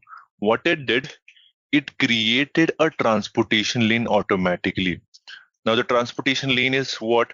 It represents the path that is being followed from your supplier location to your plant to procure a raw material, because we are procuring a product, correct? What was my location? I have to put my location number. Let me do this. My start location is, so do you see that what I did? I entered my start location as my supplier location, and I entered my destination location as my plant. See, I'm procuring a product from an external supplier. So there's a transportation lane that gets created whenever I transfer the purchase info record manually. Now, transportation lanes, how are they created? They are created in majority of the scenario, they are created automatically according to the data parameter that you have maintained in your ECC. And once you transfer it to APO, it gets created automatically. Now, it's not like that it will get created automatically. At times, you have to create them manually as well, according to your requirement. Okay, but in this case particularly for an external procurement, it got created automatically. I'm going into the detailed display section. Here it is showing me the information of product description, start date, end date, minimum maximum lot sizes were updated from your info record. We didn't have any minimum and maximum lot sizes. That is the reason there is no value that you see here. You can see how the transportation lane got created. The source category will be info record. Do you see 3? It will be an info record. If you have a scheduling agreement, then your transportation lane will get created with the help of scheduling agreement. Scheduling agreements will also get transferred to APO, and then accordingly it will create this information. This is your purchase info record in number. This is your purchase organization. This is your plant delivery time. All this information was available in your purchase info record. Okay, there's no other information that you need to understand at the moment, but keep this in mind. It carries the information of you from your purchase info record, and it gets generated automatically. But it is important to calculate the time that it takes from your supply location to your plant. Now, what I'll do, I'll double click on this information. Here, it shows me the product data. that I just saw. Here, you'll be able to see the standard information that we just saw here. And what you can do, you can create a means of transport for this. Means of transport means what? This is a product specific transportation lane. The means of transport means what? If you are, I'm into display mode, that is the reason I'm not getting the option. Yeah. Means of transport means what? If you want to procure material, see, you're going to receive this product from your supplier. When you receive it, are you going to receive it through a truck, through a rail, or through by air shipment? What is the method that you're going to follow? If I'll click on this button, I can create this option, right? Means of transport is, in my case, I will have truck, rail, plane, courier, ship, car, whichever option that I want to select. If I'm going to put road as a transportation mode, I can select the start date and start time. I can put the calendar, the transportation calendar. It may happen that whichever mode of transport that you're using, it might be following a calendar. That means it works only from Monday to Friday. Saturday, Sundays, there is no transportation that takes place. Okay. You can also highlight the distance that it takes. You can also highlight the transportation duration in hours. Okay. So this information that you're trying to put, it will get considered in your planning system. Whenever you plan a product and it needs to calculate, okay, these many hours I will need to purchase my raw material. So it will calculate from all this information that you're seeing in the transportation lane. Okay. In this case, it's not mandatory that is needed, because if you don't keep this information, see, if you want to have the precise information, how many hours that it takes, you can maintain the means of transport and you can update these values. If you are okay with number of days values, which is 10 days, which you have received it from ECC, you can keep it as well. That's not a problem as well. I mean, you don't have to be precise all the time. If you're okay with number of days, you can keep it number of days. System will still refer this information. If you want to be specific how many hours that you need, you can define means of transport. And whenever you'll plan this raw material, this new information or this hourly information that you have maintained will get captured. Okay. Does this make sense to all of you? What is a transportation lane? How are those created? Okay. Yes, yeah. I could see there is third option, which is product specific means of transport. Well, see, the thing is, means of transport, irrespective of this, you can create one. Now, if I want to create this one, I have to select the product entry first. That means, let's assume I have some means of transport like train, rail. I have created them already. I'm categorizing them as a general means of transport. That means I can use it for anything. Okay. But I want to highlight that for a particular product, I specifically use air-based shipment or air-based transportation.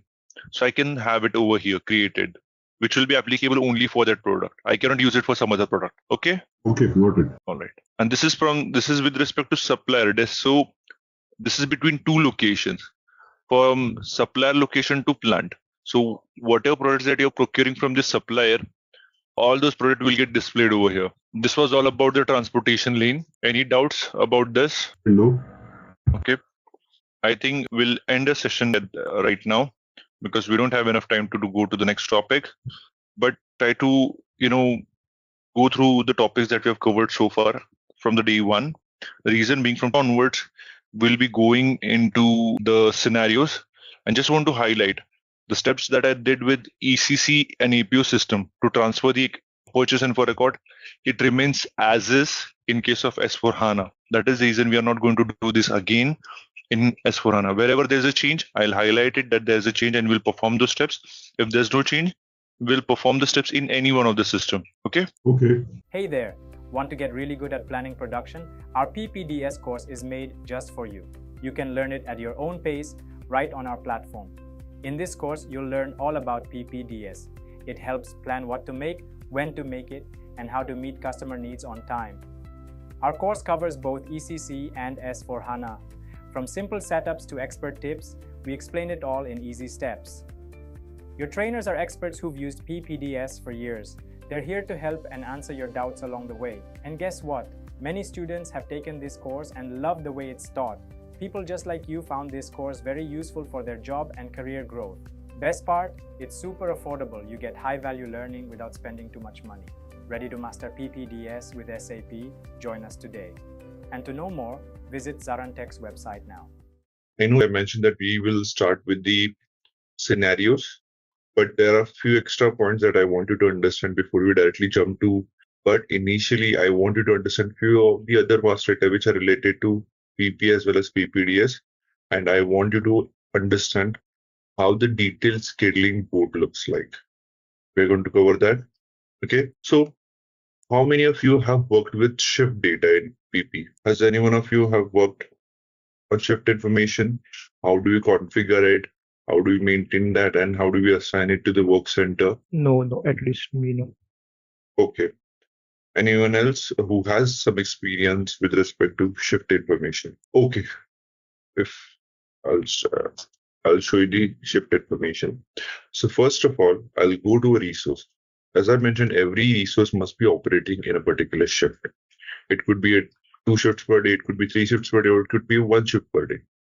So how do you maintain it? We go to a resource transaction code. I'm going, for me, the plant is 1011010, and the work center is assembly 1, which is the work center that I created.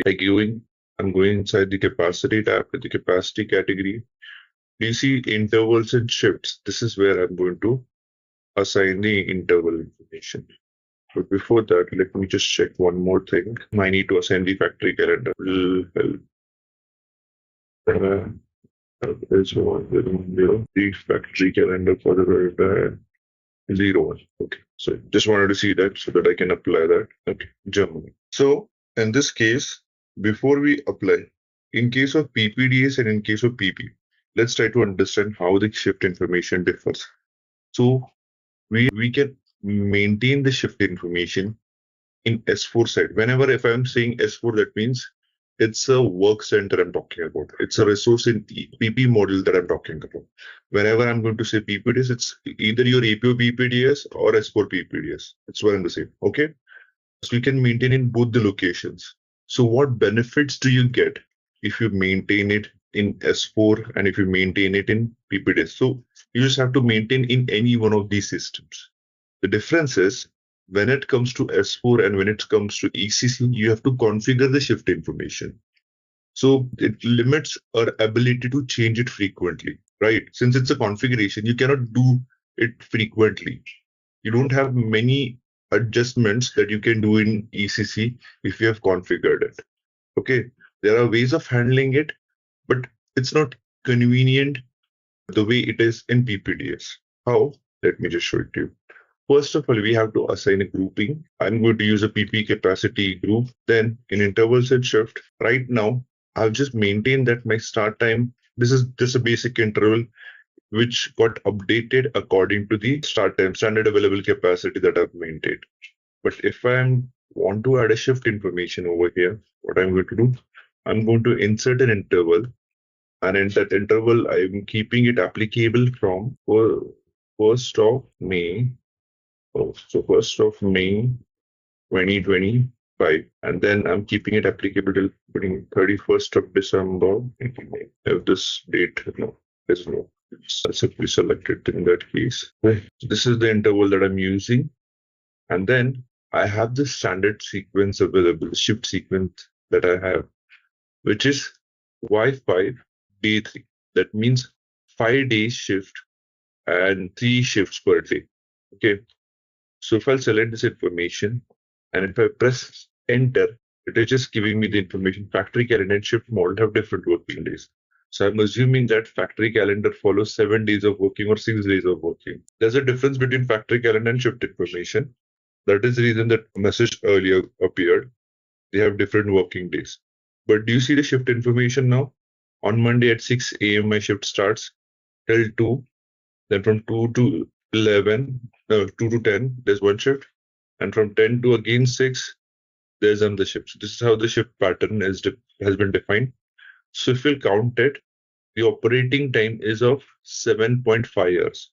But if you see here, there's a break duration maintained for 30 minutes. Because of that, system has calculated that my operating time becomes 7.5 and the available capacity per day is 7.5 hours. Okay. Does this make sense? Yes. Okay, great. So I'm going to save this information. This is something that I just maintained it in S4 side. Now, if any one of you doesn't know how to configure this in PP, I'll just show it to you that as well. We are not going to configure a new shift right now, but I just want you to be aware that how you can configure in case if it is needed. You have to go to capacity requirements, operation, available capacity, define shift sequence. So if you come here, this is where the grouping, because grouping is also needed. Without grouping, you cannot assign a shift. So this is the grouping that I used. In this case, I have used the shift sequence. In shift sequence, if you'll see, for some days, like till Friday, I have, or till Thursday, I have 3 shifts. On Friday, I have 2 shifts. On Saturday, I have kept it blank. That means there is no shift on Saturday. But on Sunday, there is another shift, which is my night shift. So this is how the shift pattern has been defined. I haven't defined it myself. It was there available. I think it's a standard one. Somebody must have defined it by, since it's a Y earlier. So this is how the current shift pattern is defined. Now if you want to understand what is this YS1, YS2, YS3, what information does it represent? So you have to go to shift definition. So YS1 represents early shift, which starts from 6 to 14. And YS2 represents your afternoon shift, which starts from 2 to 11. YS3 represents your 10 to 6 shift that you have. And here we assign this break definition, break schedule, YB1, YB2, YB3. And that is something that we define it over here. And based on that, it calculated how much will be how many of working hours I will be having. And break schedule is maintained over here. That for my morning shift, 10 to 10:30 will be my break time. For afternoon shift, this will be my break time. And for night shift, this will be my break time. And once you assign this information to shift definition, it adjusts it working hours. If I remove this, it will change the working hours to 8. I just want to show you. See, it changed it, correct? And if I again maintain it, it will change it back to 7.5 hours. So this is where we maintain the shift information, and we can assign this shift information to the work center or a resource if you're dealing with process industry. Hope that's clear. How do we maintain the shift information how do you configure it and how do we maintain it? I think maintenance is quite easy when it comes to work center, but this is where we configure it. Is that clear to you all? Yes. Great. Yes. Now, one more thing. I'll go to a PPDS resource. By the way, I'm in S4HANA system. If you are not sure, this is an S4HANA system. Now, majority of our scenarios, if we have a common scenario, we'll try to perform this in S4. If there's a difference, we'll go to APO. Okay. I'll go to a resource transaction code, which is SAP APO RES01. I'm going to put my resource name, location, and planning version. Now, if you remember, this is how, we saw the screen earlier. We didn't discuss any further information about the resource. I just showed you the screen. This is how the information looks like. Majority of your information comes from your ECC or S4HANA system. But unlike Material Master, if you remember what we discussed a couple of days back, that when it comes to Material Master, all the data changes because all the information that you're seeing here right now is maintained in ECC as well as in S4. Correct? It's maintained in S4. And so that you don't have to do anything else. You don't have to update this information here. But unlike Material Master, there are certain fields which you have to update it in resource, that is PPDS resource. You don't have to do it you cannot do it in ECC, you cannot do it in S4HANA Work Center. Okay, does that make sense? Where it comes to Material Master, everything has to be done in Material Master in S4HANA. Then it gets updated in the Product Master in Embedded PP-DS. But when it comes to resource, it's not like that. Majority of the field will come from your Work Center information, but there are certain fields that has to be maintained in your PPDS resource. Okay, so I'll just quickly take you through the fields that are available here. So the important ones, especially right now, there are few tabs here that you can see. General data, time continuous capacity tab, where it shows you the available information tab, and PPDS bucket capacity. Now we do have an option. It was available It was specifically applicable in SNP and synchronization. There are a few functionalities with which we can create plan orders according to the bucket capacity that we have. Then we have external capacity indicator. There's no much information here available. It just provides you the resource information, logical system, work center, assembly, and capacity category. That's it. The downtime information. Now, this is one of the important information, so I'm going to spend a few minutes here. Downtime. What comes to your mind when you hear this word downtime? Like downtime. Machine breakdown. Machine breakdown. Machine breakdown. You're right. You're absolutely right. Preventive maintenance. Preventive maintenance. You're right. So whenever you're dealing with productions, there's a high possibility that machine could get breakdown, or there's a maintenance activity going on. There's a possible machine failures that occurs, which is part of downtime itself, which is part of, or due to some other activities, the machine is inactive for production. Correct. So in that case, you can maintain this information here. Now, how this information will help you? Okay, definitely we are going to see how exactly it is going to help you while performing planning and scheduling activities. But you have to maintain this information here. You have to maintain the start time, start date, start time, end date, end time, till which the downtime is active. And this information will be considered during your scheduling. That means within the duration, there won't be any operation which will get scheduled. Okay, so this was for the downtime. And you have two options like planned downtime or resources inactive. You can select these two. You can provide the necessary descriptions associated with it. Okay. Should we have a breakdown maintenance downtime as well? Like, it will not be pre-planned, right? It will be. Let's assume if it's a sudden breakdown. Now you have two options. For sudden breakdown, also you can maintain this information, or else you have a maintenance order, which is for planned maintenance. I'm going to categorize in that way. Sudden maintenance, your sudden breakdown, you're not going to create an order for it. You're not going to do a corrective action in real time. What you can do to keep your production plan with sync in your capacity is that you maintain that information here, and you can just highlight that the resource is inactive. For what reason the resource is inactive? Due to breakdown issues. You can highlight the description here. For plant maintenance, specifically for PM, whenever there's a PM model gets involved, you create a plant maintenance order.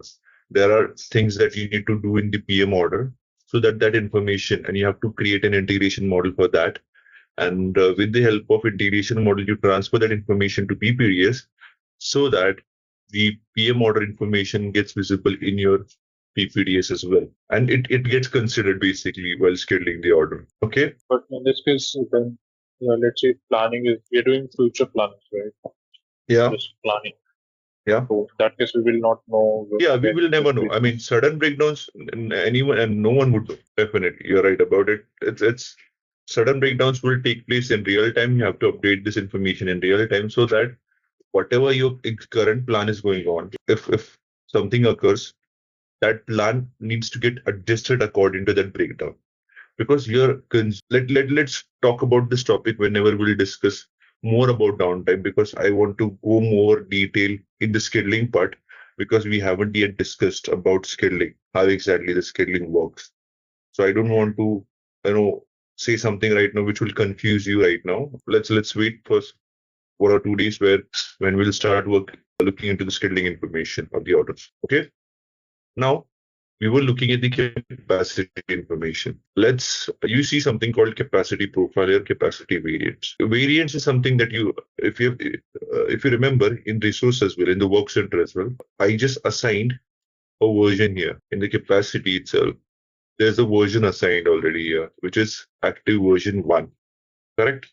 Similarly, in embedded PP-DS or PP-DS as well, we do have variance. Variance is part of version that you have. So do I have any version assigned? I don't have any version assigned yet. It's just the resource name and location. There's no other information that I've assigned. But if I'll come to capacity profile, it shows me the information of my capacity available. Correct? That means what is my operating time? Now, if you'll see here, what is that operating time that it shows you? It shows that, let's talk about next week.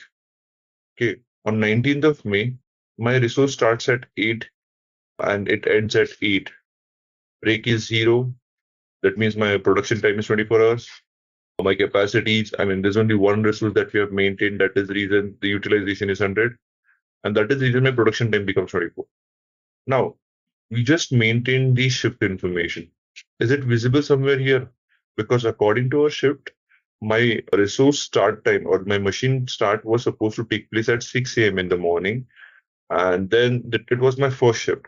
And the second shift was supposed to get started at, I think it was around 2. Correct?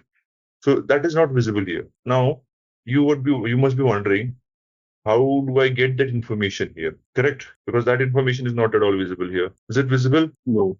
No, right? So how do we get that information? So we have to come to capacity information. Now, try to understand. Whenever we are working with capacity, PPDS, for PPDS, even though it's in S4HANA, I mean, this master data that we have created, it's part of an external system. Even though they are in one box, ePPDS and other S4HANA modules, for ePPDS, the other modules are in external box, hypothetically, and not exactly. It is considering it as an external system, but it is not. Why? Because right now, as per PPDS, what I've done, I have not maintained this information. If I'm talking about capacity, for PPDS to know that, I need to use shift information that is maintained in master data, or that is maintained in the work center. What we have to do, we have to flag a checkbox. If you need to come to this APO resource information, you have to come to the standard capacity. You see this external capacity. If we click this button, then it realizes, okay, I don't need to refer the information what is maintained in the PPDS. I have to refer the information that is maintained in the S4 or work center data.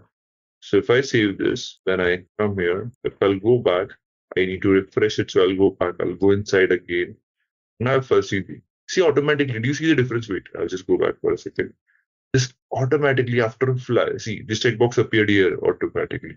Since everything is in real time, you don't have to do the delta transfer. You don't have to do the change transfer when it comes to embedded PPDS. Correct? If it would have been your APO and ECC system, you need to do the integration model transfer, and you need to activate the integration model. You need to transfer that information. Then only this flag will get activated. But in case of embedded PPDS, it's in real time. As soon as you flagged it over there, it appeared here. Okay. Now this capacity variant got disabled. That means we are not going to maintain the information, the shift information in ePPDS. That's what system says. Okay. And now why we cannot maintain it? Because we have already maintained it in ECC master data or S4HANA master data. And that is what we need to refer. You see it now? It is visible from 15th of, let's talk about 16th of May. My machine start time is 2:30, end is 6. It is because that is my third shift or but you see 6 to 10 is my shift. It is still my first shift. Then there's a break of half an hour. Then 10:30 to 2 is basically my one shift, morning shift, correct? And if I'll scroll down, see, this is how it has been configured. From Monday 6 to 10, 10:30, 10 to 10:30, there's a break. Then 10:30 to 2 o'clock, I have a working duration. Then again 2 to 6, it's a working duration. Then 6 to 6:30, I have a break time. And then again, so this is how the shift data is maintained. Is this clear? How the shift information, how to read the shift information? Break time is not maintained here. Break time is maintained, but you need to understand here. Let's assume if you start something. What I meant, if you remember the break schedule that I highlighted, or the break schedule that I showed you in the configuration, at what time the break was getting started? The break was getting started from 10 to 10:30 for the first shift. For second shift, it was getting started at 6 and it was getting ended at 6:30. Correct? So that's how what it has done, or how this information is seeing, how you are supposed to see the information here, that it shows you the operating time of the machine. Now, from 6 to 10, my machine is going to operate. That is my 4 hours. Within this 4 hours, my machine is going to operate.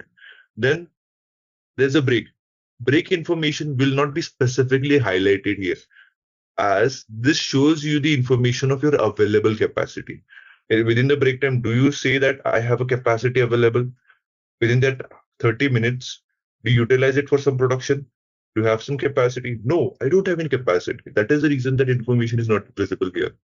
The information that is visible here to show you how much capacity you have on that particular day, on that particular week. Okay, does that make sense? There is a column called break, right? So does that stand for breakdown time, breakdown hours? That is just to highlight if there is additional break within it. It is breakdown duration, break duration. It's not breakdown. Okay. So that is the reason. In this case, 2 rows represents my first shift. So from 6 to 2 is my first shift, correct? And within that first shift, I have a 30 minutes of break time. And I don't have a capacity available. That is the reason within that system is not showing you the date or the time at which the capacity is not available. Similarly, 2 p.m. to 10 p.m., I have a second shift. In this case as well, 6 to 6:30, I don't have a shift. I don't have a capacity since there's a break going on. So that information is not visible here. And so, I mean, similarly, this is how it. Now, if you'll observe, your night shift goes into the next day because your night shift starts on 19th, but it ends on 20th. That is the reason it is getting represented. It is going to the next day from 19 to 20. Okay, is this clear? How to read the shift information in PPDS? If we don't check that external capacity tick in S4, then we can't configure this thing like this shift timing in PPDS. You need to understand, like I said earlier, see, there are two ways, or there are 2 locations where you can configure or where you can maintain this shift information. Either you can do it in S4 Work Center, or you can do it in PPDS resource. Okay, if you want to do it in S4, then in that case, and you want that information to be referred by PPDS, in that case you will flag that checkbox. You will activate that checkbox called external capacity. Then only your PPDS will refer that information that you have maintained in Work Center. If you don't maintain it, you won't be seeing that information here. I showed you, right, few minutes back. There was nothing. It was just reading the standard available capacity data, which is from 8 a.m. to 8 p.m., 8 a.m. to 8 a.m. next day. That is how the shift information was getting considered. But if you want that shift information that is maintained in S4 to be considered, you have to flag that external capacity checkbox so that it appears in the EPPDS capacity profile. I hope that is clear now. Yes. Okay. Any other doubt about this shift information? So the nomenclature like external capacity, it is external means from S4HANA point of view, it is maintained externally outside. From PPDS point of view, it's not in PPDS. So it is considered everything is external. This point of view, it's an external. I have maintained it in S4 master data. Okay. That is the reason. Yeah. Okay. If you have any doubts, let me know. Or else, now, since we are talking about the shift information, you can view the shift information in capacity profile, and you have something called capacity data. Here also the similar information is visible. But here, it is showing you the information of, now, this, if you're observing, why am I seeing 2 shifts, 2 different timings here? Because I do see that from 2nd of May, the shift information that I've maintained is being followed. But prior to that, it is just 8 to 8. Why? Because valid from date was from 1st May. You're absolutely right.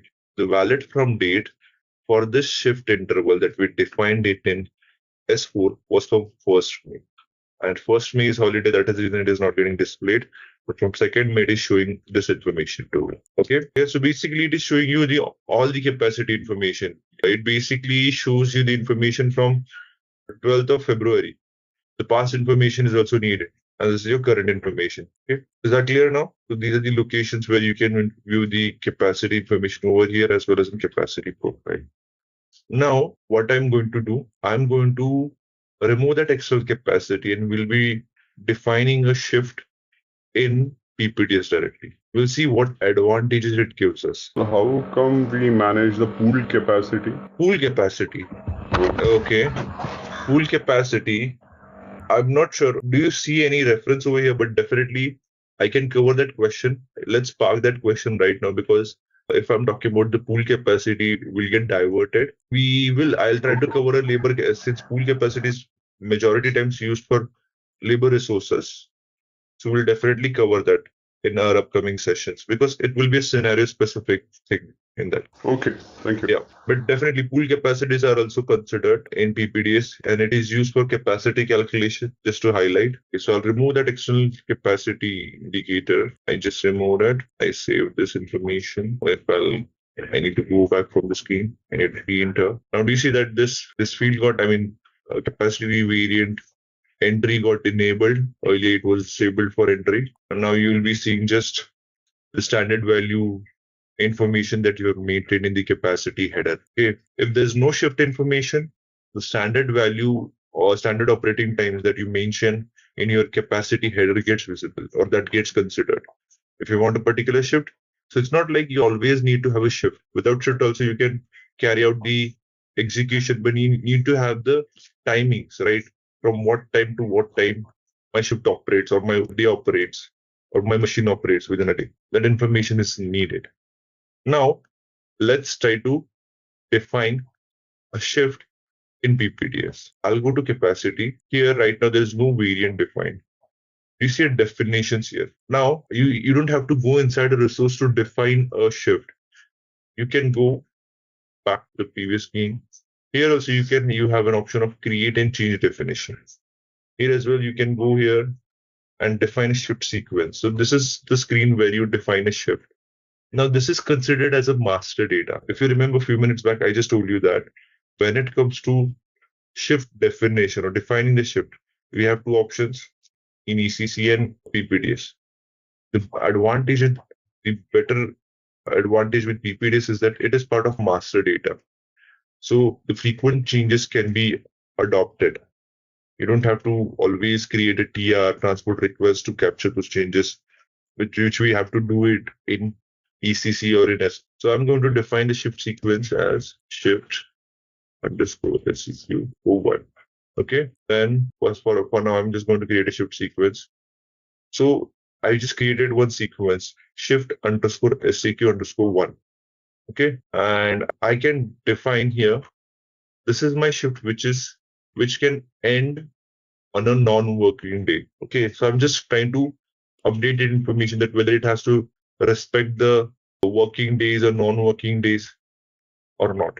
That is what I'm doing. And if it is required, so basically it can overlap or it can override your factory calendar. If you maintain this information, it will definitely override your factory calendar. Since you're working on a non-working day, since you're ending your shift on a non-working day, or since you're starting your shift on a non-working day, that means you're overriding your factory calendar. And factory calendar, Saturday was supposed to be your holiday, but still you're saying that I want to start a shift on Saturday. In that case, that will be respected. So this is how you can override your factory calendar. Okay.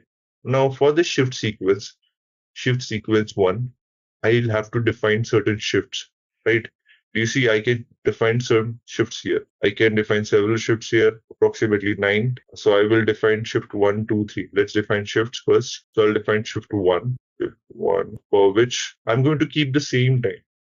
Okay, 6 to let's keep it different. Let's keep it this way, 8 to 16. If you want, I can put a break duration as well, but let's not keep it break duration so that we differentiate it. Then I will define shift 2, which will start from 16:00. Yeah, or else I can keep it as 24. And then shift 3 will start from 00 and will end at 8. So I just defined 3 shifts. Shift 3, shift 1, which is from 8 to 4, shift 2 from 4 to 12, and from 12 to 8, shift 3. Let me update that information here. _1, shift _2, shift _3. Okay. Basically what it is saying, I think shift 3 is what it starts at. It says start of shift 3 is earlier than shift 2. I need to make some changes here that we deployed for now. Instead of keeping it as 20, shift 3, shift 2, it's 24, keep it 20. It's going to be start of shift. So in that case, let's change the pattern, shift 1. Let me keep it 0, 0. That will also be good. Okay, shift _3. Right. Then let's do shift 3 first, shift 1, and then shift 2. Yeah. Now, so there are things that you need to understand. It's a standard restriction given by SAP that it is allowed to extend, because if you remember, as per our shift pattern, what I've done, the last shift goes goes to the next day, because I start my third shift at 12 a.m. and I go to the next day. So I'm highlighting a shift for a day, correct? And because of my, as per standard SAP, only a third shift is allowed to go to the next day, not your second shift. And if you remember, I was trying to put my second shift in a way that it goes to the next day. But in this case now, only this shift goes to the next day. Shift 3 is on the same day. It starts on the 12. As soon as the 12 appears in the clock, the day changes. That means this is on the same day, this is on the same day. This is going to the next day because of 0, 0, right? Are you following what I'm saying? Yes. Correct? It's like instead of starting at 8, we are starting 8 hours earlier from midnight. Correct. And the reason is SAP won't allow you to maintain 1, 2, 3 that way, because it wants to make sure that only in shift 3, you are changing the date. That means you're starting in one shift and you're going into the next shift or next day. Your end time of the shift is on the next day, not on the same day. But with respect to first and 2, it has to be the same day. This is how I've configured it. Okay. Now I'll save this information. Okay. I'll go back. I'll go inside the resource now. I'm going to define the capacity variant. I will insert an interval. The capacity variant would be 1. From date, I'm going to select the same from date.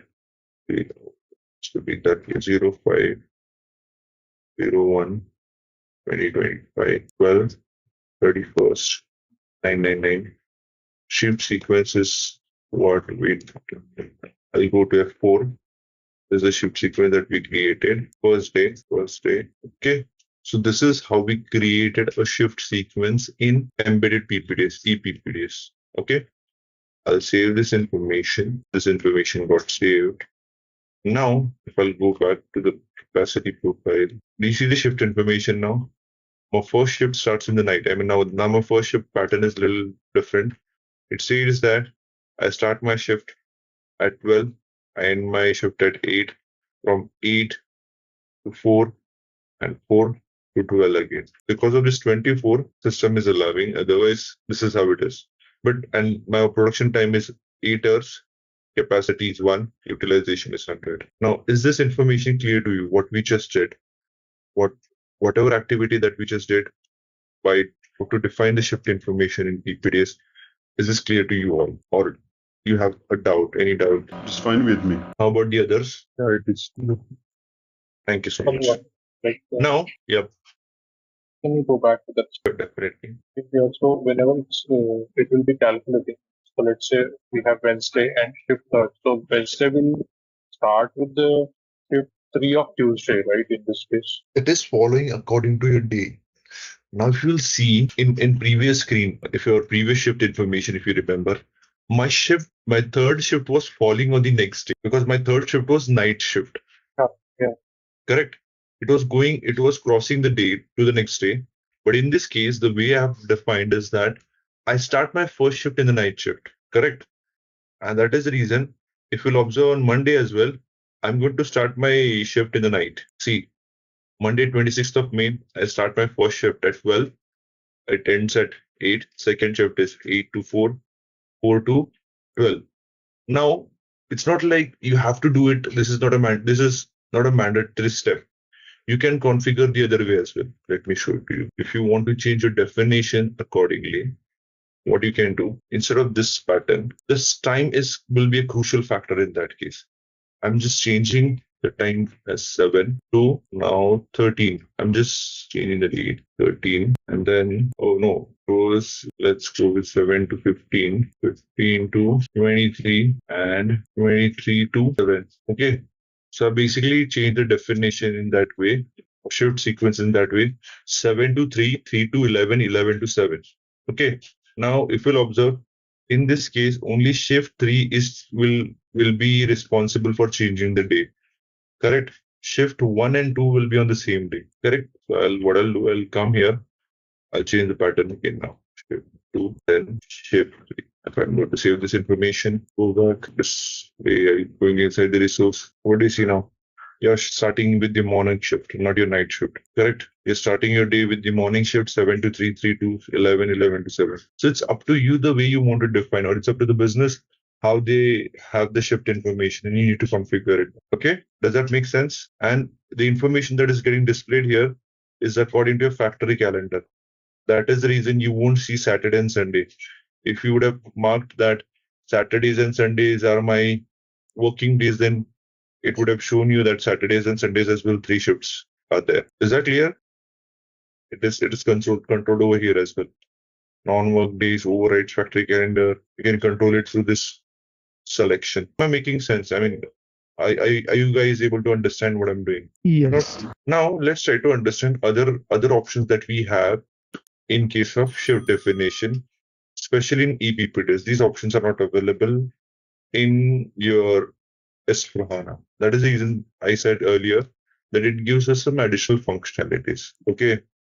Now here you can define a break as well. Break pattern. I'm just going to highlight the break. Just one can mention that my break for shift which starts from 7 to 11. I'm going to put the break as 10 to 10:30. Okay. So it calculated the break duration as 10. I'm going to just save this information. Okay. I'm going to select a break pattern for shift 1, which is because I just defined it for shift 1. My break duration falls within this shift only, correct? I'm not defining for all the other shifts. I just want you to visualize. And if there's a difference, then it will be easier for you to visualize. So every can come here. Now you'll be seeing only one break in my shift 1. Do you see that? Shift 1 on 15th of May starts from 7 to 10 and 10:30 to 3. That means there's a break of half an hour, and I've defined only for shift 1. That is the reason it is getting displayed only for shift 1. All right. Then I am going again inside the definition. I'm removing that break for now. Don't need a break. Or else, let's keep the break. Let me define another break as, let's define break 2. Break. Let's go to for another shift. I'm going to keep it as from, should be the time 6 to 6:30. 6. So it's not visible for some reason yet. Define another. For night shift, I'm going to keep it as, let's keep it as 2 to 2:30. Okay. So I just defined a break 1. I'm going to define it for break 2. I'm going to define it for break shift 3 break. So all these breaks I've defined.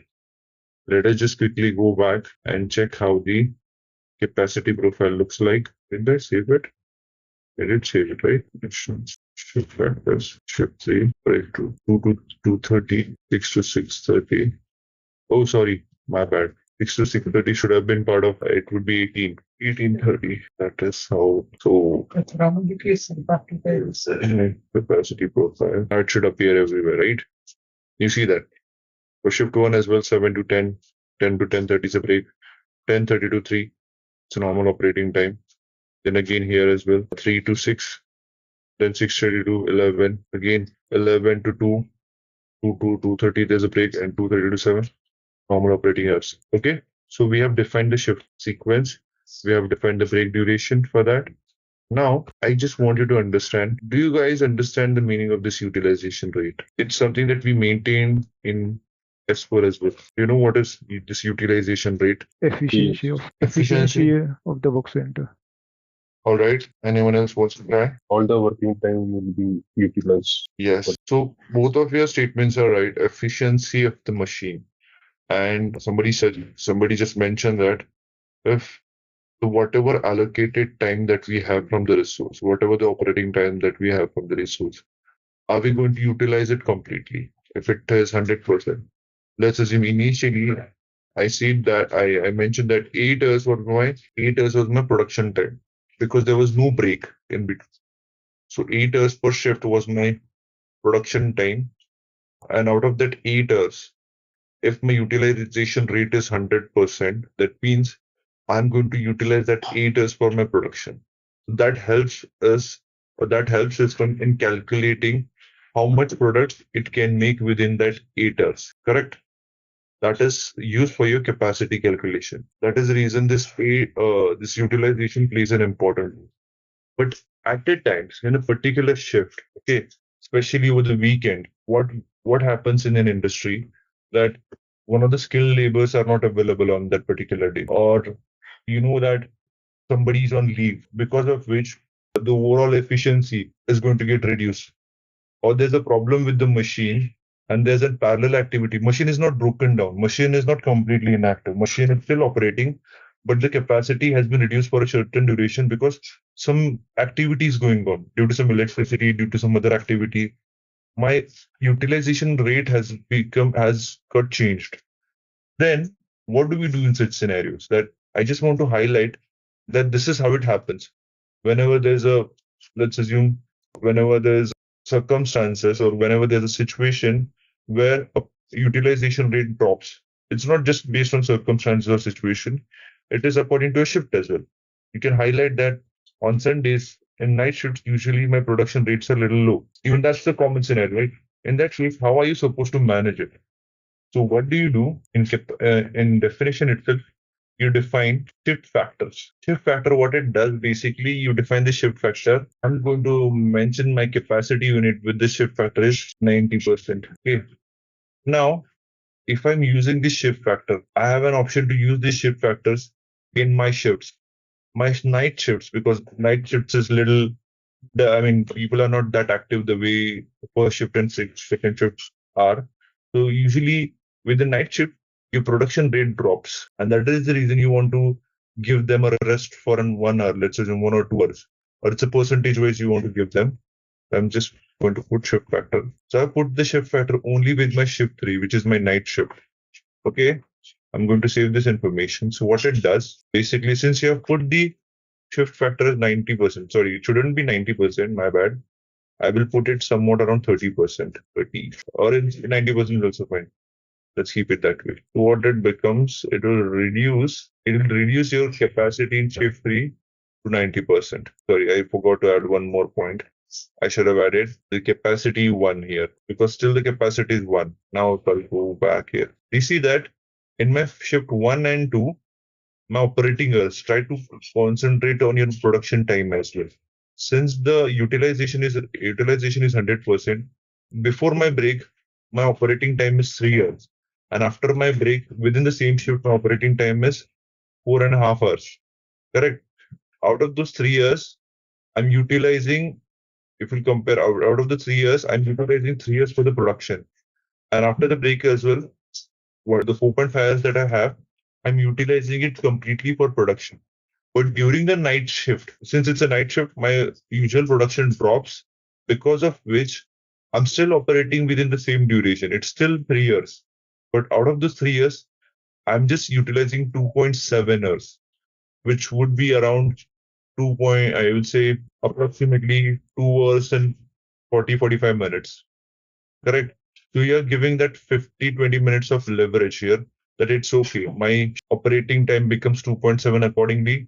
I'm not going to be harsh on my production supervisors who are working in the night shift that you did not produce as per my target. Correct? Because the capacity itself, we're considering it as low. Okay. Even in the night, even the production time after my break, I have reduced it from 4.5 to 4.05. So it's approximately 4 hours, 10 minutes, something like that. It must be approximately around that. 4 hours. Okay. This is how we have calculated it.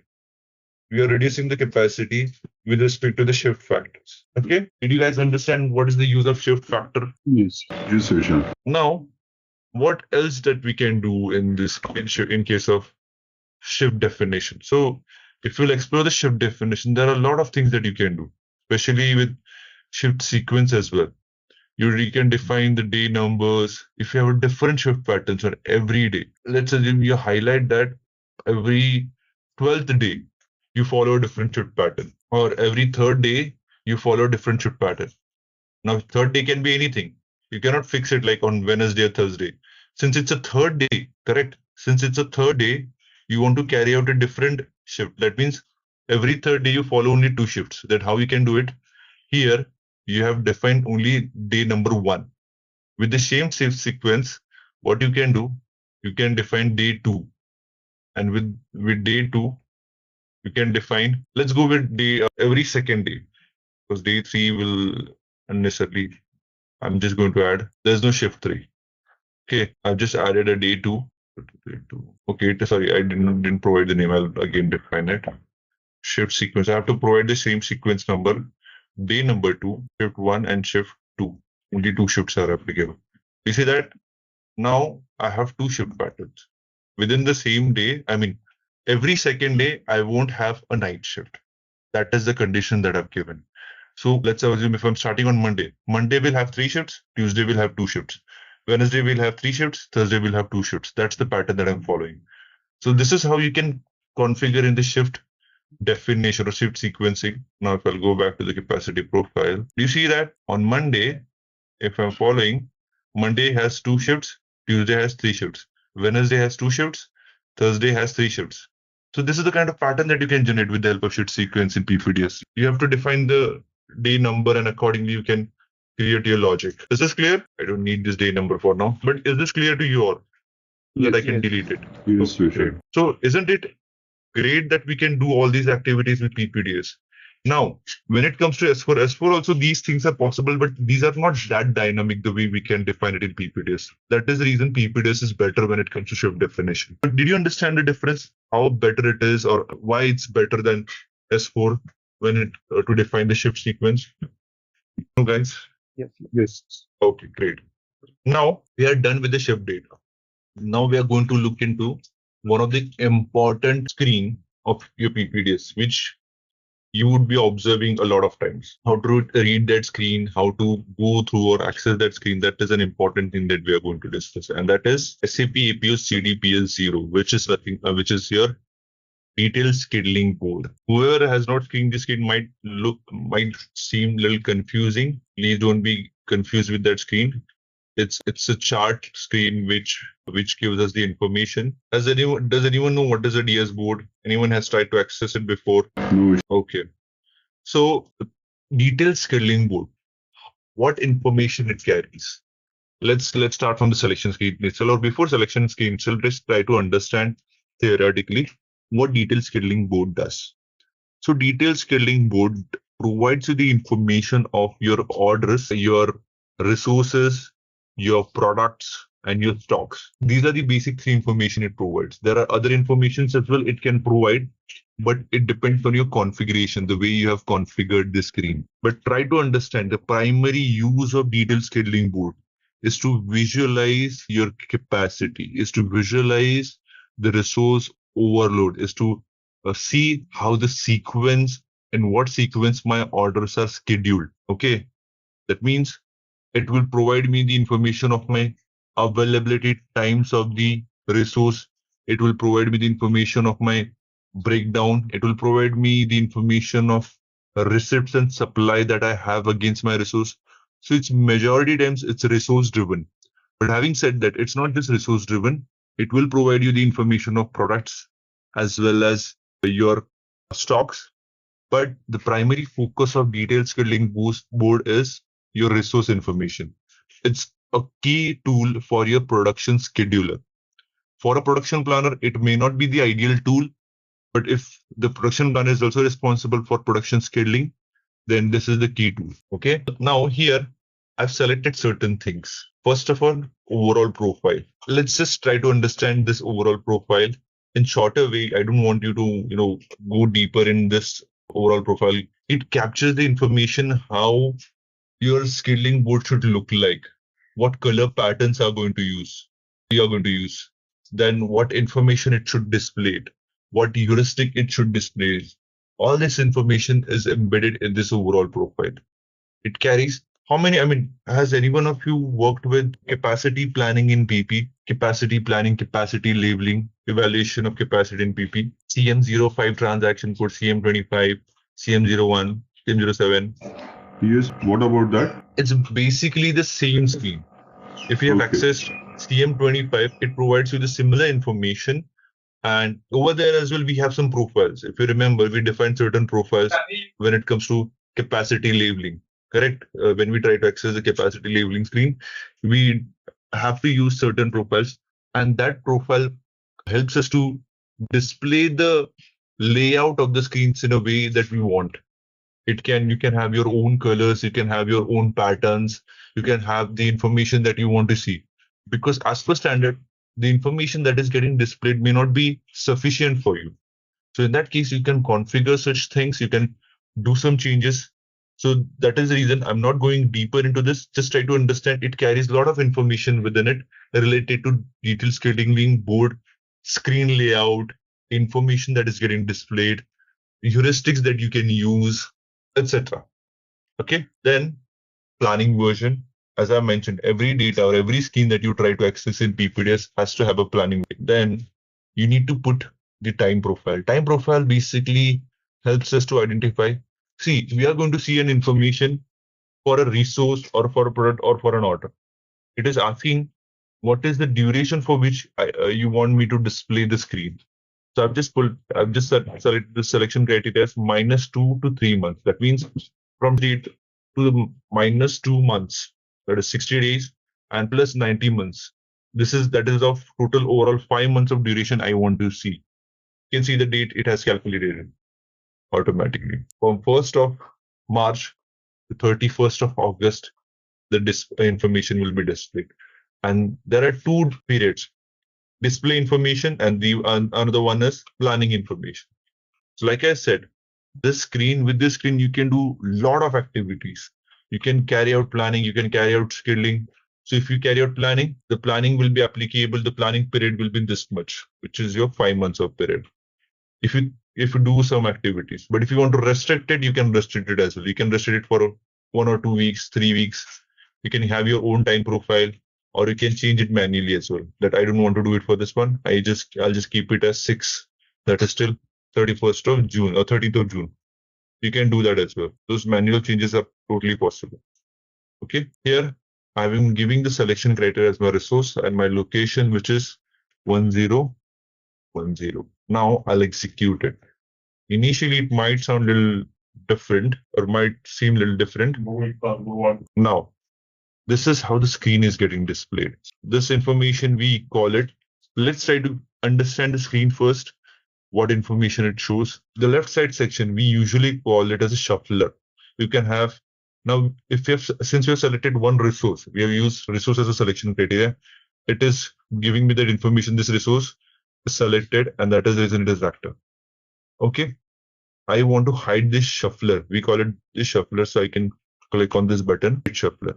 If I click again on that, okay, I can get it back. I'm hiding this screen now. Now, we have a refresh button here. We have an undo button. We have a hide and display shuffler. We have extended selection. Now we have used the selection criteria as resource. If you want to change a selection, you can do that as well over here in the screen. We have plan monitor. Let's talk about plan monitor and these other fields later on. But let's come to this this below screen. We have some options here. Zoom in and zoom out options are there. We have an option. I'll talk about this option as well. Select all, deselect all. All these basic options are there. I'll talk about the rest of the options as well when we start the actual scaling. Don't worry, don't get confused. Let's try to keep the things minimum at the moment. So this is your resource. This is your resource description. And this is the timeline of your resource. Okay, I'm seeing 15th of May, 16th of May. I can go ahead till 31st of August. As I told you that this information is available for your capacity. Now, if you'll observe 14th of May, This red dotted line, do you see that? Let me zoom in a little bit. I've expanded, right? Do you see this dotted line? What it says that this is your current time. It's 3:52. It is according to the time zone that is updated here. I don't know what time zone it is following. You can change the time zone as well. Let me change the time zone to India. See, in India right now it's 9:50, correct? And that is the time it is displaying right now. I think the time is not properly configured. It shows 9:21 India time, which is weird. Okay, but it is closer to time zone. Okay, the time zones are not properly configured any which ways. But this is going to show you your current time zone. It is going to move ahead as per every second, every minute passes.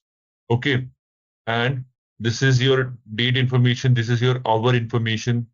Like I said, it's 9:21 as per the DS detailed scheduling board. How do I know it's 9:21? Now, if you'll see at the bottom of your screen, you're able to see where my cursor is. It is giving you the position of the cursor with respect to the time, date and time. It is 14 right above my. Where do you see a T code? Right above that, it shows you the information of date and time. Yes. Yeah. Did you observe it? If I'll move Yes. it here and there, it is going to get changed. The time is going to get changed. Correct? So it provides you this information. This is your resource. This is your hours. This is your days. Now you must be wondering this. There's so much space over here, blank space. There's nothing in it. What information it carries? Let me go to the current time. I don't want to stay in past. So let's go for 15 because past is usually we are not going to look into much into the past. So here, what information it displays? There's a space, then there's this gray period. There's a space, then there's a gray period. Can anyone try to answer what is this gray period? Just think about it. What would be this gray period? Work center loop. Sorry. This is Yes. Saturday and Sunday. No. Break duration. You're absolutely Break. right. This is your break duration. If you'll observe, the duration is only 30 minutes. We have defined our break durations in such a way that it is only applicable for 30 minutes, correct? So this is your break duration. So the gray period represents break durations are also called as non-working times because within that 30 minutes, there's no activity that should take place. That is also called as your non-working time. So this open space, white space that you see is your operating time. And this break period is your non-working time. If I'll go ahead, as soon as my weekend starts, a big gray period comes. It starts at approximately 10:30 on 17th. It ends 10:30 on 19th. Okay. So this is how your non-working time, which is your weekend, is getting displayed. So ideally, you should not have any orders over here, or your orders will not show any production during this time that you have. Okay, so this is the basic information that you carry. This is something that we usually call it as a resource chart. And the primary purpose of DS board or detailed scheduling board, whenever I say DS board, just keep in mind that I'm talking about the detailed scheduling board. We usually refer it as a DS board. Okay, the resource chart carries the information of your capacity. How much capacity do you have? Is there any overload? How exactly it has been sequenced? Does it go through your non-working time, or how you are utilizing your overall capacity? All this basically capacity information will be visible in your resource chart. Okay. Then we have something called product chart. Now there is no product that is getting displayed. Why? Because I don't have a order for any product. If I will create an order, automatically a product will appear over here, a product with product description. And similarly, it shows me with respect to my capacity, how these products are planned in terms of blocks. All the information that is going to get displayed in this resource chart will be displayed in terms of blocks. We usually call this chart as a Gantt chart. Okay. This chart is called as a Gantt chart. It provides you the information in terms of blocks or bars, horizontal blocks, horizontal bars. That means I will have a block like this. This will be my one block. if you see this red dotted line, this will be my one block. That will be my one order. If there's an open space like here, if I'm creating any order, this order will be represented by this method, this block. Within this block, what information I will be seeing? I will be seeing the information related to my order number, my product, and my operation. I don't think product is visible. Order number and operation are the only two things that are visible. Product is visible over here. Okay. I'm not going detail into the DS board, all the DS board functionalities, because that will confuse you at the moment. Let's keep it basics so that you're not getting confused. And the last chart, there are three charts that are getting displayed: resource chart, product chart, and product stock. It provides you the graphical, the way it shows the information in terms of graphs, where your stock is going. Is it going upwards? Is it going downwards? Is it going over above your threshold limit, or it is below your threshold limit?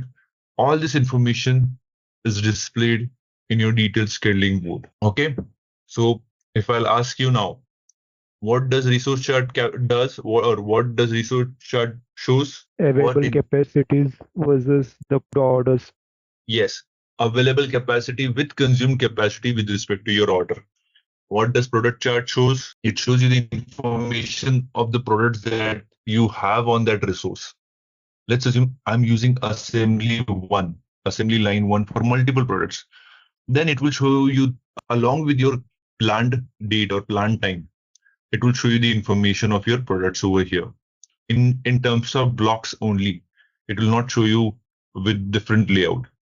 Now, let's assume at 7 p.m. I start one order, the production of car, and it gets completed at 11 o'clock, right? That means my block will start from 7 here and it will end it by 11. That means how much capacity I am going to consume? 4 hours. 4 hours. That is how the block represents. Within that duration, how much capacity you're trying to consume, it will show you that. Let's create one order.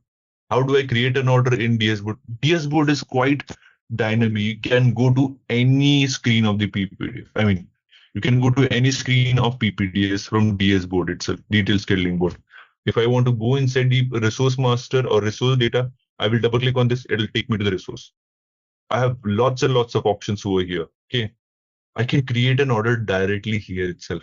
How? Let's assume I have an option here. Create order. Okay. You see that information? Create order. I'm going to put the product as car. Okay. Requirement quantity. I'm going to put it as 400. Let's keep it 300 each. Start date. I'm not going to put it. I'm just going to put the end time as 15th of, or available date should be 15th of May, and timing should be, let's go for 11 a.m. The timing that okay, for execute. Okay, it created an order. Correct. Do you see that in-house production? This is the temporary order number created successfully. Okay. Now, if you see, the timings are a little different right now because of the time zone stuff and the time zone that we are selecting. But what you can do you see this order number now? Let me save this information. This is not yet saved. I'm going to save it. It will now, please observe the order number. It is what the order number is, 1, then few zeros, correct? If I click on this order number will most likely get changed. According to the config though, I'm adopting the changes. That means I am updating the changes. The order number got changed. You see that? Now it became 2991. So how it works basically, see, whenever you're creating an order in PPDS, usually in PPDS and in S4, you want to keep your order information in sync. That means whatever order number is getting displayed in ECC or S4 should be the same order number in PPDS, correct? There should not be any differentiation when it comes to numbers, at least. There should not be any difference when it comes to order numbers. So what happens whenever you create an order in PPDS, it uses a temporary number range that we have configured in the system. And then what it does, since the triggering point, try to understand the triggering point here. If we are creating an order in S4, we already have the S4 specific number range in S4, right? We configure that order number range for plan orders, and that number range is pushed directly to or send. That information is a shared information here. Let me put it this way. I have an Excel open. Let me put it this way. How exactly it works? Even though they are in same box, create a bigger box. Okay. Then you have a one box here, PPDS. I'm going to keep it smaller. Then you have a bigger box here, which is HANA. So how exactly it happens? Information is shared information, right? As we discussed earlier, see, when I create an order, a plan order number, let's assume 1, 2, 3, plan order 1, 2, 3. That information is triggered in S4 side. Everything is S4. This is ePPDS, and I'm still calling it as S4. When the plan order gets generated in S4, it sends this information to PPDS that I have created this plan order 1, 2, 3. Okay, but it's very straightforward. There's no another communication that comes from PPDS to S4. But when you create a plan order in PPDS, I'm going to go with 100. It uses this 100 number for a temporary purpose. Because information is not yet saved, and as soon as you save this information, what it does, okay, it sends this information to S4 HANA. S4 HANA reads that information. Okay, there's a plan order that got generated in PPDS. Now use my number range. Don't use your number range. Then it will give it a new number range. So what was the last number? 1, 2, 3. It will create another order with 1, 2, 4. And this order number will get updated later on as soon as you save it to 1, 2, 4. After saving this information, the transfer of data takes place. If you don't save it, it won't take place. But the temporary number range will get displayed for some time. If you save that, it sets that information. I have generated a plan order. What should I do? S4 will tell the PPDS that don't use your number range, use my number range.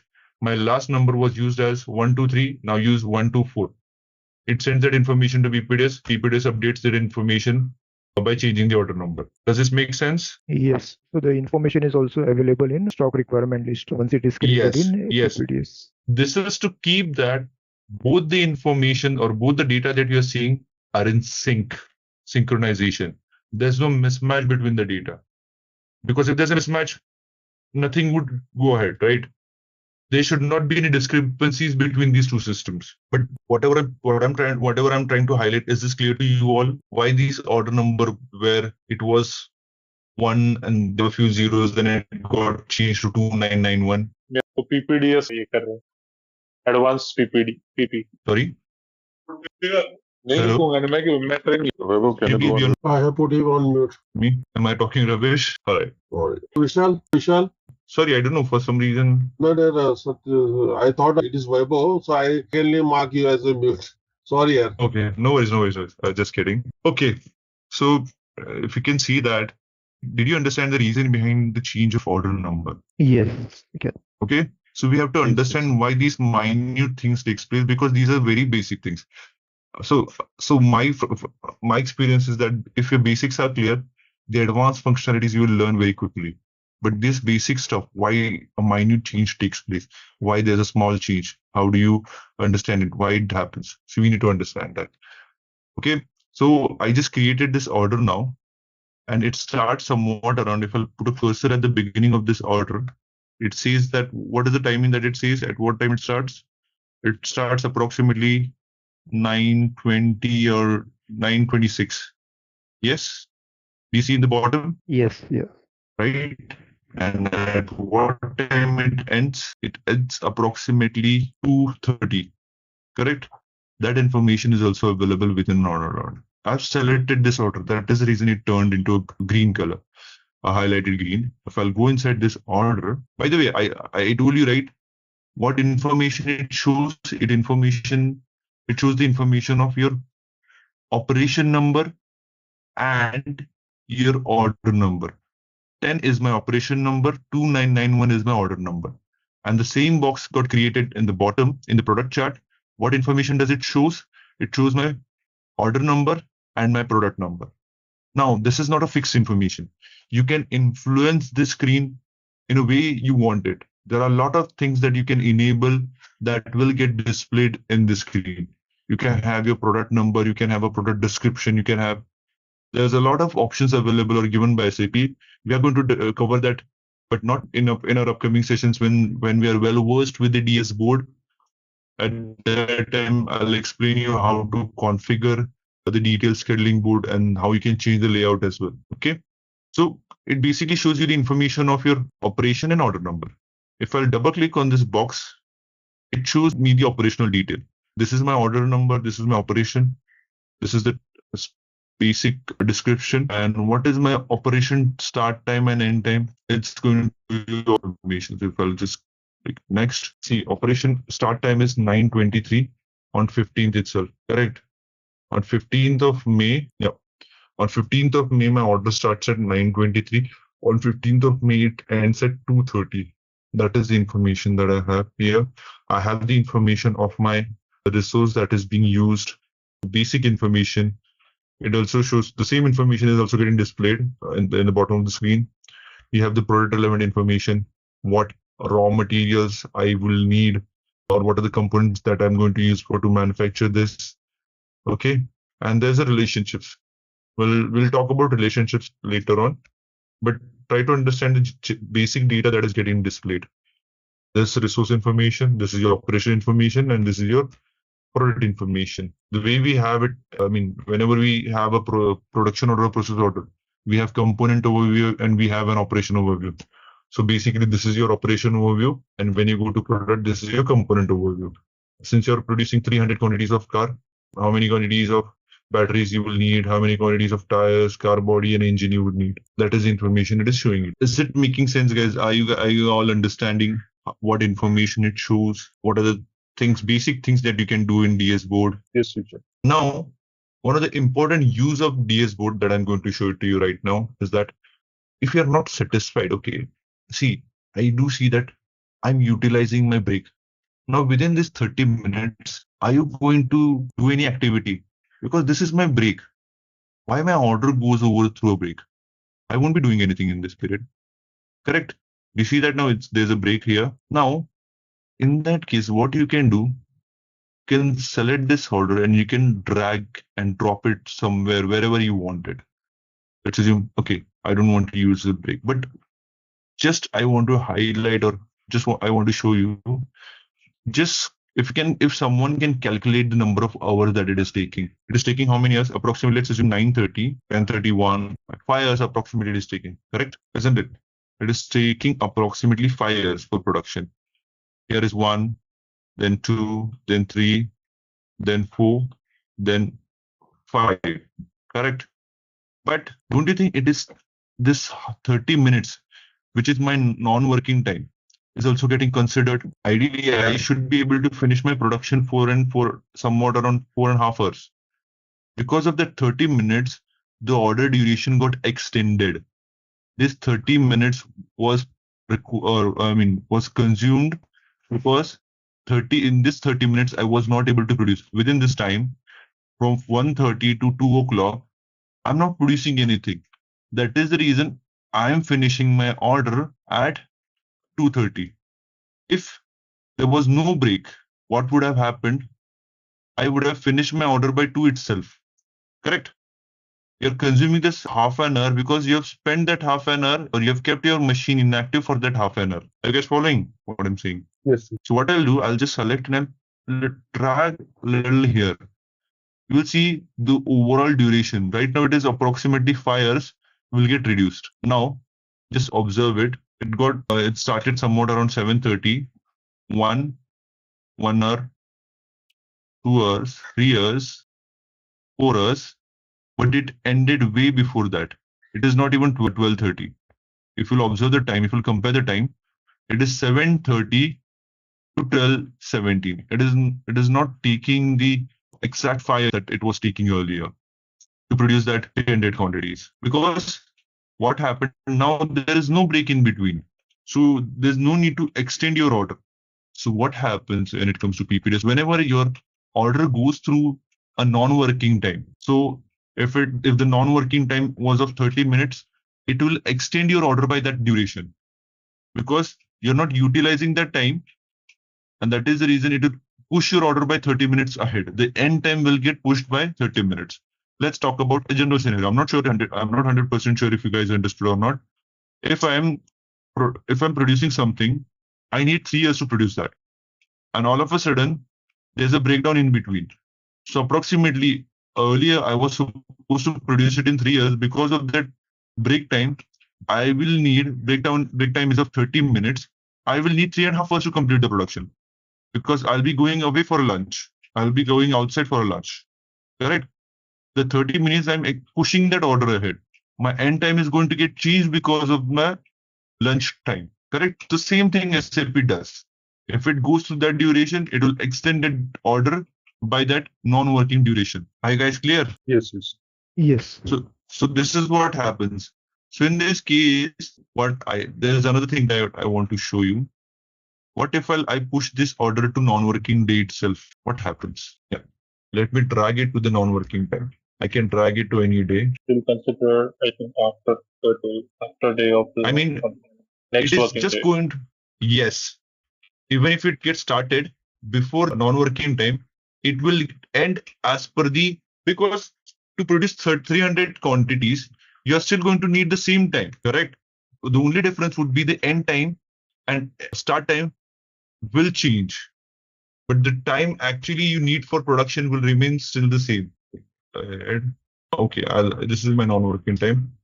I'm going to put my order here. Okay, see, after putting the order here, you don't have to count the non-working time now. You just have to count the actual operating hours. So it is 8:30 to approximately how much it is 10:30. Correct? 2 hours were consumed before non-working time, and then if I'll go ahead here, 10:30. This ends at approximately at 10:30. Okay, 3 hours, 4 hours, and 4.5 somewhat. I mean, some extra minutes it's taking, but it's still the same time. Your production time remains as is, but your order gets displayed over this non-working time. The reason being, you started this order before your weekend and you did not complete it. You just left it as it is and you continued the production after the weekend on Monday when your first shift started. That is how it gets represented. So don't get confused that why my order is displayed across the non-working time. It shows you that there's one order that you're producing, but you left the production when your shift got over on the weekend or before the weekend starts. You continued the production on Monday after resuming your working day. Is that clear? Yes. Okay, great. I'll again push it here somewhere in the order. Now, another information that I want to show you, I just pushed it back. Yeah, here, right now, I'm seeing the weekly information. Correct? I can have I just right click over here. You can have different information. Like if I go to daily, I'll be seeing. Sorry, this is a daily screen. If I go to weekly, I'll be seeing week-wise information. You see that a lot of weeks are appearing over here. Yeah, I can go to monthly view. I can change my view the way I want it. I can go to quarterly view as well. Okay. I want to go to hourly view as well. Let me go to daily view first. Let me go to the date that we were accessing. I can go to hourly view where it shows information. This is your order. Now I'll be pretty much accurate at what time it starts. It starts at 2:25. Yes.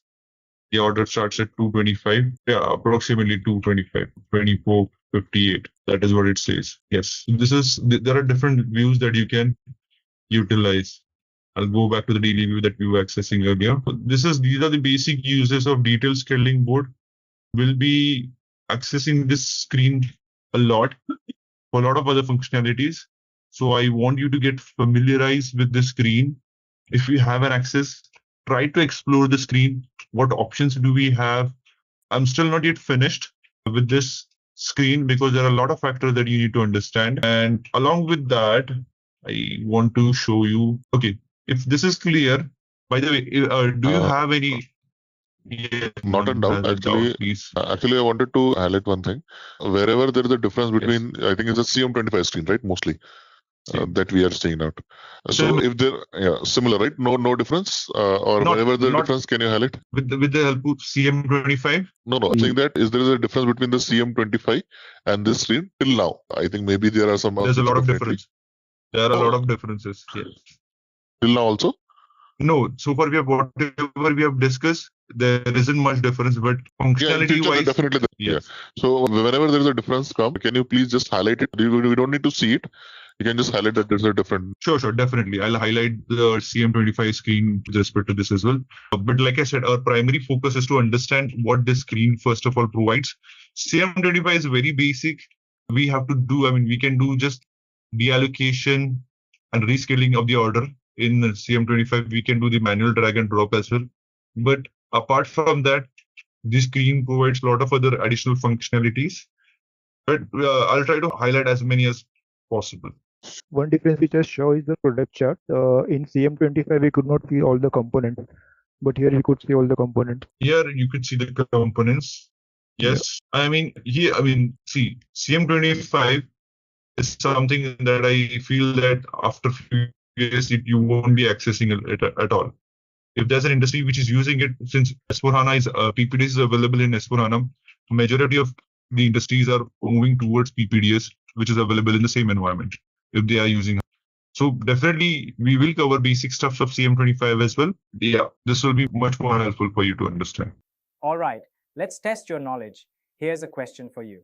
What happens to existing APO PP-DS landscapes when migrating to S4HANA with embedded PP-DS? Option A, they are automatically converted. Option B, they must be completely rebuilt. Option C, they can be migrated using standard SAP tools. Option D, they become incompatible and must be replaced. Take a moment to think, and when you're ready, choose the correct option. Remember, each choice holds a key to unlocking the answer. Good luck. Type the correct answer in the comment section. Hey there! Want to get really good at planning production? Our PPDS course is made just for you. You can learn it at your own pace right on our platform. In this course, you'll learn all about PPDS. It helps plan what to make, when to make it, and how to meet customer needs on time. Our course covers both ECC and S4HANA. From simple setups to expert tips, we explain it all in easy steps. Your trainers are experts who've used PPDS for years. They're here to help and answer your doubts along the way. And guess what? Many students have taken this course and love the way it's taught. People just like you found this course very useful for their job and career growth. Best part, it's super affordable. You get high-value learning without spending too much money. Ready to master PPDS with SAP? Join us today. And to know more, visit ZaranTech's website now. We'll try to cover some of the scenarios. Some basic scenarios. We are not going in any advanced scenarios, but I'll try to explain you how a heuristic works, what is the purpose of heuristic, how exactly it creates a supply against a heuristic. Okay, how many of you are well versed with the planning strategies in the production planning module? I hope all of you. I need yes or no, guys, so that I can go ahead. Yes, make to stock, make to order strategy. Make to stock, make to order strategies. You are all well versed with it. So let's assume our main product that we have been using for testing, that the strategy that we have used is strategy 40, correct? Which is planning with final assembly. And as I mentioned, or as I discussed with you earlier, that if there's a planning strategy maintained it in MRP3 view, you have to have a strategy in advanced planning view if the product is getting planned in embedded PPDS, correct? And that strategy gets populated automatically for strategy 40 and for strategy 10. Okay. For strategy 10 and strategy 40, the planning strategy or proposed strategy in advanced planning tab gets populated automatically because it has the same description. 10 is a make to stock in case of MRP3, and 10 is make to stock in case of advanced planning. You can see that 10 is also a make to stock here, and 40 is planning with final assembly. Therefore, 20 is also the planning with final assembly. But there are these other strategies which we would discuss as on need basis, but we need to primarily use strategies 40 and 10 in case of advanced planning. Similarly, 10 and 40 in case of MRP3. 10 10 and 20 in advanced planning if I've spoken incorrectly. 10 and 20 in advanced planning and 10 and 14 in case of MRP3. Okay. So we have not maintained any product heuristic. Correct? Have we maintained any product heuristic? No. So I have created a forecast. I'm going to show you the MD0 forecast. Okay. What happens if you don't maintain the planning strategy in advanced planning plan? And what are the problems what are the usual problems that you might face? Let me show you that as well. I have maintained already few demands few days back, so I'll show you those demands. You see that there are a few demands I've created, and it's on weekly basis. On 26th, 2nd of June, 10th of June, and 16th of June, I've created some plan independent requirements. Correct? With the type VSF, because with strategy 40, I have to use independent requirement as VSF. Okay. Are you guys clear till this point? Is there any one of you who is confused with the term called VSF? Why it's VSF? No. Okay. Thank you. And you know this planning, this plan order that we created. We created this plan order in the planning board or the detailed scheduling board manually, right? So that plan order is also getting visible. Now, one of the key points that I want you to understand, what if there's no advanced planning? What I'll do, I'll quickly delete this independent requirement. Before deleting that, I'll show you how the independent requirements are displayed in your advanced planning or in your product view. I guess a couple of days back, I showed you this screen called product view. Product view is very similar to your stock requirement list in S4. This is a product view where against every product, you will be able to see how many demands that you have, how many supply that you have, because everything in PPDS or in PP goes through demand and supply. If you have a demand, then only your MRP will create a supply against that demand. Correct? So I'm going to put my product details like name and location. I'll go inside this. I'm seeing the forecast requirement here. There's a forecast requirement. This is the plan order that I created. Okay. And there are 4 forecast requirements with the same requirement date. Here it shows you available date. I want you to understand the screen properly. You guys must be aware about the MD04. This is very similar to that.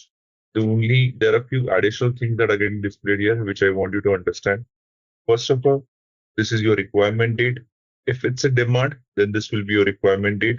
If it's a supply, then this will be your available date. This is your requirement time. This is your requirement category, which is a forecasted requirement. We can call it as a plan independent requirement as well. This is your requirement. This is your confirmed requirement. This is according to your available stock or available quantity.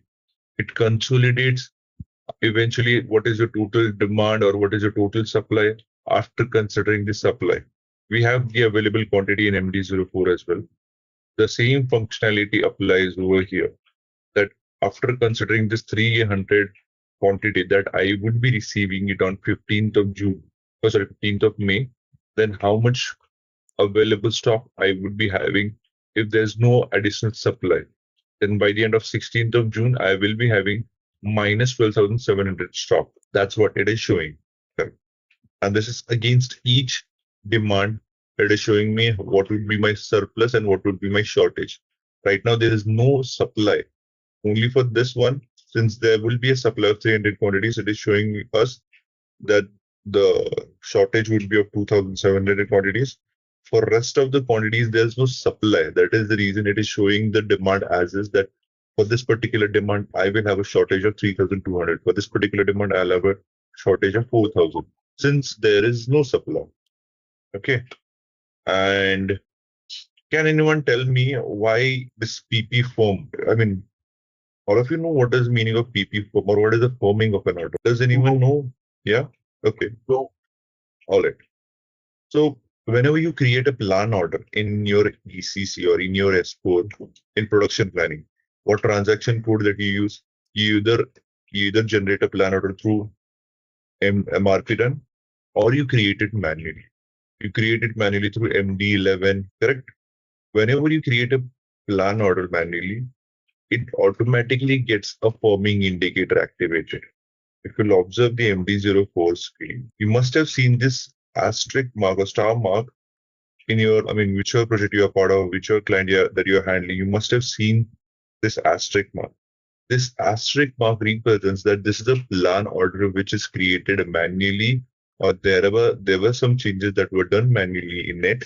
Because of that, this plan order is not going to get changed by your MRP. That is what this asterisk mark. If I'll go inside this plan order as well, you will be able to see a forming checkbox. You see forming plan order checkbox. This checkbox gets activated. That means this order was created manually, or there were some changes that were done in this order manually. If you do any manual changes in this order, it gets, let's assume MRP generated few plan orders. 10 plan orders were generated by MRP. Out of those 10 plan orders, what you do, you change 2 of the order quantities. MRP proposed some quantities.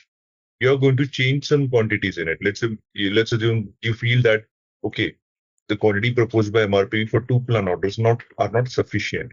You want to increase the quantity. So you go inside that order, you manually change that quantity. In that case, what happens? Out of those 10 plan orders, 2 orders become firmed orders. And what happens? Later on, if you carry out MRP again, the 8 plan orders which are not firmed are most likely, they are going to get changed. But the 2 plan orders, since they have an advanced planning flag, or this, advanced planning flag, since they have a firming indicator activated, they will not get changed. Okay, they won't get changed at all. Okay, does this make sense, or what is the use of firming indicator?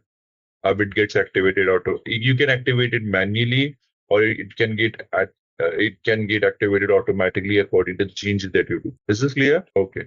Similarly, when it comes to PPDS, I created this order, but I created this order manually. That is the reason you see this F, means it's firmed order. And you see this firming checkbox, PP form. Okay. In PPDS, in case of MRP, we just have a quantity firming, quantity and date firming. That means MRP is not going to touch it. Quantity cannot be changed. Similarly, in PPDS, we have different type of firmings or different type of fixing. Firming is basically fixing something. We are fixing the quantity. It is not going to get changed by an automatic tool like MRP. Correct? But in case of PPDS, we have some additional firming and fixing indicators that we will discuss it later on. Okay. Indicator is the indicator that you use to convert a plan order into a production order or a process order. Okay. And the ATP status. Does all of you aware about the ATP? What is the meaning of what is the meaning of ATP? Available to promise. Yes. How exactly it functions? Anyone knows about it when it comes to plan order or a production order? So based on the type of the scheduling, it will get calculated the date of availability of that product, and it will propose the available date, so which is available to promise date. Available to promise date. The logic is the logic that you explained is absolutely right. But for which product it is applicable? Now what happens whenever you convert a plan order to a production order? At that time, as per standard SAP PP configuration, it triggers the ATP automatically. Or else at the plan order level itself, if I go inside the change mode, you see this check ATP, I can trigger it manually as well. So in that case, it checks whether according to my requirement date, because this plan order will have some requirements. If I'll go inside the plan order, I see a requirements list here. Correct? I need this product. Now try to understand a simple basic term here. I don't have my production time is very less. If you can see that I start my order at 5:53 on 15th itself, and I end my order, will be in the order. Let's go inside the order. Oh yeah, I will be ending my order at, okay, in the morning 5:53 I start my order, and I end my order at 5 on the same day at 11 a.m. So approximately I take 5 to 6 hours to produce this quantity. Correct? This 300 quantities, I'm just taking 6 hours approximately. Now, by this logic, on which day I should get my raw material if I'm starting my production 15th of May, what is the date on which I should get the raw materials to start the production? So it should reduce the in-house manufacturing time, and before that it should get the raw material. So basically, if you're starting your production at 15 May 5:53, so basically before you start, the moment that you start your production, you need the raw materials with you, correct? Or you need the semi-finished products with you. That's how the requirement date gets calculated. If I'll come here, you see that for all the products, let it be engine, car body, tires, battery, it shows you the requirement date and the requirement time. Requirement time is the time that at which you start your production, because as soon as you start the production, you need these assembly items or raw materials to complete the production or to carry out the production. Correct? Are you guys following? Yes. All right. So okay. So with this case, what happens whenever you carry out the availability check at the plan order level or at the production order level, it identifies, okay, I need 300 quantities of engine. Do I have the engine available, or will I get the engine at this time? The requirement, as per this requirement date and requirement time, will I get the product? If yes, it will show you that the engine will be available. You have to get it before this time. Okay. As long as, because there's a demand for engine product. Now the demand has been created for 300 items, 300 quantities.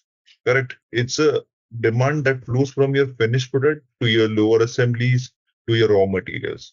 From top to down, it creates a demand because there's a plan created at the FG level. Because of that, it creates a dependent demand at your sub-assemblies, assembly levels.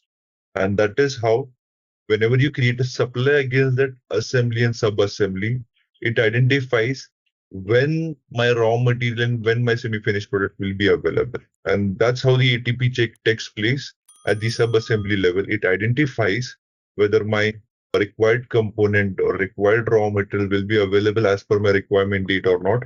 If yes, it shows that all materials will be available. If no, it gives you a pop-up that all the materials are not available. These are the materials which will be missed or which are not available as per the requirement date. And according to that, it generates the status over here gets changed, checked, and all the materials are available. If it is not available, then it says that checked and missing parts identified. Something like that, the status appears over here. That's how your ATP status against your plan order or production order gets displayed. Okay. And then the important thing that here is a order priority. We are not going inside the order priority right now. We'll discuss it later on. But then we have some basic information such as start time and start date.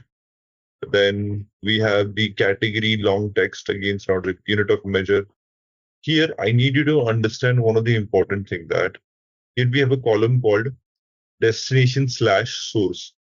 What it does basically, it shows you that if you are producing something, you're producing for what plant?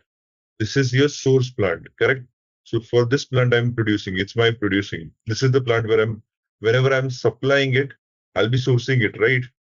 And this is where I need to source it. It's basically the same plant. I'm not manufacturing for some external plant. You will be able to use this column a lot especially for your subcontracting scenarios. Whenever we would be discussing about the subcontracting scenarios, I'll explain you again, but please keep this in your mind that there is a column called destination/source, which shows from which plant the material is moving and to which plant it is going. Basically, the demand is from which plant, the supply is from which plant. That information it shows. Here it shows that the demand is from 1010 plant and the supply is also in the same plant. So there's no need to supply this quantity to some other plant. I remember on our day 1 or day 2, somebody asked a question that for their supply chain, they have a distribution center from which the demand comes to the manufacturing unit or to a manufacturing production unit. In that case as well, this information would be visible. So it's not just applicable for subcontracting.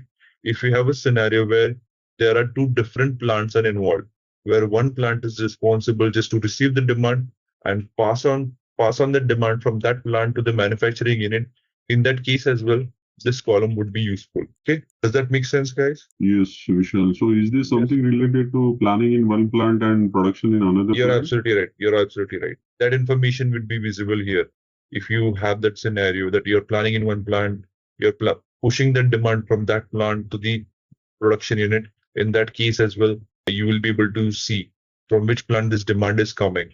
And whenever you produce something, then it will show you that you are supplying this quantity to that plant. Okay, and then it shows you the information of the resource that is being used to manufacture or for the supply.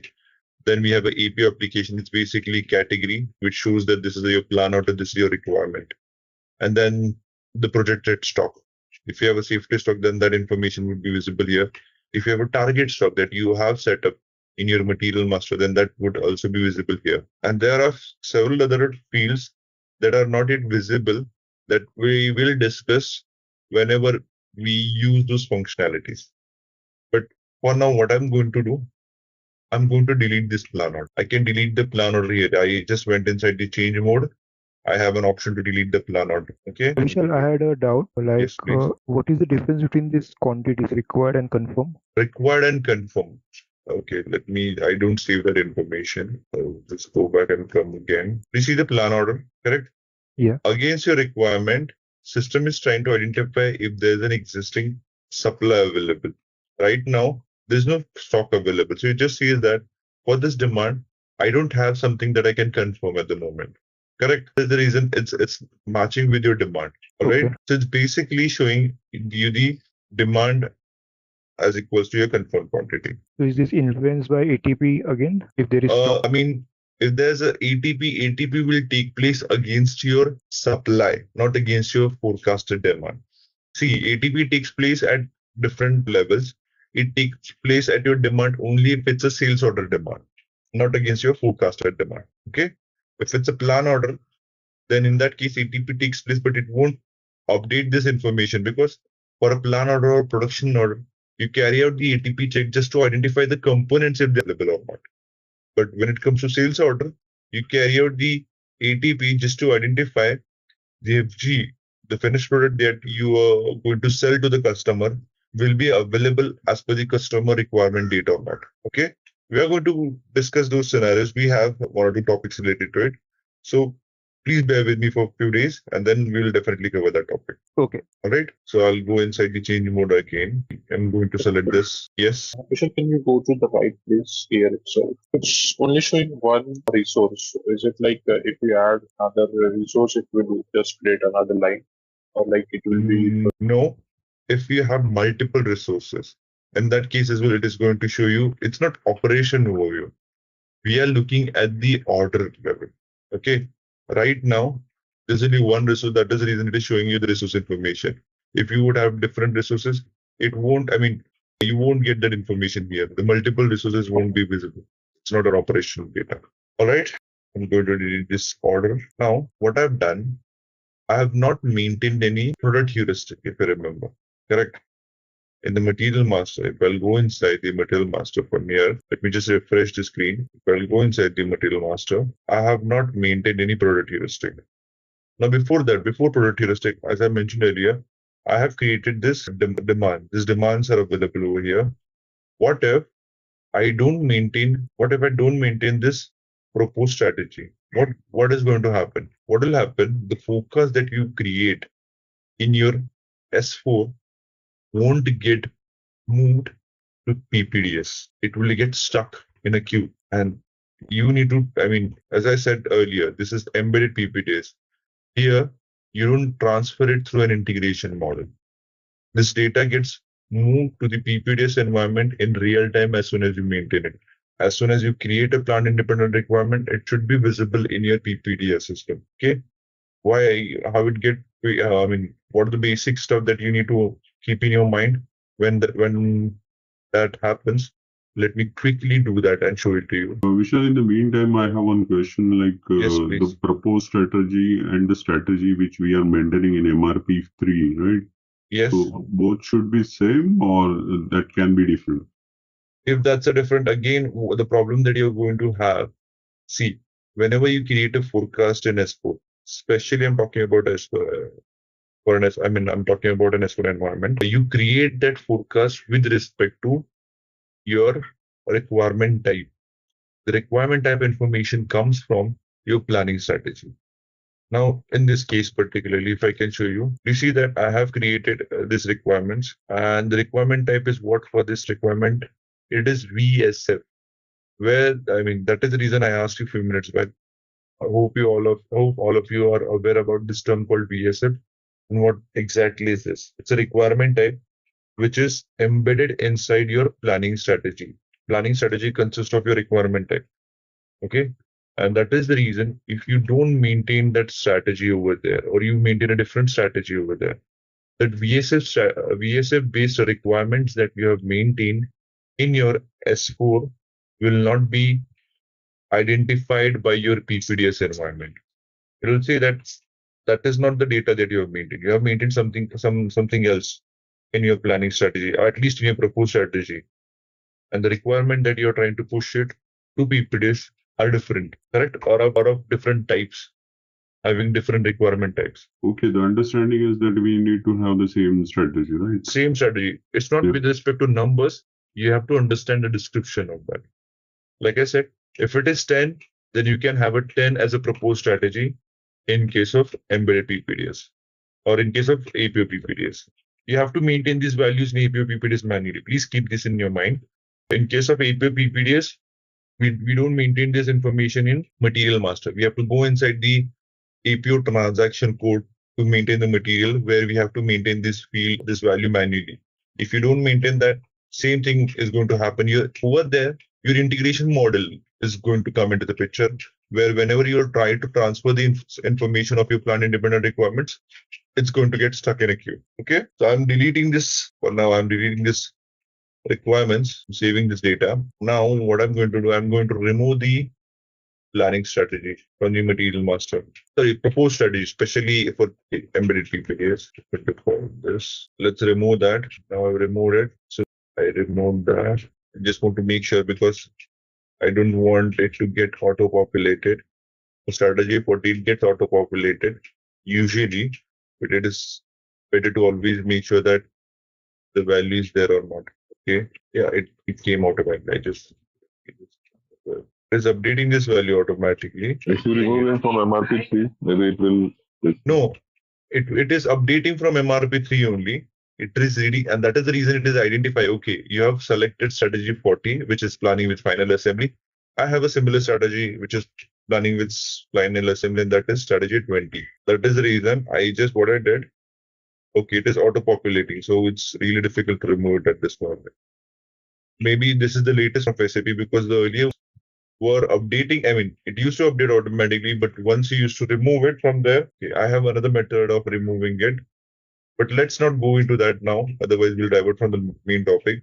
But please try to understand, you have to keep the planning strategy and proposed strategy in sync if we are creating a forecast in S4HANA, because otherwise your plan independent requirements are going to get failed for sure. You won't be able to see your plan independent requirements in your product view screen. The way I'm seeing them right now, you won't be able to see them. Okay, it'll get stuck in a queue. And to identify what has stuck in a queue, especially the transactional data, what do? You perform a transaction code called /OSAP APO CCR. This is the transaction code you would be using a lot. Okay, this is specially used for your transactional data. As I mentioned, here you select the partner system, which is your logical system. Okay, then you select your product. Let's assume car is my product that I'm selecting. Then I'm selecting the plant. Okay, what I'm doing, I can select the parameter against which I want to carry out the comparison. Basically, what it does, whenever you put the selection criteria, it carries out the comparison between the transactional data and S4HANA transactional data. And if there's a gap, let's go with that assumption that I created a forecast in S4HANA, but that forecast was not appearing in EPPDS because of the strategy issue. In that case, what I can do, I'll simply select the plan independent requirement checkbox. I'll carry out this execution for the comparison. Then what it will do, it will show me the results. Okay, right now, there are no, we don't have any plan independent requirements right now. That is the reason it says that it's 0 available, out of which how many of them are in error status? No, because we don't have any data. Let me quickly create them. I have another way of showing you this information, that let me create a planning strategy, or let me create a plan independent requirements with a different requirement type. Let's use LSF as a requirement type. I'll put it in monthly. Okay. Requirement type does not exist. 8. So it is auto-populating. It is not accepting that. Receipt should have worked. Receipt won't work. Not allowed to. Let me go and send. I just deleted the MD62. That is the reason I won't be allowed to. Yep, I won't be allowed at all. Let me just maintain the normal one, which is a VSF. Okay, remove it from here. That will auto-populate it. I'm going to upload the forecast in weekly buckets. I hope all of you are aware about this screen where I'm creating this forecast data. I'm just putting this random values. I've created this 4 forecast. Okay, I've saved this information. If I'll go back to the reconciliation screen, we call it as a CCR, SAP APO CCR reconciliation screen. I'm going to do this again. See, now it identified that there are 4 plan independent requirements, but there is no error. That means none of the data has been stuck in either in APO nor in, neither in APO nor in your S4 system. If you would have got some errors, what information that it shows, it's not in APO. That means it exists only in S4HANA. S4HANA is also called as R3 system. That is the reason you would be seeing the another box here as not in R3. So if we have any information that some information exists only in your ECC or R3 system, then it shows that it is not available in APO. As I gave an example, that if you create a forecast, but that forecast doesn't move to PPDS, then here that quantity would appear, that out of these 4 forecasts, 4 of them could not move to APO. So you get that value. You have an option that select this and transfer it to APO. We click on this icon that try to move it from R3 system, which is a HANA, to APO PPDS. Basically, it's S4 HANA PPDS, but the terms, they have kept it as it is. There's no change in the terms. Even in this case, if something is available, there are changes that you have done in APO system, but you are not able to see them in R3. Then what you would do, that information would appear here, that some of the data that you have changed in APO are not getting updated in R3, that is in your HANA system. You select that information, you try to push it this way. Now, what happens at a time? You have deleted some data. Let's assume you have deleted the forecast in R3, but for some reason, that deleted forecasts are still visible in APO. In that case, what happens? It shows you that there's an error, and you select that information, you delete that data from APO by clicking on this box. Similarly, vice versa, if you have deleted something from APO or PPDS, and that is still visible in R3, then you get that information here in terms of errors. You select it and you delete it to R3. So definitely we will have some issues, but not at the moment. Whenever we'll have this issue, I'll show you how to do this. But did you understand the main purpose of this transaction code, this reconciliation report, how we can compare the transaction data? It's not just for the plan independent requirements. You can use it for production orders, plant orders, reservation, maintenance orders, purchase orders, sales orders, everything, even the confirmation that you do. You'd be able to do that. You have stocks, storage location stock. If we have any storage location specific stock that you have maintained, you would be able to identify it. Project stock in transit. You can compare this information. I don't think below information you would ever need, but these are the main checkbox that you can select, and accordingly you can carry out the reconciliation. Is that clear to you all? The use of this screen, it's really important. So is there any post-processing we can do from this screen, or it is just a report? It is a report. Usually so far I've used it. The post-processing is also there. We have, similarly, the way we have CCR, we have a report called a CPP, post-processing of reconciliation data. So let's say we trigger something here, but that is not getting moved to the respective environment. then you have to go to a CPP transaction code. I don't want to discuss the transaction code at the moment in detail. The reason being, it's a little complicated than this one. We will definitely cover the transaction code when we get a data that gets stuck in the system. So that then you will be able to see. Right now there is no data, so we won't understand how to use that transaction code. This one is quite easier than CPP. That is the reason I'm explaining this. But CPP is something I want you to understand whenever the actual data gets stuck. Okay. I hope all of you understood the use of this core interface or SIF reconciliation report. Yes. Oh, great. Now, since I've created the forecast, let me just go to the product view, how this demand is getting visible over there. Planning, I have to put it car as a product and location. Yes. So this forecast is getting displayed. Now, one thing I want you to understand, let's go back to the main core concept of product heuristic, which is available in our material master. So I've already explained you in short, what is the use of product heuristic. Does anyone remember the explanation that I gave? I think it was in last week, but anyone, if he or she wants to try it, I would appreciate that. What was the explanation? If anyone remembers, what is the use of product heuristic? Okay, I will re-explain it to you in that case. So the main purpose of product heuristic is to identify a demand, and it's not just the identification. The main purpose is to create a supply according to that demand. So with this product heuristic, we have several standard product heuristic. When I say product heuristic, see, keep in your mind that, let me just draw a diagram quickly. When I say heuristic, there are different types of heuristic when it comes to PPDS. We have product heuristic, which we maintain it in the material master. Okay. Then we have something called scheduling heuristic. Then we have something called service heuristic. Service heuristic does the job of scheduling heuristic as well. So I'm going to categorize them as service heuristic. The purpose of service heuristic and scheduling heuristic is to schedule your order. Okay.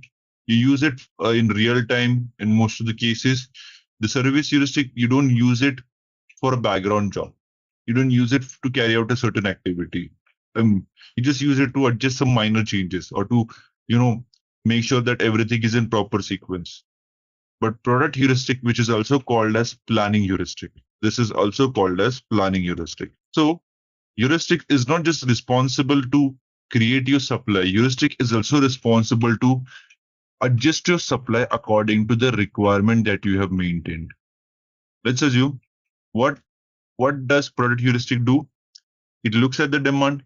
It looks at the settings that you have maintained in your heuristic setting, and accordingly it generates a supply. What does scheduling heuristic do?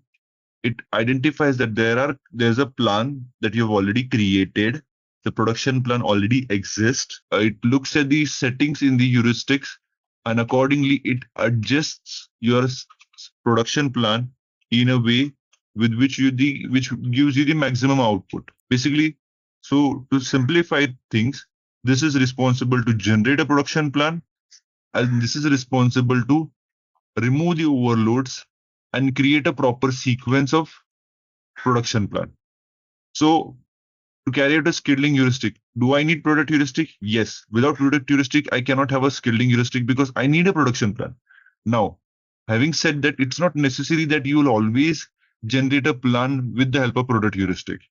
You can generate your plan with MRP as well.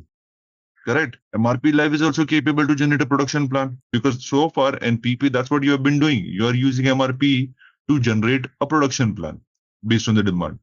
But you can also use the product heuristic for certain products on need basis if you need some additional functionalities while generating the production plan.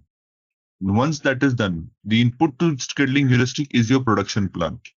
Once you get the production plan, you can carry out the scheduling heuristic to adjust the plan according to your need. Okay, does this make sense? What is product heuristic and what is your scheduling heuristic? So one question over here is that in the material master, we need to assign this product heuristic or scheduling heuristic? Because good question. Now, one thing I want you to understand, let's think logically. Whenever we plan something, do we plan according to a resource or we plan according to a product? A product. You're absolutely right. Product. So if your responsibility is your production planner or material planner, you'll always try to understand, or you'll always maintain that information with respect to your product. So if you're a material planner, you just want to create a plan. It may not be accurate according to your capacity. It may not be the ideal plan, but you just want to create the plan by looking at the demand. That is your role, which is the role of a material planner. So by following that logic, product heuristics are always assigned to the material because they are the one who are responsible to create a production plan. Does that make sense? How to understand this logically? Yes. Okay. Scheduling heuristic, where this is moreover from your scheduler point of view. Here, the plan already exists. This scheduling heuristic, you are not supposed to assign it anywhere because you don't know which scheduling heuristic you might need. Product heuristic, at least you are sure that usually I have these type of demand and I need to generate a production plan in this particular way. You can fix it, but scheduling heuristic is not fixed. You can identify there are 2 to 3 scheduling heuristic I might need. Accordingly, it will schedule your orders. It will schedule your production plan. So this is something that you don't need to maintain anywhere, at least with respect to product or with respect to resource. But this is moreover from capacity point of view, and this is moreover from your demand point of view, because this resolves the issues of the demand. It fulfills all the demands. This resolves the issues of your capacities. It tries to maximize the capacity, making sure that there is no overload. Okay. Okay, so Vishal, does that mean that if at all we assign the product heuristic in the material master, it will, in the back end, it will also follow the scheduling heuristic to create the scheduling plan as well as the capacity planning? Well, it is not going to automatically trigger a scheduling heuristic. Product heuristic and scheduling heuristic are 2 different features. However, if you're scheduling a background job in your actual environment, you can have that flow that once my product heuristic is completed, as soon as that gets completed, I can use a scheduling heuristic to sequence that plan or to schedule that plan. You can have that, but there's no automation over here that it automatically picks the scheduling heuristic. You have to give an instructions to the system what scheduling heuristic you are supposed to use. Okay. Okay. So let's go inside. Okay. Is there any other question? So can you help us to show that from where we'll have to select this scheduling? Definitely. We are focusing only on the product heuristic, but mostly we'll be talking about some of the scheduling functionalities. So let's try to understand the product heuristic that are available. Do you see that approximately 16 product heuristic that you have? You see that some of them you may not understand them by looking at the description, but you have to understand how exactly it functions. And how do you understand that? Let's talk about the simple ones initially. Reorder point planning. What it does, it looks at the demand, it ignores the demand, and it creates the supply or creates the production plan according to the reorder point value that you have maintained. Correct? Because that's what your reorder MRP type or reorder based replenishment, which is your MRP type VB, that's how it works. Correct? Are you guys following? Is it necessary, like if we using this reorder point planning heuristic, then MRP should be also reorder point? Good question. The good question. No, it's not necessary. So what happens? Let me highlight another important point. See, okay. Before we go in detail about the heuristic, I just want you guys to understand heuristic can be triggered directly from your PPDS. Now, if you are triggering them from PPDS, what will happen? PPDS doesn't know what MRP type you're using, correct? PPDS doesn't know what MRP type that you're using. It has no information of PD, VB, P1, P2, P3 that you're using or VM.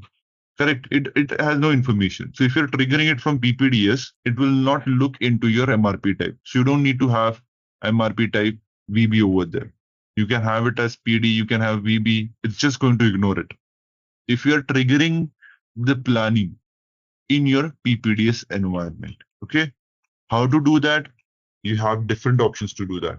If we have this product view screen, here, if I'll go inside the change mode, I can trigger this product heuristic by clicking on this button. This is one option.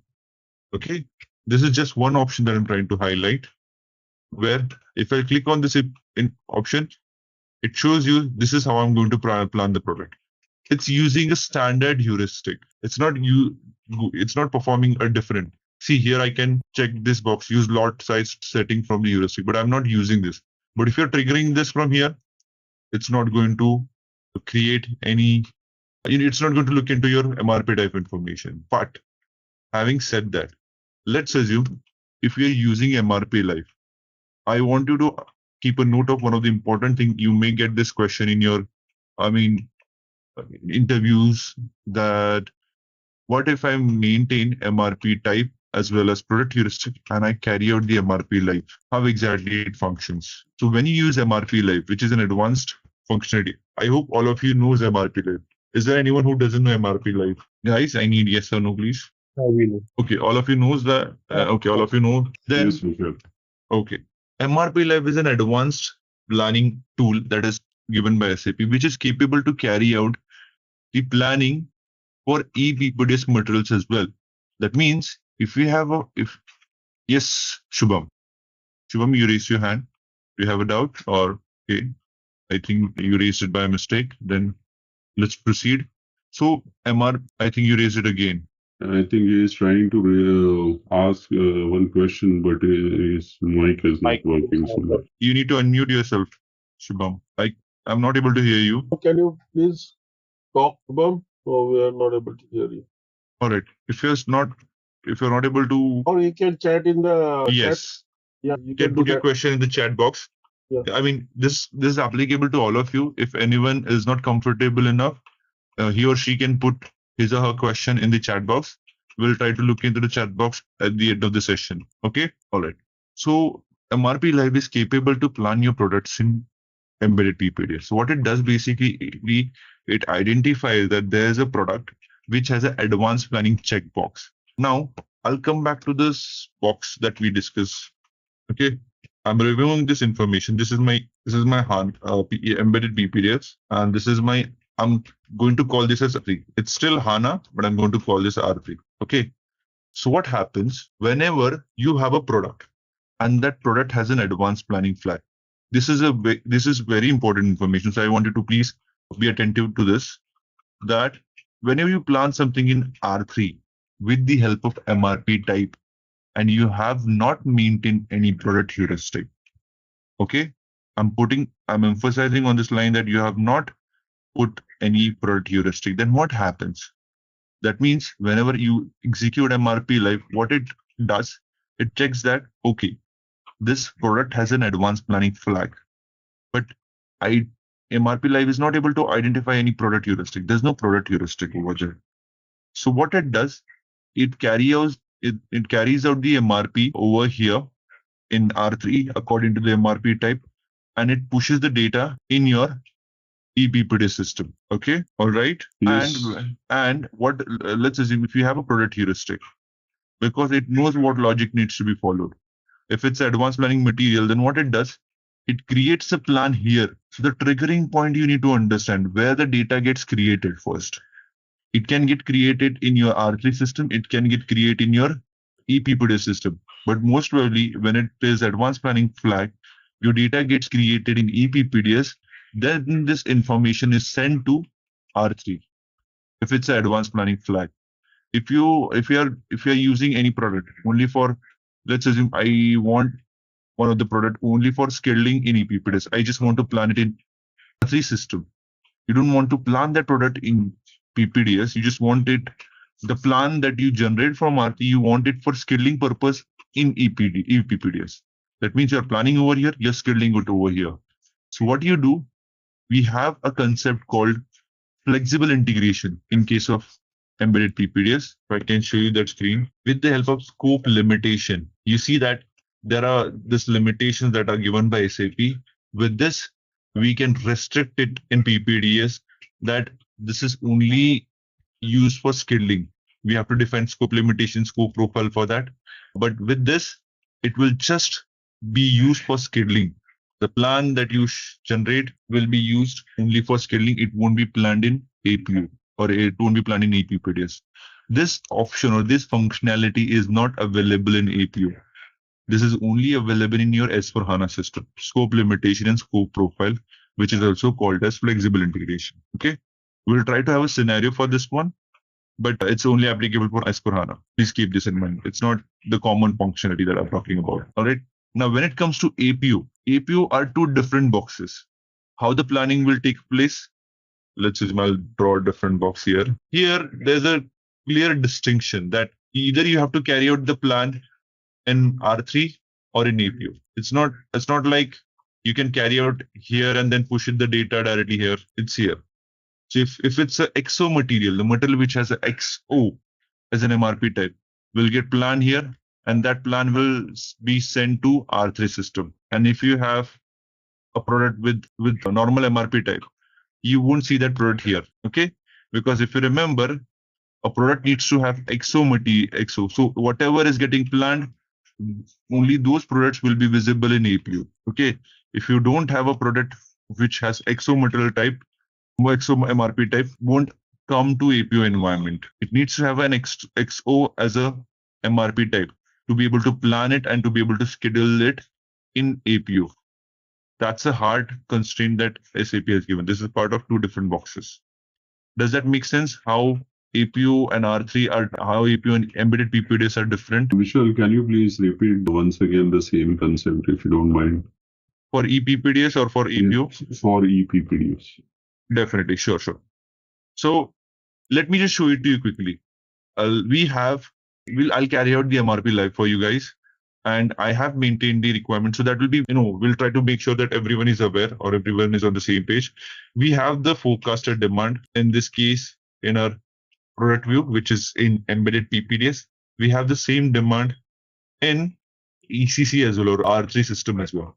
So I'll carry out the MRP live for this product, MD01N. I'm going to select my plant material. I don't want to plan my BOM for now. That means I don't want to generate. Let's generate it. That should not be a problem as well. Change the BOM components. Regenerative planning is not needed. Scaling will be 2. Planning mode is 1. I'm going to use 1. Okay. I hope all of you are aware about the screen. I'm just going to execute the MRP live. We get certain. Okay, no planning. Okay. Do you want to carry it? Yes. Regenerative planning. Now we were able to plan one product only. Okay. Let's try to understand the material list here. Do you see there's one checkbox that appeared here? It's PPDS. That means this product, car, was planned in which environment? PPDS. Because of what? Advanced planning flag. Messages will show you further information. Just the material. Yeah. So here it shows you the information that this product was planned only in S/4HANA in PPDS because it had an advanced planning flag. Correct? If I would have maintained the flexible integration, I could have planned this product directly through MRP Live, but the information would have got visible in PPDS. So what I was trying to say, let me put it in simple words. Whenever there's an advanced planning flag for a product, it usually gets planned in APPDS, and that information is transferred to your R3 environment. Whenever a product doesn't have an advanced planning flag, by default it gets planned here, but you won't see that information here. So try to understand it's a MRP type that won't be playing an important role when it comes to embedded PPDS. That is not, unless and until you might get confused with the MRP type PD. Why? If we are using PD as an MRP type, and if we have an advanced planning flag, we don't have a compulsion in it when it comes to embedded PPDS that you need to have XO, which is the case in APO. In APO, we need to have XO as an MRP type to plan a product in embedded PPDS.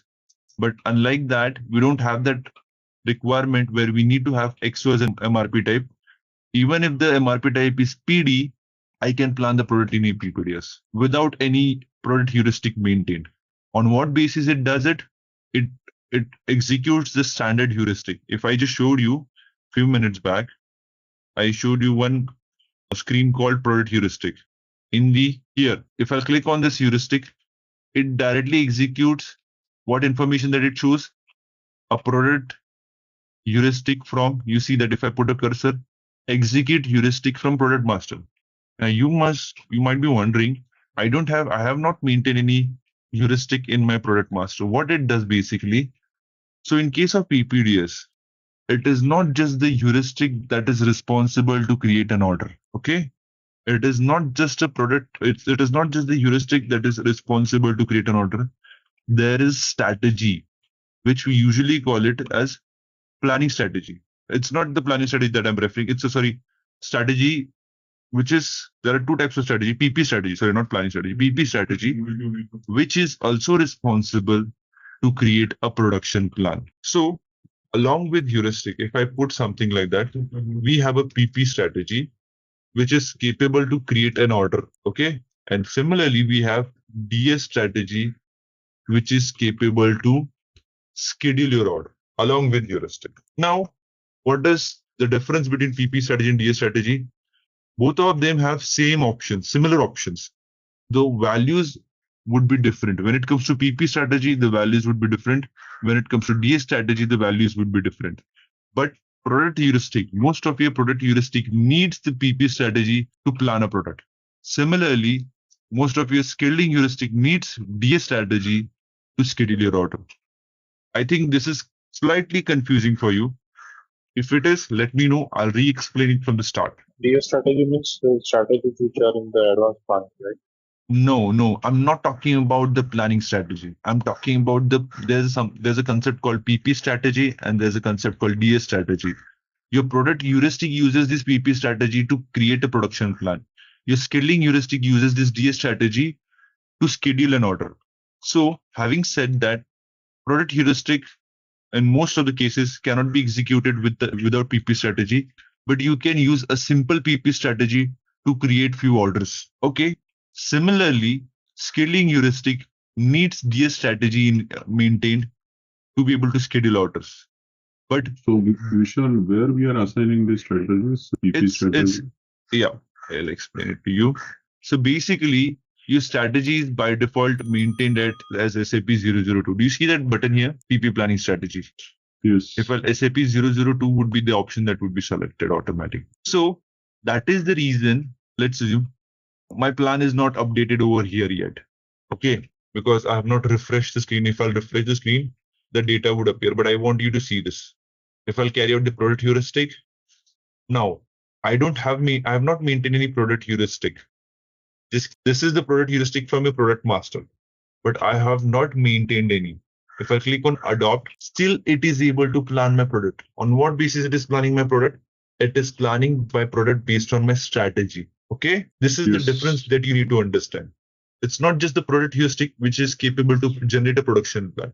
My planning strategy can also create a production plan. But product heuristic along with planning strategy gives me advanced option. So keep this in your mind that product heuristic usually has a dependency on PP strategy, but PP strategy can standalone generate an order. It doesn't need a product heuristic to generate an order. Similarly, with DS strategy and scheduling heuristic, most of your scheduling heuristic uses DS strategy. It's not necessary all of them uses it. Keep in your mind that majority of your product heuristic uses your planning strategy, PP strategy. And most of your scheduling heuristic uses DS strategy to generate a plan, along with some additional functionalities. So if there's a DS strategy and I give some one or two additional functionality, that becomes my scheduling heuristic. Similarly, with PP strategy, if I give one or two additional functionalities, then it becomes a product heuristic. That's how the differentiation is. Okay. Now, I just executed the product heuristic even though I didn't maintain any. It created a plan. Okay. I don't need this plan. I'm going to select all these orders again. It is for I still have the demand. I'm not refreshing the screen because if I'll refresh it, the data that is available in S4, because I just carried out the MRP live, that will get updated over here. And I don't want that to happen. That is the reason I wanted to see this heuristic as well, variable heuristic. With the variable heuristic, you get an option. What heuristic you want to use? The heuristic that I was just showing it to you in material master are also visible in your product view. And over here, you can select the respective heuristic to carry out the production plan. Let's assume planning of standard lots is something that we use it a lot. And here, do you see these options? Now, this is the option that I was talking about. Do you see that this is a heuristic that I've selected? And the heuristic name in PPDS is planning of standard lots. Just focus on this description over here. Which one I'm using at the moment? Planning of standard lots, which is this one, SCP_PP_002. I can change it over there as a variable heuristic. I can execute some different heuristic. Now, these are the controls in a heuristic. Okay, the below settings that you see, these are the controls in a heuristic. The settings that you see. Okay, what options that we get? Procedures. That is important for net requirement calculation. We are highlighting that avoid surplus. Keep it as close as to your requirement. Okay, we have an option called group past requirements. Group them together and create one supply against them. Plan with shelf life. Consider the shelf life information of the product. Consider shortage outside the PPDS horizon. That's also one of the important. We have not covered yet, but there's another option called lot sized information. Lot size information, we have an option called lot size, used from settings of the heuristic. So in heuristic also we can maintain this lot size, or else we have the lot size information available in our material master. We maintain that lot size information, right? What should be my lot sizing procedure? What should be my minimum lot size? System by default refers the information that is maintained in your material master or your product master. If you don't want that to be used, if you want them, or if you want your system to refer it from the heuristic, that's also possible. So these are the basic settings and lot size settings that are available in planning of standard lots. Now here we have an option of strategy. Okay, the same strategy options that are available over here will be visible. Okay, it's here. There's a drop down button. Do you see? There are a lot of options with the planning strategy. So even though you don't maintain any heuristic or you don't use a heuristic, your PPDS system is capable to plan your product with respect to strategy. Here we have a lot of options. Okay.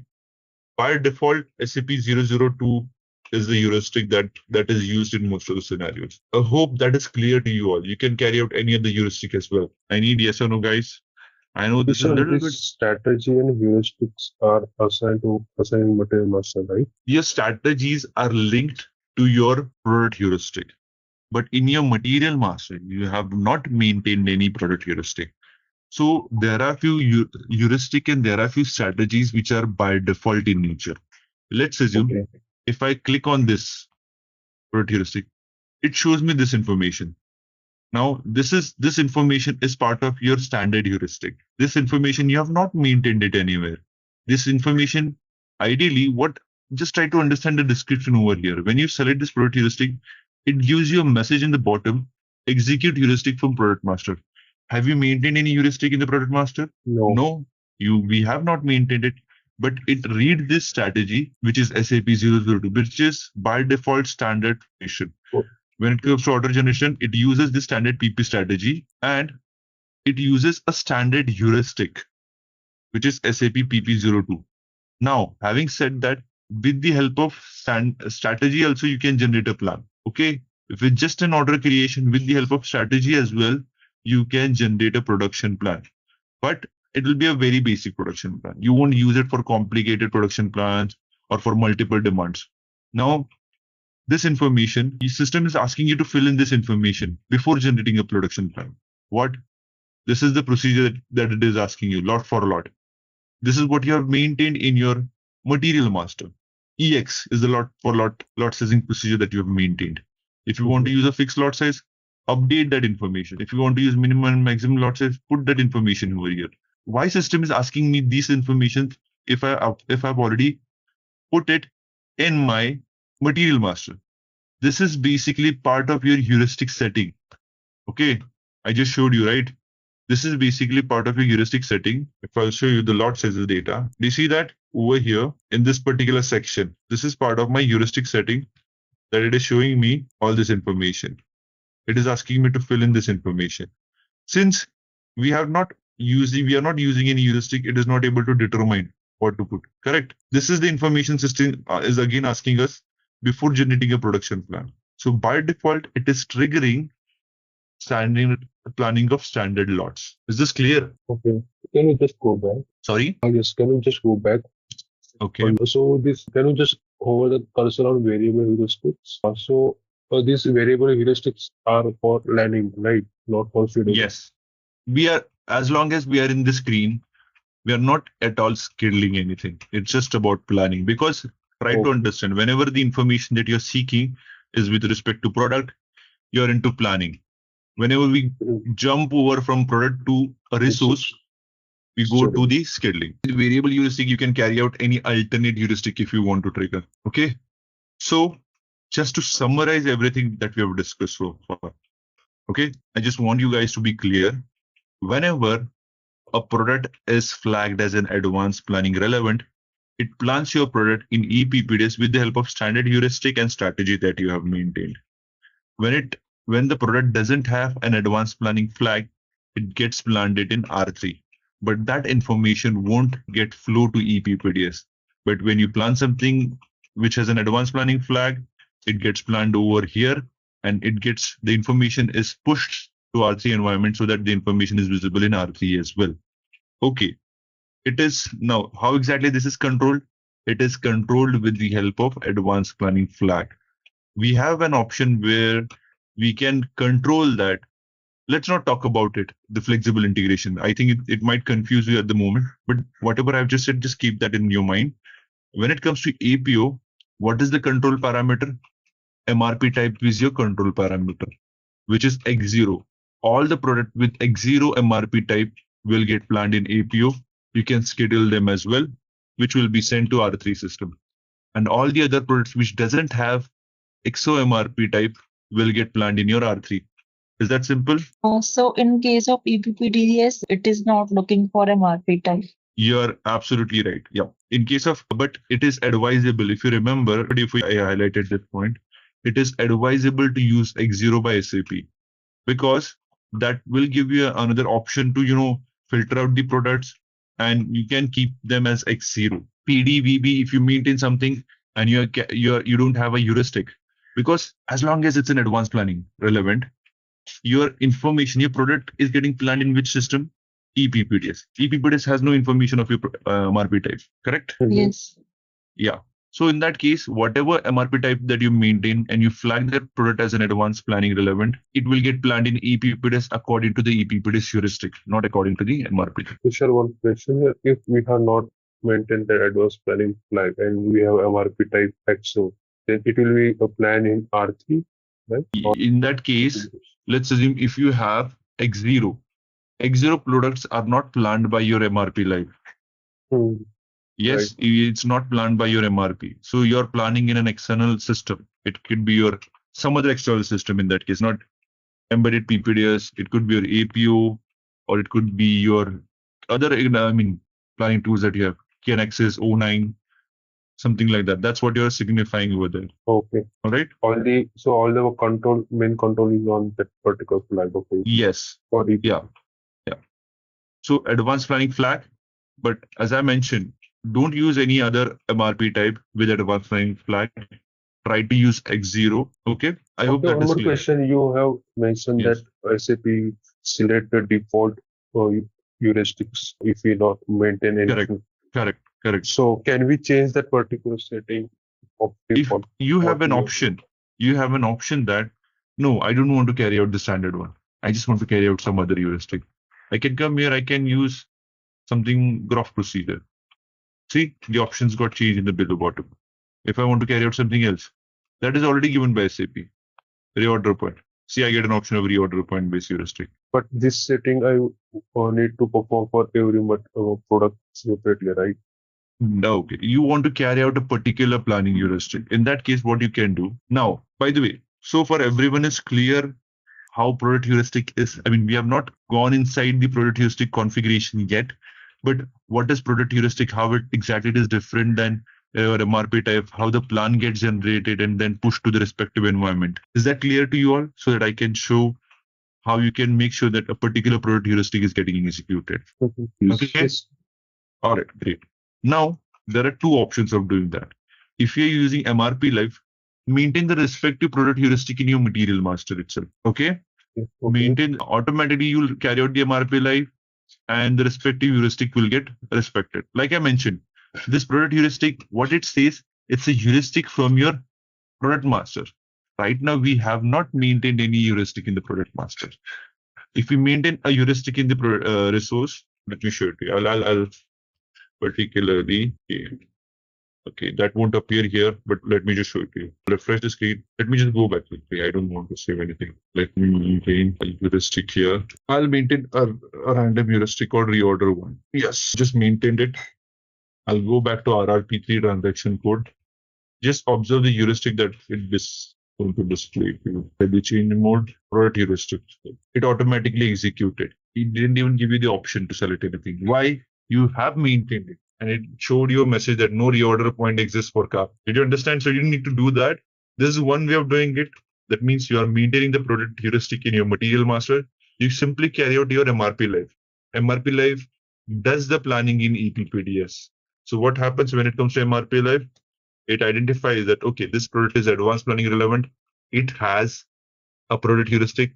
Plan it accordingly, then push it to RP. If it doesn't have, it does have an advanced planning flag, but it doesn't have a product heuristic, plan it according to the standard heuristic, which is SAP 002 as a planning strategy and SAP PP_00. Okay. One from my side. So you have shown the product heuristic, right? Where we are looking at the planning of product, single product. Okay.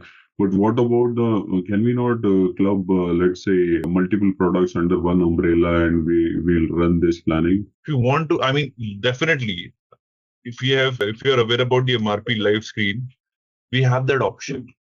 We have a product that we can group with respect to MRP controller. We can group it according to the product group. You can have search products which are supposed to get planned in EPPDS according to a particular heuristic, or you don't need to have a MRP controller. If you want to plan them together, just use that MRP controller as a selection criterion. All the product which has a product heuristic or which doesn't have a product heuristic will get planned with the standard heuristic. So products with their own product heuristic will be planned. Products without any product heuristic will get planned with the standard heuristic.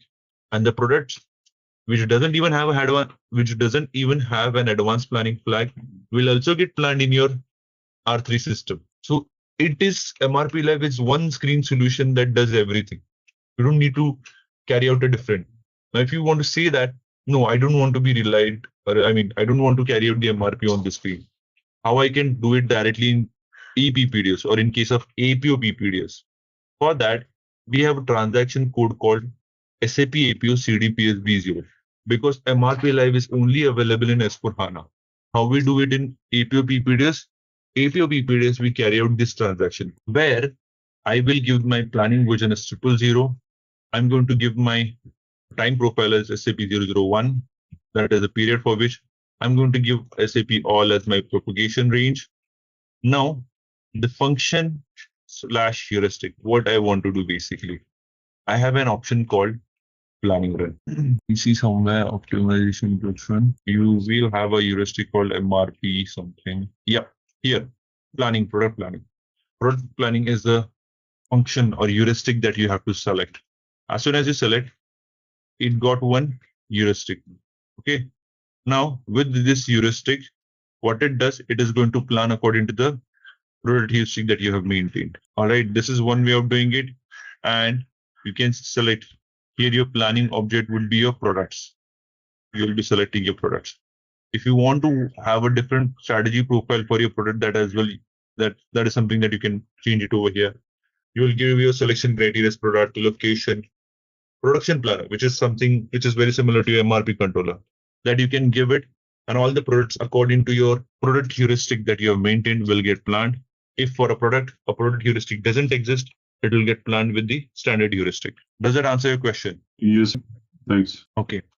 So this is the way that you have to do it in APO PP-DS. APO PP-DS doesn't have MRP Live. So this is the screen. This is the same screen that you have to use it to plan a product in case of APO.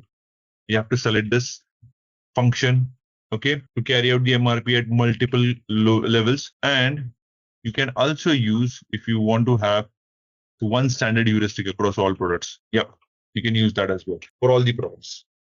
I want to carry out according to the standard heuristic. That's also possible. Or if you want to carry out different heuristic, you can select different heuristic directly from here itself. Okay, I want to carry out the reorder point across all the products. So where is the reorder point? You will carry out reorder point for all the products. But wherever the reorder point is maintained, only those products, for those products, the plan will get generated. Wherever you don't have a reorder point, you won't get a plan generated for them. Does that make sense to you all? Yes, Vishal. Okay, so right now we have discussed about how do we use MRP Live to generate a production plan, and we have also seen how do we use this product heuristics to create a production plan. Okay, or a variable heuristic options that we have. We can also use this. We can use a planning run transaction code to carry out or to generate a production plan, or else the best one that is available, which is MRP Live. That can also be used. One question from my side. I don't know whether this is relevant over here or not, but let us say we are having, let's say we are having 10 products or 10 materials which I need to plan, and I do have monthly bucket where I have a demand. Okay. And then after doing all this planning stuff, okay, will I get any information that, let's say for 10 products, I have, let's say, monthly demand of 100, for example, okay, whether I'm meeting that demand in this month or not. So are we getting that information like we are doing in SNOP, right? So we are doing the simulative planning where we need to understand, okay, this planning is good for me. So usually the planner is doing all this activity, right? So he is doing simulation and he is checking whether we are meeting that plan or not, right? And he will get the best plan, and then he will push that plan towards actual plan, right? So are we getting some information over here? Well, to answer your question, we have certain alerts. So basically, you can set your alerts in a way that, I mean, there are various range of alerts that are available. Let's assume you have a monthly demand or you have weekly demand. Any demand is not getting fulfilled on time. Any demand which is not getting fulfilled at all.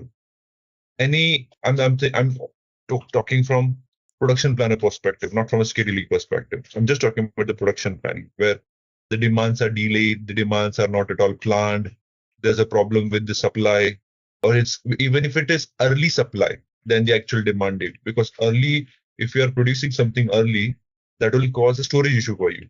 So all these issues are highlighted with the help of alerts. We have those alerts whenever we plan something. Our day-to-day job from a planner point of view would be whenever MRP run or whenever a planning run or product heuristic gets executed in the background job, next day, after scheduling run as well, next day the planner's job should be to identify these alerts and rectify these alerts. We will have a session about the alerts as well, maybe in our upcoming sessions. Maybe after 2-3 sessions itself, we'll have the alert session where I'll show you how these alerts get displayed and which are the screens or which are the reports that you can use it to get this cumulative view of alerts, and how you can identify, okay, this is the alert, how you can resolve them as well. The necessary action has to be taken by your planner. So we have this tool. I hope that is what your question was regarding. Yes, Vishal. We basically get this information. So now, as you have seen that we generated this production plan for the demand. Okay, as you can see, all my plan orders are generated against my requirement, and this took place for I generated this plan according to my MRP. I carried out the MRP live, and that is how it got generated. Now I want to show you one more thing, but before that, I know that the other products were not planned properly. There was a car body. You see, okay, this was not planned, right? There's no plan order generated for this product. It's a semi-finished product, and I don't have any sourcing information for this. Okay, the semi-finished product were not planned. The reason for that was I don't have any sourcing information. It's a semi-finished, but I have the procurement type as X. Now, if I'm following with the E, I don't have a production or PDS data for this one. Similarly, if I'm following with the F, I don't have the purchase info record created for this. But ideally, I need to create the data first of all. That is the reason whenever I carry it out, I'll recarry the MRP run. I just want you to be aware that if I'm selecting all this information, I'm going to delete the existing plan. It should be 3. And I'm going to recreate the plan again. Initially, when I carried out only one product was planned, correct? The other products were not planned at all. The low level code is not getting calculated. Mem 0 just 616. There's a bug in the system, it seems, where yes, this is from the lab. We have to see the low level code. Here, yes, it should be 001, it seems. Because of which, okay, there's a bug. I will resolve this bug. That's not a big issue. Okay, no worries. But ideally, even though if I don't have any sourcing information, I should be able to plan my products. Correct? Because even though if I'm generating a purchase requisition, do I need to have the exact information of purchase info record? No. You still have the basic information. Purchase info records are necessary, but you can still carry out your MRP run. So what I'm going to show you, I'm going inside this plan order. Let's try to observe the information that it has displayed properly. So in a plan order, what information that we have? We have the information of what is the start date of the order, what is the start time of the order, what is the end date of the order, what is the end time of the order. It is the basic validity information that you have maintained when the data was created. And the opening date is also the same as your start date. Does anyone know what is opening date, opening period? Do you all know the use of scheduling margin key? Is that opening period is defined is under schedule margin keys. You're right. Scheduling margin captures the information of opening period, but this is an opening date. These are two different dates. This is the date that gets calculated according to your start date. Okay, on what date you are going to start the production, but that opening period is slightly different than this. That is applicable especially in case of calculating whenever it's kind of buffer that you add. And with respect to opening period, if you have an offset, especially an offset is there, even though you start, but your opening period can be different. That is the reason, according to the opening date that you have maintained, according to the configuration that you have maintained, the opening date can be changed. The offset that you maintain, that even though I need to complete my production on 31st, I'm starting 1 or 2 days earlier than the actual start date. That is where I can use it as an opening date for reference, because I'm pulling my demands 1 day ahead. I'm making sure that even if I'm starting my production on 28th, I'm making sure on 27th, all my products are available. So 1 day of buffer is kept over there. That is how you can control it, this opening period. Then you have basic information of prime product, quantity. This PP form is something that we discussed a few minutes back, that it will make sure that MRP or your heuristic doesn't change your order quantity. Okay, even if the requirement changes, this order quantity will not get changed. Okay, then you have this other forms. Then you have these statuses as well. Okay, here it's clearly mentioned that it was generated in PPDS. The scheduled status is scheduled. That means this order has been scheduled. There's relevant status that is not updated yet. Pre-check has not been carried out yet. And this is the life cycle indicators that we have, that we see. We see the statuses. I mean, whenever you convert this order, plan order to a production order, this indicator gets checked. When you release a production order, this indicator gets activated. When you partially confirm this order, this and this two indicators get ticked. But that means you have actually started the production. And when you confirm the order completely, this indicator gets ticked. So these are different statuses. Along with that, I want you to notice that the source of supply, the source location is obviously getting updated, the information that we have seen in the product a few minutes back. Along with that, your PDS information, that is your source of supply information, is also getting displayed. That if you have a multiple PDSs, which production or which PDS data that you're referring, or which production that you're referring is selected over here, or is get displayed over here. This is the basic information about the order. And then this is the information of your requirement, which we have already covered. Then at each component level, the same information is going to get displayed. Here, if I'm going inside if I click on this product, it is taking me to the RRP3 screen. That is the product view screen of that respective product. If I'm selecting car body, if it will take me to the car body was just planned. Tires were not planned. Batteries were not planned. I think I carried out the MRP life for car body, it seems, by mistake. Okay, that should not be a problem. But this is for them. The plan orders were not created yet, but you see that their dependent demand got generated according to the plan order that we created at the finished product level. Then we have something called operations. In operations section, we get to see all the operations that are available even with the resource. This is the basic operation information and the operation quantity. The net duration of the operation is also visible over here.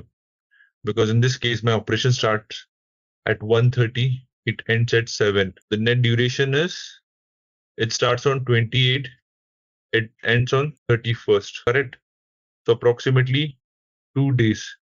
So it is showing you the 2 days information here. And if you want to be precise, you can click on this button. It shows you that it starts on 28. It shows you this resource was being used to carry out the production. All this information is visible. Even if you see, all of you are aware about the PP and PP as well. All the status or all the changes that we do at the production order level. Let's assume if we release the production order, even the operation gets a status called released. Even if you partially confirm the order or operation, that information gets updated at the operation level. So all this information gets also visible in your operation statuses. Okay. And then again, some more information gets displayed here with respect to your resource. Here, it shows you the basic same information that you have. And this is the basic production time. I guess 29th is a holiday, it seems. Because I'm seeing that the activity time is 1:30 and it ends on at 7 in the morning. Let us view this order in the DS board. Let's try to get some glimpse of it, how exactly it looks like. By the way, are you guys following? I'm not sure if you guys are following. Let me know if you're having difficulties in understanding this. We're just going through the order information. Nothing else. Not going to select. I'm going to select a product as well. Based on product, it can provide me the information of order. Yes or no, guys? Yeah. This is the order number 2992. Here, if you're not sure how to find an order, you can just press Control F. For some reason, my shortcut keys are not working. So I'll just click over here, Control F, order number 2992. Yes, your order starts on 20. Okay, it starts a little early. It is still 27th that I see. Your order starts. Yeah, it starts on 27th. And it ends on 31st. Okay, so it consumes approximately 2 days. Then the order view. Okay, your activity starts at 28th, 1:30. Have you maintained a different timing? I'm not able to. Let me see. Is it due to the shift data? No. I think it is because see, our operating times are less. But I think I have defined our body defined because do you see the change of information there? I've just maintained that for 100, it's 90. 90 minutes is the production time for 100 quantities. And the order quantity is 3,200. But do you see the change of information here? The change of information that I'm trying to highlight it to you that here it says that my activity starts at 1:30, okay, on 28th, and it ends at 7. But when the order number is 2992. But over here, if I'll click on this information, what information it shows? It says that it's starting a little early. Okay, I know the reason behind it. That is because of the time zone. That's because of the time zone. I think we should change it to India time zone. It's confusion. Now it says 5. Let me see. What is the time zone? Okay, it's CET time zone in the resource. Let me go back to the CET time zone. Vishal, there's a gray patch, right, at the 30. So is it due to the shift? That was yeah. This gray area that you see, it is just because of the shift information. Now, as I was saying, the time difference that I was observing, it was just because of the time zone. Because my resource operates in CET time zone, that is the reason the plan order information was getting visible according to the CET time zone. Correct? I just checked inside the resource that the resource follows a CET time zone. Then what I did, I changed the time zone over here in the DS board, because I think according to my system, if I'll see the user information, I must have set up a different time zone. It's the time zone that I follow is UTC. You see that? I should change it. It is following the UTC, but as soon as I change it to CET over here as well, the times that were getting represented in the DS board and plan orders are matching on 28 and 1:30, and it gets over at on 31st at 7 a.m. in the morning. So this is how the order information gets displayed. You can, and this screen information, like I'm not sure who just mentioned that. This is basically your break times and non-working times. This is your weekend basically. So because of this weekend, it took more time to produce that order, right? Otherwise, if there was no weekend, it would have finished the order by here itself, somewhere here in 30th of 30 is Friday, I suppose. 30 is your Friday. 31st is Saturday, but on Saturday I have not chosen the weekend somehow. I think 30. Okay, so it's the third shift, right? Yeah, from 7 p.m. to 7 p.m. you operate, if you remember, and the shift pattern could be slightly different. Okay, so basically this is how the plan order information gets displayed in the planning skill or detailed scheduling board, and this is how the plan orders get generated with the help of product heuristic. Now we have not discussed how each and every product heuristic will play an important role while creating an order, but we just understood what is the job of product heuristic, how exactly it creates an order by looking at what information, okay, and how we can trigger them. That is something we have seen today. We'll try to cover some basics of scheduling as well. Now, about session, does anyone have any doubt? So there was a mention like if we don't maintain the product heuristic in the product master, it will take the default settings. When you trigger it through product view, it will take it from your standard heuristic. And if you simply carry out the planning run, MRP run, through planning run transaction code, which is a PPDS based transaction code at that time as well. Okay, so the default SAP profile contains the information like which product heuristic model has to be used. The profile, yes. Okay. It carries that information, what heuristic should be used, what strategy should be used. You're absolutely right about it. That would be in configuration then. Yeah, that is the reason. There's a configuration behind it to select which heuristic to be used as a standard one, default one. There's a profile that we define for that. Okay. Yeah. So basically, when we run them, sometimes we get that error in the PPDS checkbox is checked for the product. And whenever we run, we will get the logs there. So there it's coming as error in product and location. So right now I am facing that issue in the current project. So that's error in the product and location. Yeah, error in product and location is generalized error we are getting within the MRP box. You have an option called SLG1, SAP APO SLG1. There you have an option called planning and planning run. Over there, the logs are much more descriptive. Maybe you can refer that. If you're still having difficulties, if you're okay, and maybe if you can come up with the screenshot and you can share the screenshot in our chat box, and then we can try to understand the reason. It's most likely due to the data maintenance. Okay. Let me just quickly, we might go over by one or a few minutes since there are questions mentioned here.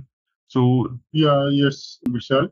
So this planned order, which is for piece material, they are not getting detailed scheduling view. So user is not able to see the capacity requirement for that in that particular plan. Sorry. Can you repeat your question, please? In advanced planning checkbox material, they are not able to see detailed scheduling view in planned order, and they want to see the capacity requirements. They usually use SAP APO CDPS _ REPT. So in that, this capacity requirements is not coming. Since detailed scheduling view is not there in planned order. Detailed scheduling view is, so there could be several issues behind it. Okay. So first of all, you have flagged that product as an advanced planning relevant, but still you are not able to see that product or plan order in the detailed scheduling board as well as in the report, that is CDPS _ REPT report. Yes. Correct? Yes. So there could be two reasons. First of all, you have not flagged the basic issue. Resolution for that issue would be the advanced planning relevant checkbox is not activated for your resource. So resource is not available in PPDS. I'm assuming that's not the problem, but this is the basic issue. There. Resources Okay. there. I checked. The second problem would be, have you opened your plan order information? Your plan order must have the PDS data. Your plan order must have your operation information. If you don't have that information, that means your plan order doesn't carry or it doesn't have a PDS. It was just created as a supply with the product information. That means it doesn't have the resource information. And if there's no resource information, you won't see that information in your detailed scheduling board and nor in your CDPS REPT. That's most likely the reason. Okay, I'll check it and Yes, please check So it and let me know. we have the MRP live where we can choose the lead time scheduling, right? We have an We'll MR and in the MRP live, we have the option for lead time yes, scheduling. correct. That will also impact this tab in the plan view, right? Plan order. You're absolutely right. So see, whenever we generate a production plan MRP live, what happens? Well, it plays an important role from PP point of view, but not from PPDS point of view. That is the reason I highlighted or I emphasized on a line called try to understand from which information or from which system your data is getting triggered or your plan order is getting generated. If you are using MRP Live and you are using the scheduling as one, that is basic date scheduling. In that case, your product is getting planned in EPPDS. Correct, first of all, since there's an advanced planning flag for that product. And as the product is getting planned in EPPDS, it is going to read the information that is available in EPPDS. You don't have the basic date information in EPPDS. EPPDS always follows the PDS information, that is your capacity information, that is your resource information. Okay, so it does not have an impact on your PPDS materials, but especially the material that you planned in R3 system or in your S4HANA system, there you will have an impact because it won't read your routing data. It will just read your basic information that you maintained in your MRP2 view. I hope that answers your question, Vaibhav. So basically, I was saying I've been told that there is no detailed track. No. The problem the kill is most likely facing is because there is no resource information in his plan order. The PDS could be incorrect. That's the most likely issue that he must be facing. But let him come back. Okay. Are there any more questions? I see that Shubham had pasted one question. It's from Akhil. I guess, Irshad, your question was just answered, right? If you're an MRP with lead times, will your option that plan order should get generated with capacity requirements? Yeah, I just answered that question. Yes. But that user is not able to find capacity requirement since no detailed schedule. So he asked me table. Is there any table? No. The basic and the most important that you should always do, if you're able to see a plan order, but the plan order is not visible in the DS board, is to go inside the order and identify if there's a resource information available over there. If you have a resource information visible in your plan order, you must have that plan order in your detailed scheduling board as well as in your report. Okay? Okay. No. Shubham, I'm not sure if you can hear us, but to answer your question, product heuristic work in SAP APO is similar as MRP type in SAP PP. You're right. That's the basic job of your product heuristic to identify. See, all the heuristics, the base purpose is to generate a production plan. But how to generate, it depends on the heuristic settings or a heuristic algorithm behind it. Every heuristic has some algorithm in it. Okay. And that is what is controlled by, or that is what controls how your supply or how your production plan is going to get generated. It can be with the different lot sizes. It can be with the different reorder point values. It can be with respect to the quota. It can be with respect to 3 different horizon and 3 different lot sizes for the same demand. So there are different settings each heuristic carries, which determines how a production plan should be generated. All right, let's test your knowledge. Here's a question for you. Which planning object in PP-DS represents a group of resources with similar capabilities? Option A, Work Center. Option B, Resource Group. Option C, production line. Option D, planning area. Take a moment to think, and when you're ready, choose the correct option. Remember, each choice holds a key to unlocking the answer. Good luck! Type the correct answer in the comment section. Hey there! Want to get really good at planning production? Our PPDS course is made just for you. You can learn it at your own pace right on our platform. In this course, you'll learn all about PPDS. It helps plan what to make, when to make it, and how to meet customer needs on time. Our course covers both ECC and S/4HANA. From simple setups to expert tips, we explain it all in easy steps. Your trainers are experts who've used PPDS for years.